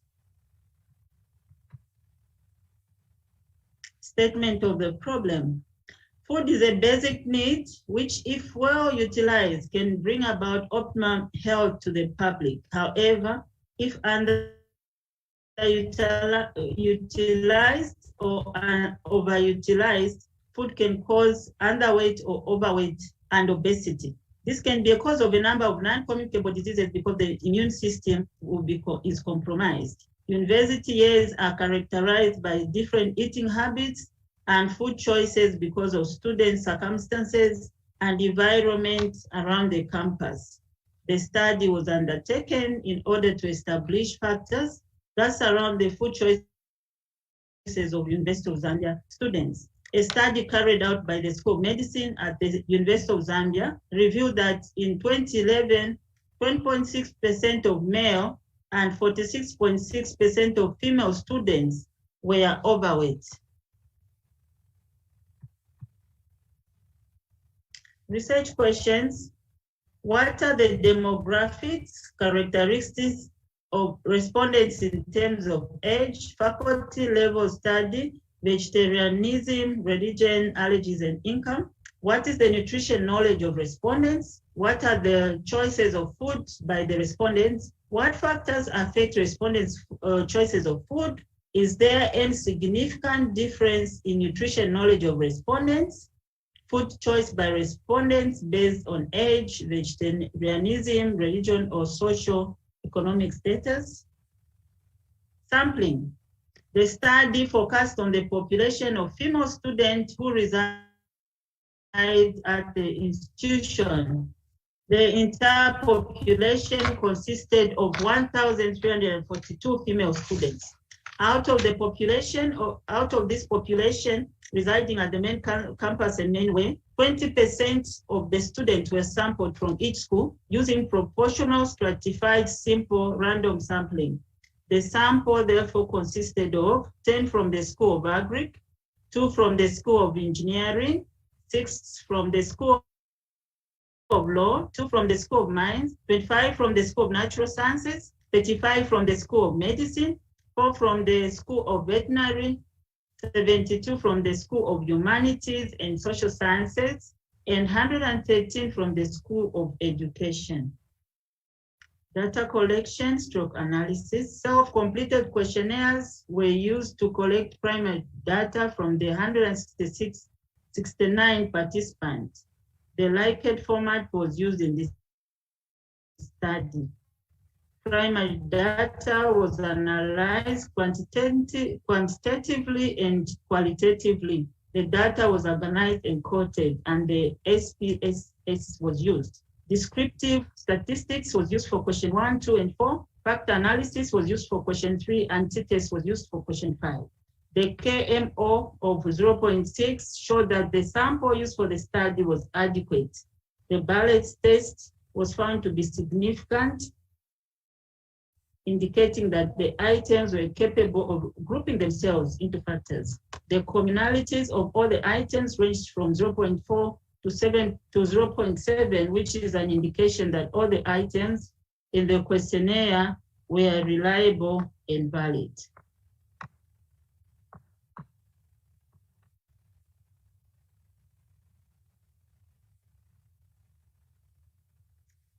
The findings: age of respondents and level of study. 227, that is 84.4% of the respondents, were 15.6% of the respondents were above 30 years, showing that the majority of the respondents were young. 75, that is 27.9, were third-year students. 58 were fourth-year students. 57 were second-year students. 51 were first-year students. 15 were fifth-year students, 7 were sixth-year students, and the list being between seventh-year students with 6. Vegetarianism, religion, and allergy. 238, representing 88.5%, were non-vegetarians, whilst the vegetarians were 31 with 11.5 representation. The majority of the respondents were therefore non-vegetarians. All the respondents that were captured indicated that they were Christians. 245, that is 9.1% of the respondents' decision of being non-vegetarians was not affected by religion, while 24 representing 8.9% respondents' decision of being vegetarians was affected by their religion. The study indicated that 196, that is 72.9%, did not have food allergies, while 73, representing 27.1%, had food allergies. The majority of the respondents were therefore those without food allergies. Income and time for food preparation. The study revealed that 141, which represented 42.4%, allocated 250 or less than 400 for food. 109, 40.5%, allocated 400 or less than 600. 39, 14.5, allocated 600 or less than 800, while only 5, representing 1.9, and 2 allocated 800 or less than 1,000, and 1,000 or less than 1,200. The highest number of 90, represented 3.5, had an income of 2,000 or less, indicating that the majority of the respondents that lived within the University of Zambia campus were in the category of low income. The study revealed that 95, representing 35.3% respondents, spent 30 minutes in food preparation. 75, representing 27.9%, spent 40 minutes, while only 10, 3.7%, spent more than an hour in food preparation per day. Nutrition knowledge of respondents, we see that the descriptive statistics showed respondents' nutrition knowledge measured in terms of how many food groups they ate per meal, how many methods of cooking they used, how many times they exercised in a week, how much time they spent exercising, how many glasses of water they drank per day, and the number of times they ate in a day. The study revealed that respondents on the average ate only 2 groups of food per meal, used 2 methods of cooking per week, ate 3 times in a day, exercised only once in a week, and spent only 10 minutes exercising. They took 3 glasses of water or less per day. Summary of the findings. The study revealed that there was no difference in nutrition knowledge between the young ones and the older ones, although in food choices, young people took more protein than the older ones. Older respondents ate more white bread than the young ones. The non-vegetarians ate more food groups than the vegetarians. The vegetarians spent more time on exercise and drank more water per day. They also ate more whole grain shima, brown bread, cereals, beans, peanut butter, and vegetables. The non-vegetarians, on the other hand, ate more meat, chicken, and fish.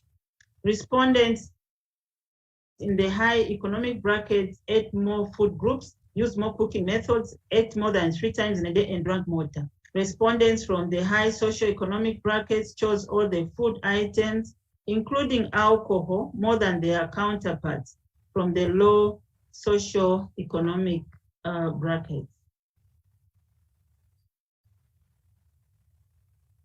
The students' food choices were not in line with my plate food guideline from the United States Department of Agriculture.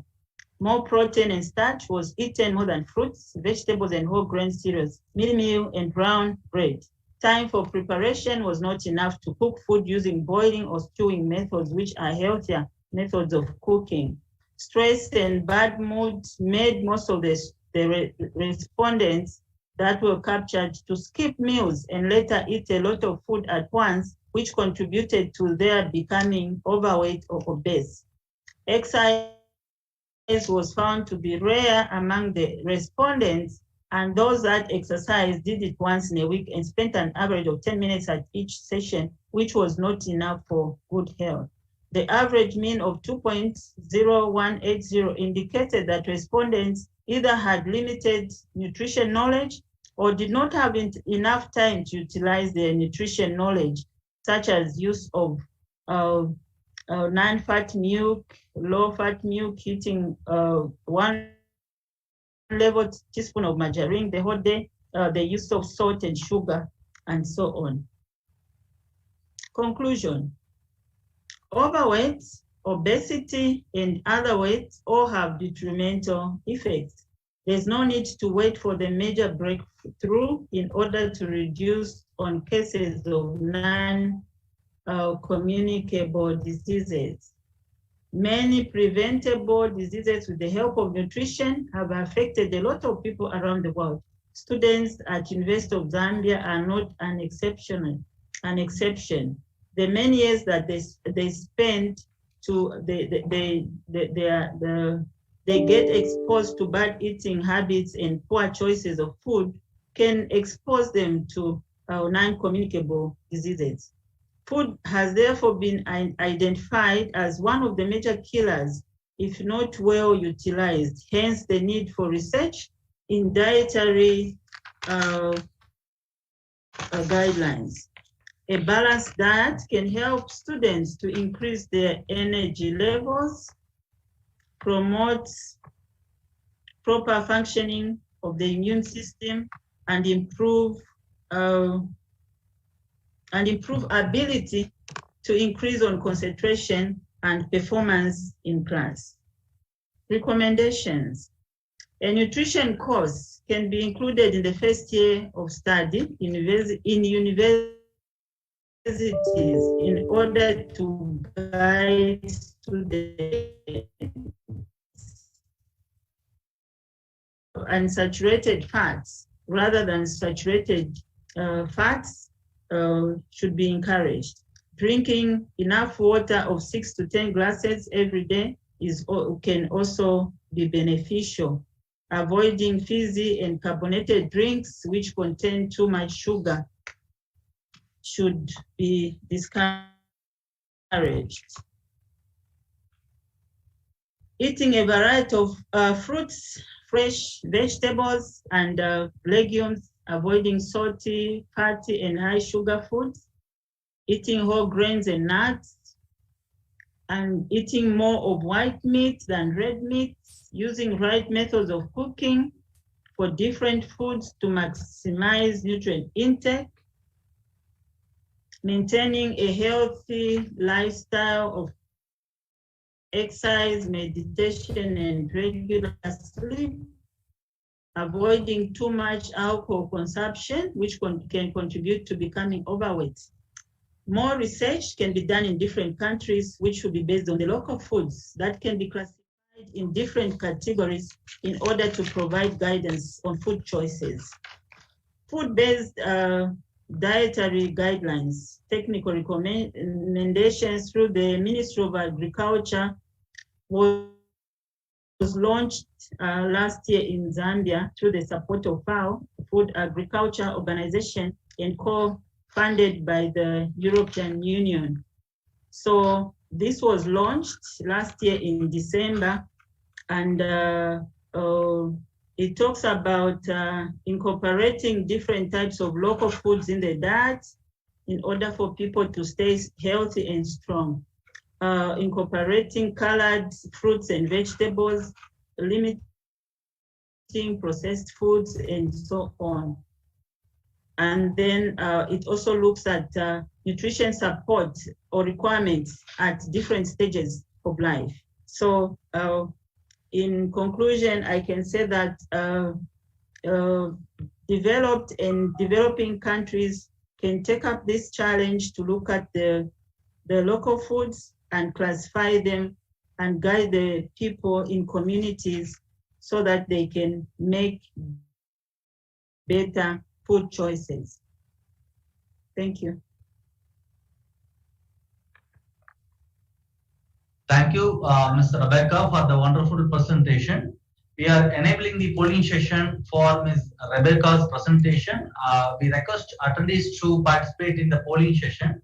Also, you can post your queries related to Ms. Rebecca's presentation in chat box or QA session.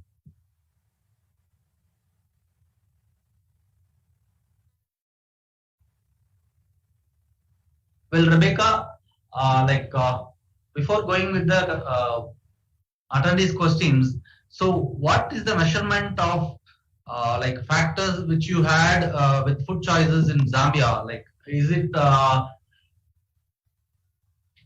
compiled for other countries as well?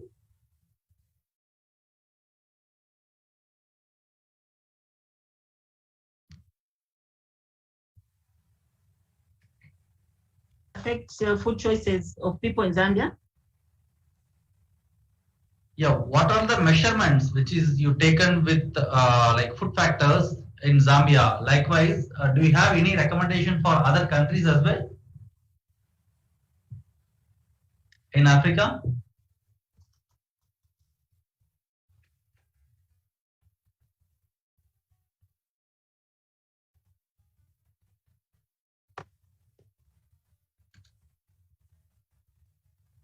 Can I minimize the PowerPoint so that maybe I can see written questions or contributions?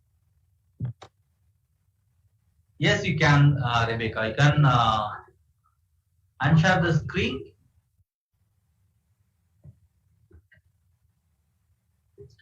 You can stop your screen sharing.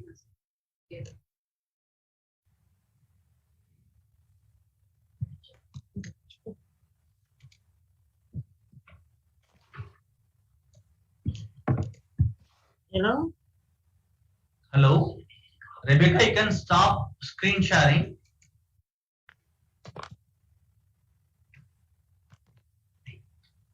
Can you hear me? Rebecca, I think you are in mute. Hello? Hello, Rebecca, can you hear me? Yes. Okay, we have a question for you. Did you find any relationship between students' economic background and choice of food?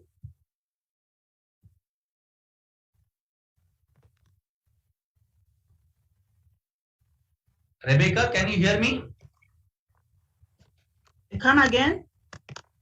Did you find any relationship between students' economic background and choice of food? Yes, I did. The economic background of students limited the choice of food by those students because they did not have the purchasing power, adequate purchasing power. Great. So another question, what foods do you recommend for people living with ulcer anywhere? People living in? Ulcer.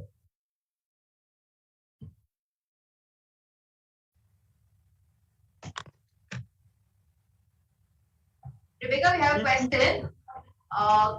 Please, what food do you recommend for people living with ulcer anywhere? With asthma. Ulcer, ulcer. ULCR, ulcer.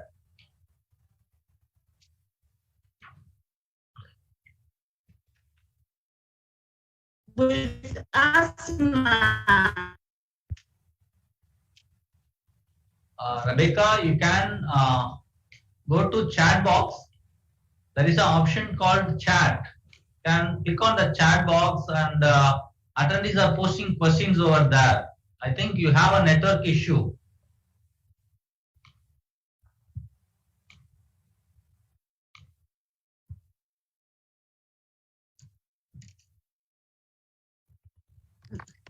What foods do you recommend for people living with ulcer anyway? Okay, people living with ulcer. Hello? Yes, Rebecca. Yes, that's a question from one of our participants. Okay.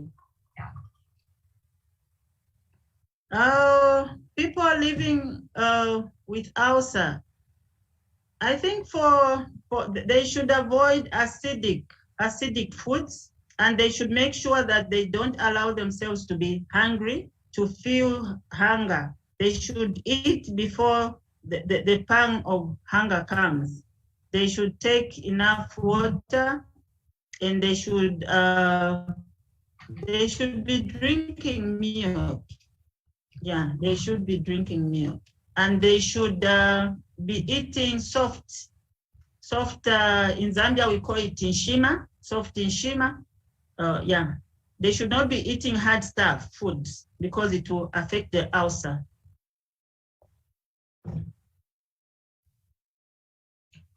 Thank you, Ms. Rebecca. I kindly request you to put in your email ID in the chat box so that you can answer the participants personally.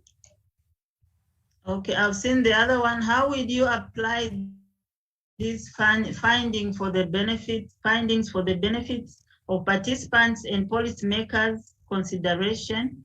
Okay, for policymakers, I can recommend that they put the course of food and nutrition, or whatever they can call it, to the first year curriculum in universities, so that the students can make right food choices. Because from the interactions that I made with University of Zambia students and some staff, I could see that most of them did not have the nutrition knowledge. And most of the things that I discussed with them was somehow new. And then looking at their age, most of them were ranging from 18 to 30 years. So it's a big issue actually that needs to be followed up so that people can know what they need to take, their portion size, and so on. Thank you, Ms. Rebecca. Thank you for the wonderful presentation.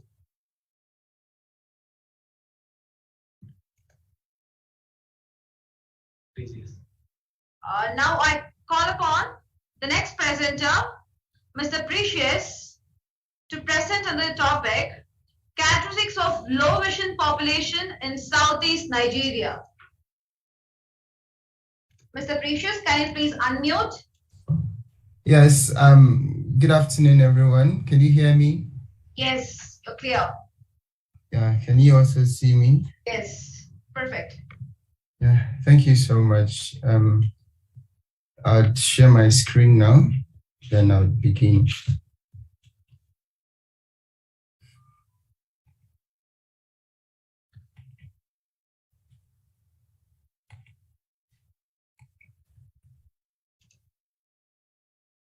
Okay, so can you see my screen? Yes, you're good to go. Right. So the work was focused on, once again, thank you everyone, and it's a privilege to be here. So the work was focused on characterizing low vision population in southeastern Nigeria.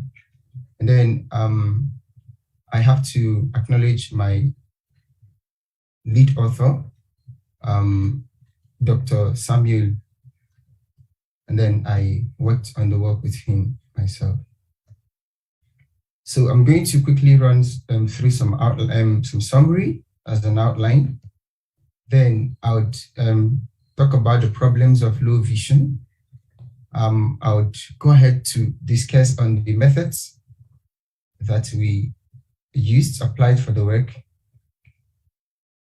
Then highlight briefly some key results and data.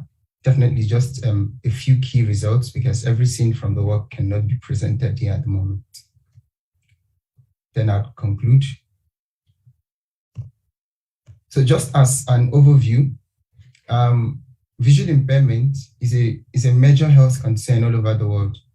There are about 90% of people who are visually impaired living in developing countries. So it's also interesting to know that most cases of visual impairment are preventable. So reducing these implications of the irreversible vision loss is very possible when some necessary strategic interventions are put in place. So owing to this, effectively bringing in eye care services is going to constitute considerably. Just as a classification, there's mild to moderate visual impairment, which is 20/30. I mean, all of these technical words, 20/30 to 20/60 to light perception. People who have 20/200 to 20/400 to light perception, we say they have profound visual impairment. And we have the people who fall within the categories of 20/500 and 20/1000 as near total blindness. When patients or individuals are unable to perceive light at all, that is categorized as total blindness. It's also important to know that the far-reaching socioeconomic implications of visual impairment cannot be overemphasized. Because most of the times, people who have visual impairments, they have drastically reduced quality of life. And a good number of them are alienated from the mainstream of the society, particularly in developing countries. The global causes of visual impairment have been noted. We have the uncorrected refractive error, which is a major contributor. We have cataract, glaucoma contributes about 43%, cataract contributes about 33%, uncorrected refractive error contributes 18%. We have corneal opacities, diabetic retinopathy, and age-related macular degeneration contributing about 1% each. And about 18% of the causes of visual impairment has been undetermined so far. As a statement of the problem, among Nigerians that are 40 years and above, a clinical and epidemiological research conducted by the Nigerian Blindness Survey in 2007 revealed that about over 1 million Nigerians are blind. I mean, either profound, near total, or have visual impairments. There are 2.7 million adults who have moderate visual impairment, and about 400,000 of this population have severe visual impairment. So the work was focused on characterizing these population. In Nigeria, cataract is the leading cause of blindness and visual impairment with a prevalence of 33%. We have refractive errors also contributing immensely to the burden of visual impairment in Nigeria. We have an 18.2% prevalence of glaucoma in the country, with its social and economic implications. Despite this, there is no accurate and comprehensive population-based data that is available to guide policymakers and people who provide eye care services. Despite how broad the country is and the diversity in terms of economics, in terms of geography, in terms of ethnicity, and in terms of culture. So, as a method, it was the study was a cross-sectional descriptive study. We collected data on an ongoing basis. During the we had departmental eye screening outreaches across the states, the 5 eastern states of Nigeria. So we collected data on an ongoing basis between October 2020 and mid 2021. So we used ophthalmoscopes and pen lights to establish cause of low vision. Clinicians were also trained to utilize objective and subjective refraction, the skill in assessing individuals who were screened, and those who had visual acuity of less than 6/8 to light perception were identified as low vision subjects according to WHO standard for categorizing.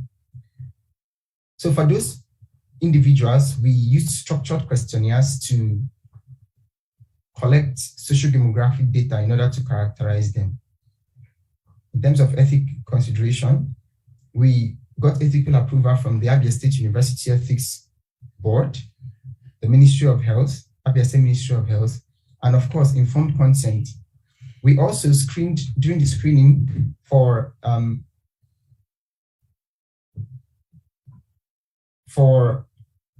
people who were younger than 18 years, we had to obtain consent from their parents. Data collected was cleaned and analyzed using the statistical package for the social sciences. And significance level was tested at 95%.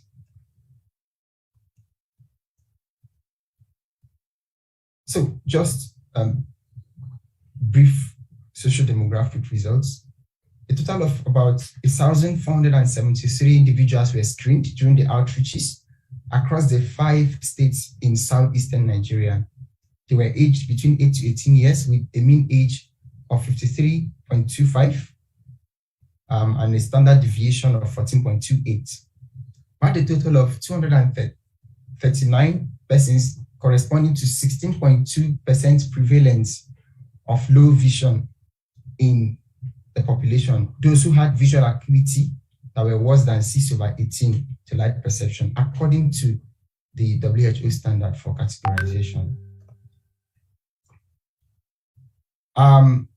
Just as a breakdown, of the 239 persons who had low vision, 127 had moderate low vision, 55 had severe low vision, 32 had profound low vision, and 25 were nearly totally blind. So the major causes of low vision or visual impairment from our study were cataracts in 32.6% of the respondents, glaucoma in 22% of the respondents. We also had corneal ulcer and scar in 9.6% of the respondents. These were the highest causes. Of course, we also recorded cone dystrophy and myopia, but they occurred very least. Hypothesis, we tested hypothesis, and we're trying to establish, since the outreach is targeted rural and urban areas in each of the states we went for, so we were trying to test if there was a relationship between living in a rural area and living in an urban area with being having low vision. We wanted to check the relationship between location and visual impairment. So we, however, did not find a statistically associated difference. So living in a rural or urban area was not related in any way to having visual impairment from our study. We also checked the relationship between basic socio-demographic variables of respondents with visual impairment. However, age showed no statistical relationship with visual impairment, sex showed none, and the occupation of respondents were not statistically associated with visual impairment. So we found that as a discussion that there was this disparity in occurrence. Sure, people who lived in urban areas from descriptive statistics showed to have more visual impairments than those who lived in rural areas, right? However, when it was subjected to the chi-square test, this difference was not statistically significant. So, but as a discussion, this may have been in terms of prevalence, this may have been because most of the screening activities were carried out in urban areas. So we had more population from the urban areas, which was reflected in getting a higher prevalence in this area. So it is also known that one of the highest risk factors for many eye diseases, specifically cataract, glaucoma, and some retinal, particularly, of course, age-related macular degeneration, that age is a very strong factor. Interestingly, our study and statistical analysis showed that through testing of hypothesis showed that age was not statistically associated with visual impairment in our population study. All right. Having found out that moderate visual impairment was represented in more than half of the entire population of our study, more than half of the population in our study that had visual impairment, it gives us a knowledge that visual impairment can actually be tackled. So visual acuity is a possible factor that affects the use of vision aids with individuals who had worse visual acuity, being less likely to find low vision devices useful. It was part of the wanted to check, or asked the question to check, would you want to use visual aids? So we found out that individuals with worse visual acuity were still less likely to find low vision devices useful. As a conclusion, just highlights from the study. Our study recorded a 16.2% prevalence of visual impairment, with moderate vision impairment being the most occurring.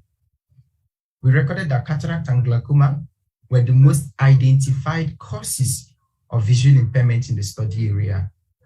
So vision loss was not dependent on age, sex, or occupation of individuals, as well as the residents. So we know that whether being in a rural or in an urban area, it was not statistically associated with being visually impaired. From our findings from our study, there should be population-based data on blindness. It should be routinely. That the large-scale population survey we had was from 2007. A lot has happened in over 15 years, about 15 years now. There should be large-scale population-based data collected, and it should be routinely. We have some surveys like the National Nutrition Survey in Nigeria.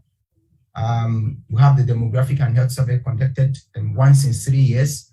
It could also be incorporated because visual impairment largely impacts the quality of life. We are recommending also that the visual impairment interventions should be context tailored. However, because of what we found in our study, rural or urban areas need these interventions, but these interventions should be context-based. Go to a rural area, you know what they need, you give them interventions that are speaking to their needs, and also for those in urban areas.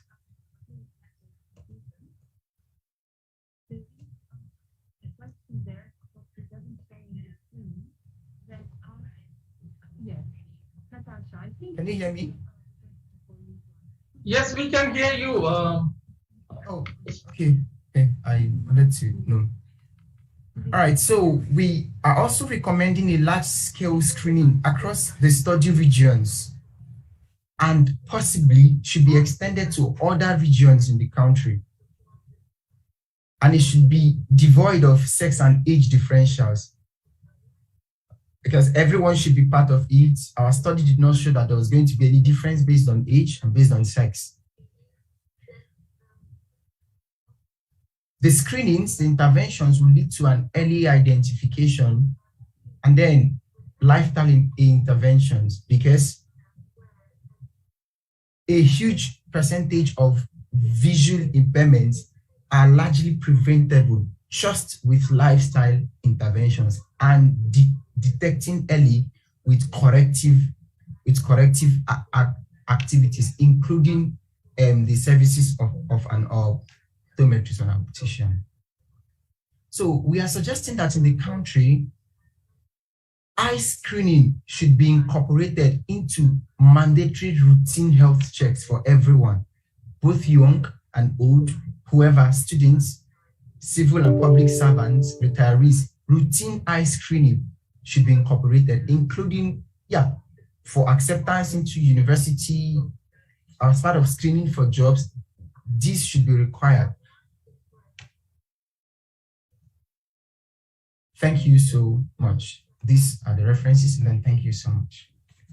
Thank you so much, Mr. Precious. It's a wonderful presentation on the topic of characteristics of the low vision population in Southeast Nigeria. Dear participants, please raise question in the chat box so that we can ask Mr. Precious to answer on that.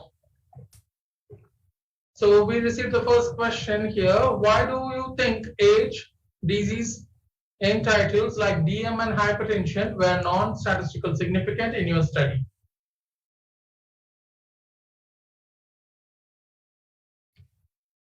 Mr. Precious, you are in. Please unmute and you can talk.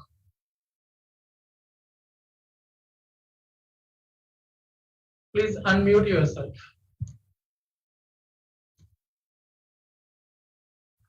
Okay, can you hear me now? Yes, I can hear you now. Your first question here displayed in the yes, chat. I had the question. I had the question. Okay. So yeah, the question is why age and disease entities like diabetes mellitus and hypertension were not statistically significant in our study. This was not captured within the scope of our study. The study was a cross-sectional descriptive study. It was not clinical in any way, and there was no invasive clinical procedure. So we did not capture variables like looking at diabetes mellitus, either history or current condition, and hypertension. It was not part of what was approved by our in our study protocol as part of the ethics. It was not captured. Thank you.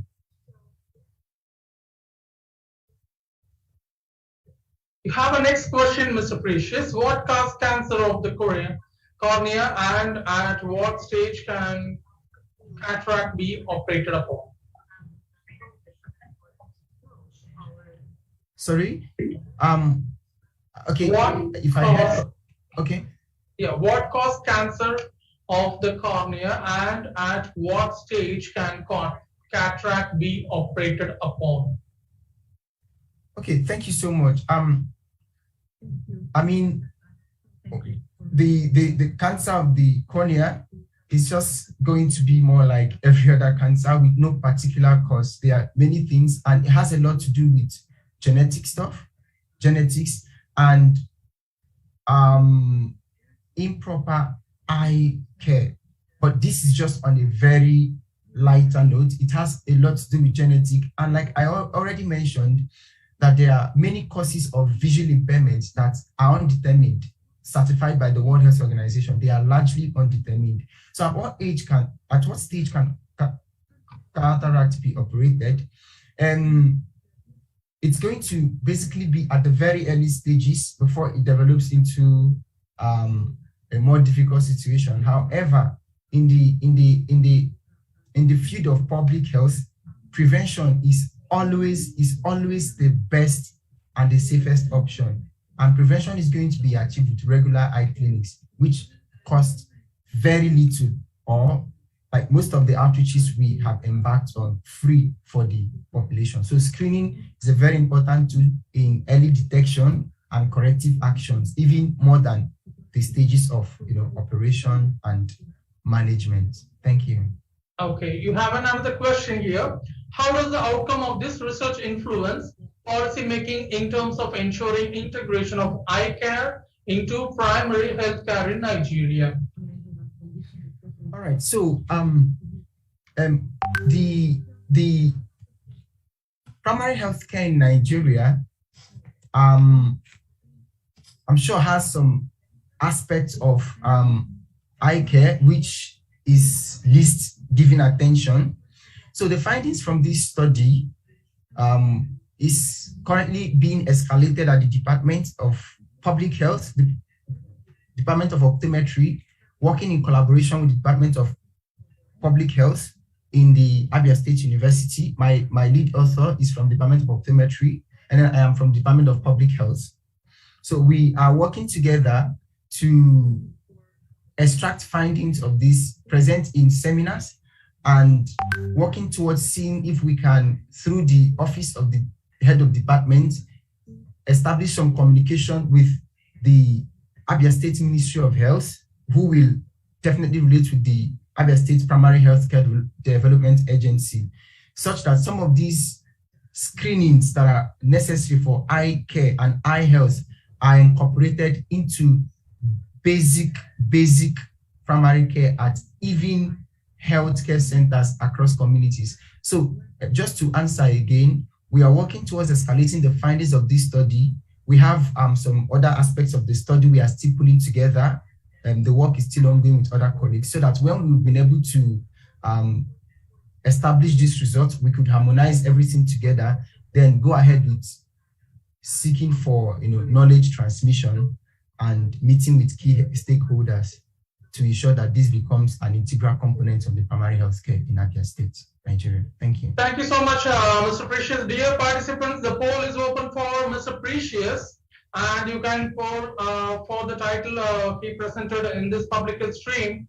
So thank you so much, Mr. Precious. You can unshare your screen, as well as you can make yourself as a participant and be online until complete the day 2, session 2 here. And Texila e-conference is a wing of Texila American University, which provides a platform to students, marketers, and professionals across the globe to conference online with latest technologies. Evolving in the world, things have become more convenient for people. To be a part of this world, we need to adapt to what's new. Keeping in mind the latest trend, Texila American University, one among the renowned medical universities, plan to change the way people attend conference and has brought the idea of e-conference to reality. TAU is the only private university that has launched the concept of e-conferencing and has so far enlightened over 15,000 global audience to its event.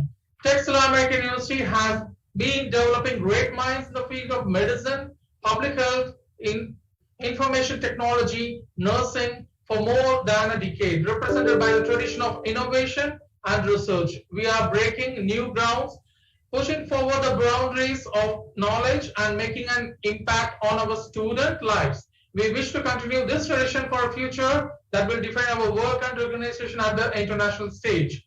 On behalf of Texila International Conference, we thank our beloved partners, Texila International Journal, Confego, Blue Cross University College, International Journal of Scientific Research, Journal for Pharmacovigilance and Drug Research. We have a next speaker of the day, Dr. Anand Agarwal, President, Blue Cross University College.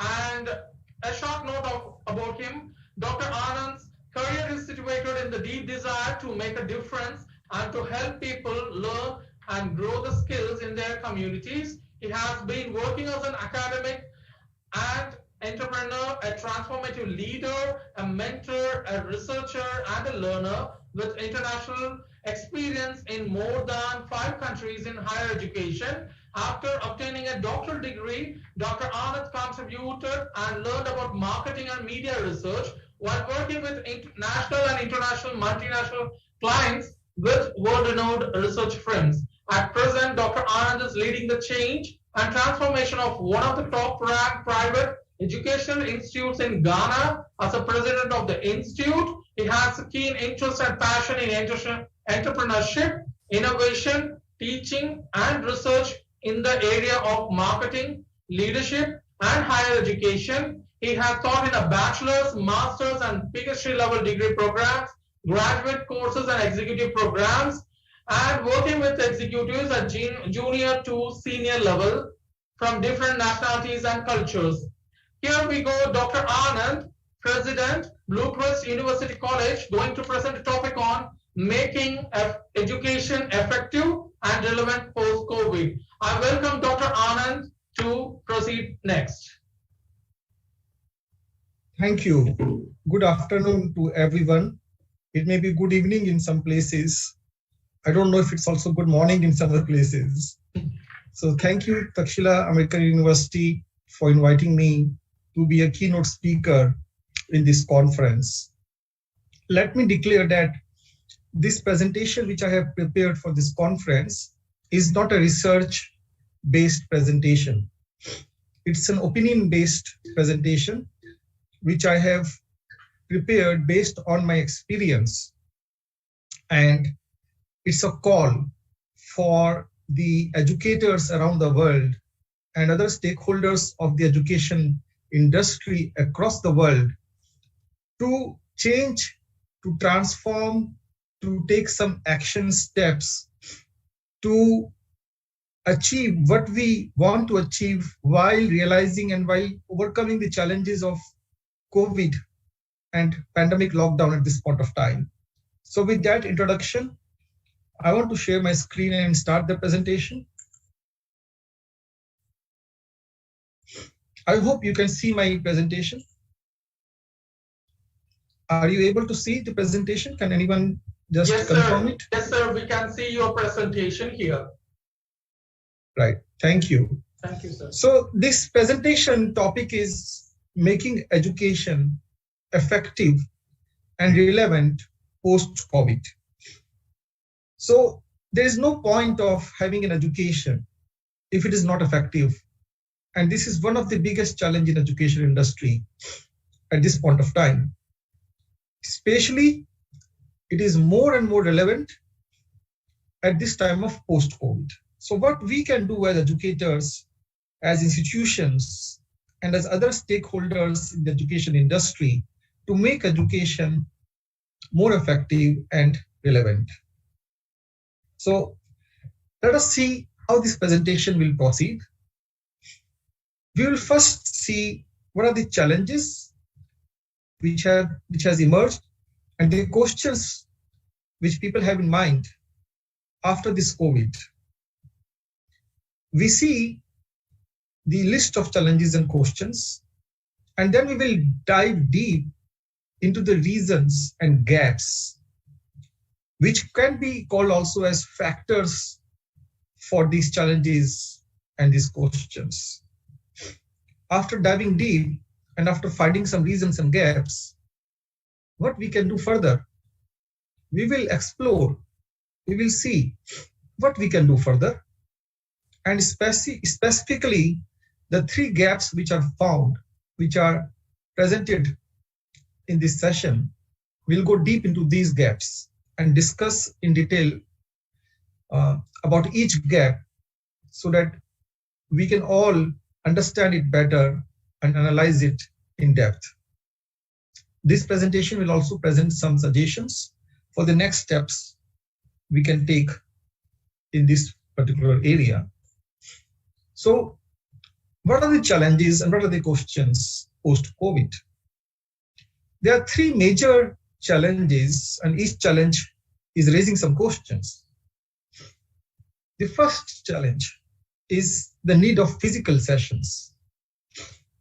And we have seen almost all the institutions around the world immediately started teaching physically. Now, some institutions may take maybe a month or two, some institutions may took 4 or 5 months, but they all are now online. Some of them are still continuing online. I know many institutions in Europe, they are still not having physical classes. In US also, there are some institutions are still only online. At the same time, there are many institutions which are having a blended approach where there are some sessions conducted online and some sessions are conducting offline. So the first question based on the physical sessions need is online not sufficient? If institutions can do the online sessions, then in that case, why we need physical sessions also? Is online not cheap because it also results into resource optimization? Is it not practical to have only online sessions or majority of online sessions with reduced physical sessions? That's the first challenge and the questions about physical sessions. Second challenge is effective ways to teach in the new normal. Now for some years, maybe for some months in some countries, but in many countries for years, the new normal is realized. The new normal is here. online teaching or hybrid or blended teaching is like a new normal for them. Most of the institutions, when they are teaching online or hybrid or blended, they are doing it in their best manner possible. But one question that arises is, do educators have skills to teach online or hybrid or blended ways? Have they learned, have they got training on how to teach online or in blended manners? Next question is, can educators and curriculum instructors work together to upgrade the education as per the new needs of this new normal? Can educators and curriculum revise, adapt, and upgrade the education as per the need? Third challenge is long duration degrees. There is a very popular discussion ongoing at this point of time around the world, especially in more progressive countries, where the students, the parents and stakeholders are asking why we should spend so much time and money to acquire what is not needed essentially. So this may not be applicable for medical education, right? It may not be applicable 100% to education like medicine and engineering, but yes, it is still applicable. Why 4 years program? Why 6 years program?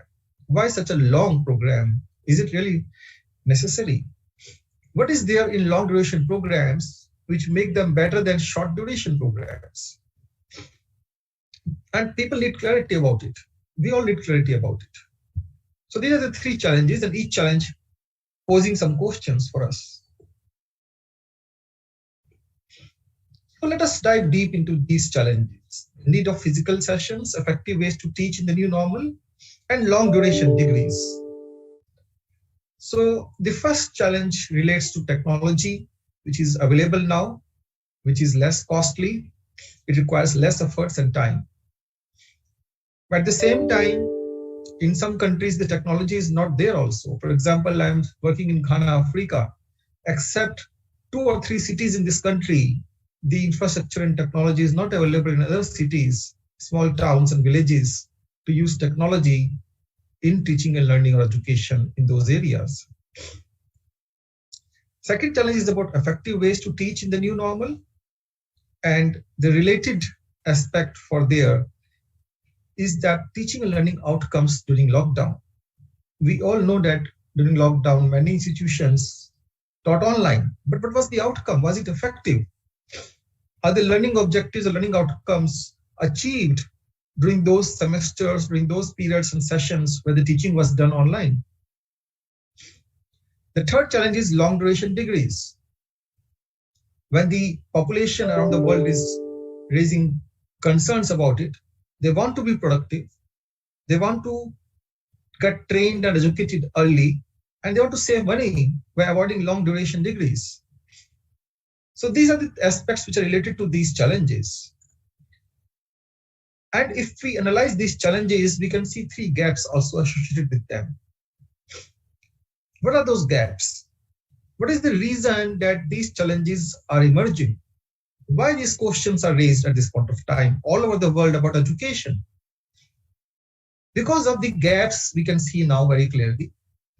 First of all, education system is not changing with technology advances, which is very unfortunate. It has never been changing before COVID. Of course, there are some universities and education institutions which are offering online education earlier also, which were very limited in number, and their use of technology was also very basic. So when we all know and we all acknowledge this fact that education system was not changing with technology advances, and we all knew that, we knew how education institutions suffered during lockdown and how difficult it was for them to prepare for online teaching and use of technology in teaching. Unfortunately, very few institutions could do it successfully and effectively around the world. At the same time, the second gap we have seen is that new teaching skills are not added to the educators as per modern needs. When we see educators who are teaching in the institutions, they are generally people from the age of, say, 35 to 65. Now, they teach the way they were taught when they were students. But the time has changed and it is changing. World is dynamic. The traditional lecturing methods, the traditional methods of limited way of demonstrations and practicals, where teacher is just telling the students the things to do, limited hands-on experience, lack of practical student-centered teaching is not happening even now, because the teaching skills are not there with the educators as per the modern needs. The third point, the gap, is that there are no drastic change in degrees and long duration programs over decades. 1920, 1914, 1915, we were talking about hundreds of years. There's no change in the duration of degrees programs. 4 years, 5 years used to take for bachelor's, then also, even now. Same way that degrees are structured over the years. I'm not talking about content. Of course, content gets changed and updated, fortunately, in many good universities, but it is still the same structure. You complete your high school, then you join for 4 years, 3 years, or 5 years, depending on the program, continuously, without any suggested gap. You work for those number of years in the university, study it, maybe part-time, maybe full-time, you get a degree. This whole structure, this whole model has not changed over hundreds of years. So with these three gaps, which is existing at this point of time in the education industry all around the world, the question is higher education not moving and updating itself with time? I mean, this time is not about COVID time, this time is about hundreds of years. Why higher education is not moving and updating itself with time in terms of technology, in terms of skills, in terms of duration and structure? So this is the first level questions we're asking. So what we need to do, we know that these gaps are there. The whole world, educators, institutions, the intellectuals are talking about these gaps, right? Now, what we need to do now, just finding gaps will not let us anywhere to go, because we have to find solutions. To make post-COVID education relevant and effective, what we need to do? The answer is very simple. It's not a rocket science. We found the gaps, we have to fill the gaps. Again, I'm reiterating these gaps because these are important gaps to be understood and to be felt also in the education sector among all the stakeholders. That education system has not been changing with technology advances over many years. New teaching skills are not added to educators as per modern needs, and no drastic changes in the duration and structure of the program over decades was happening earlier. And these are very unfortunate gaps. Let's talk about the first gap now, education using the technology.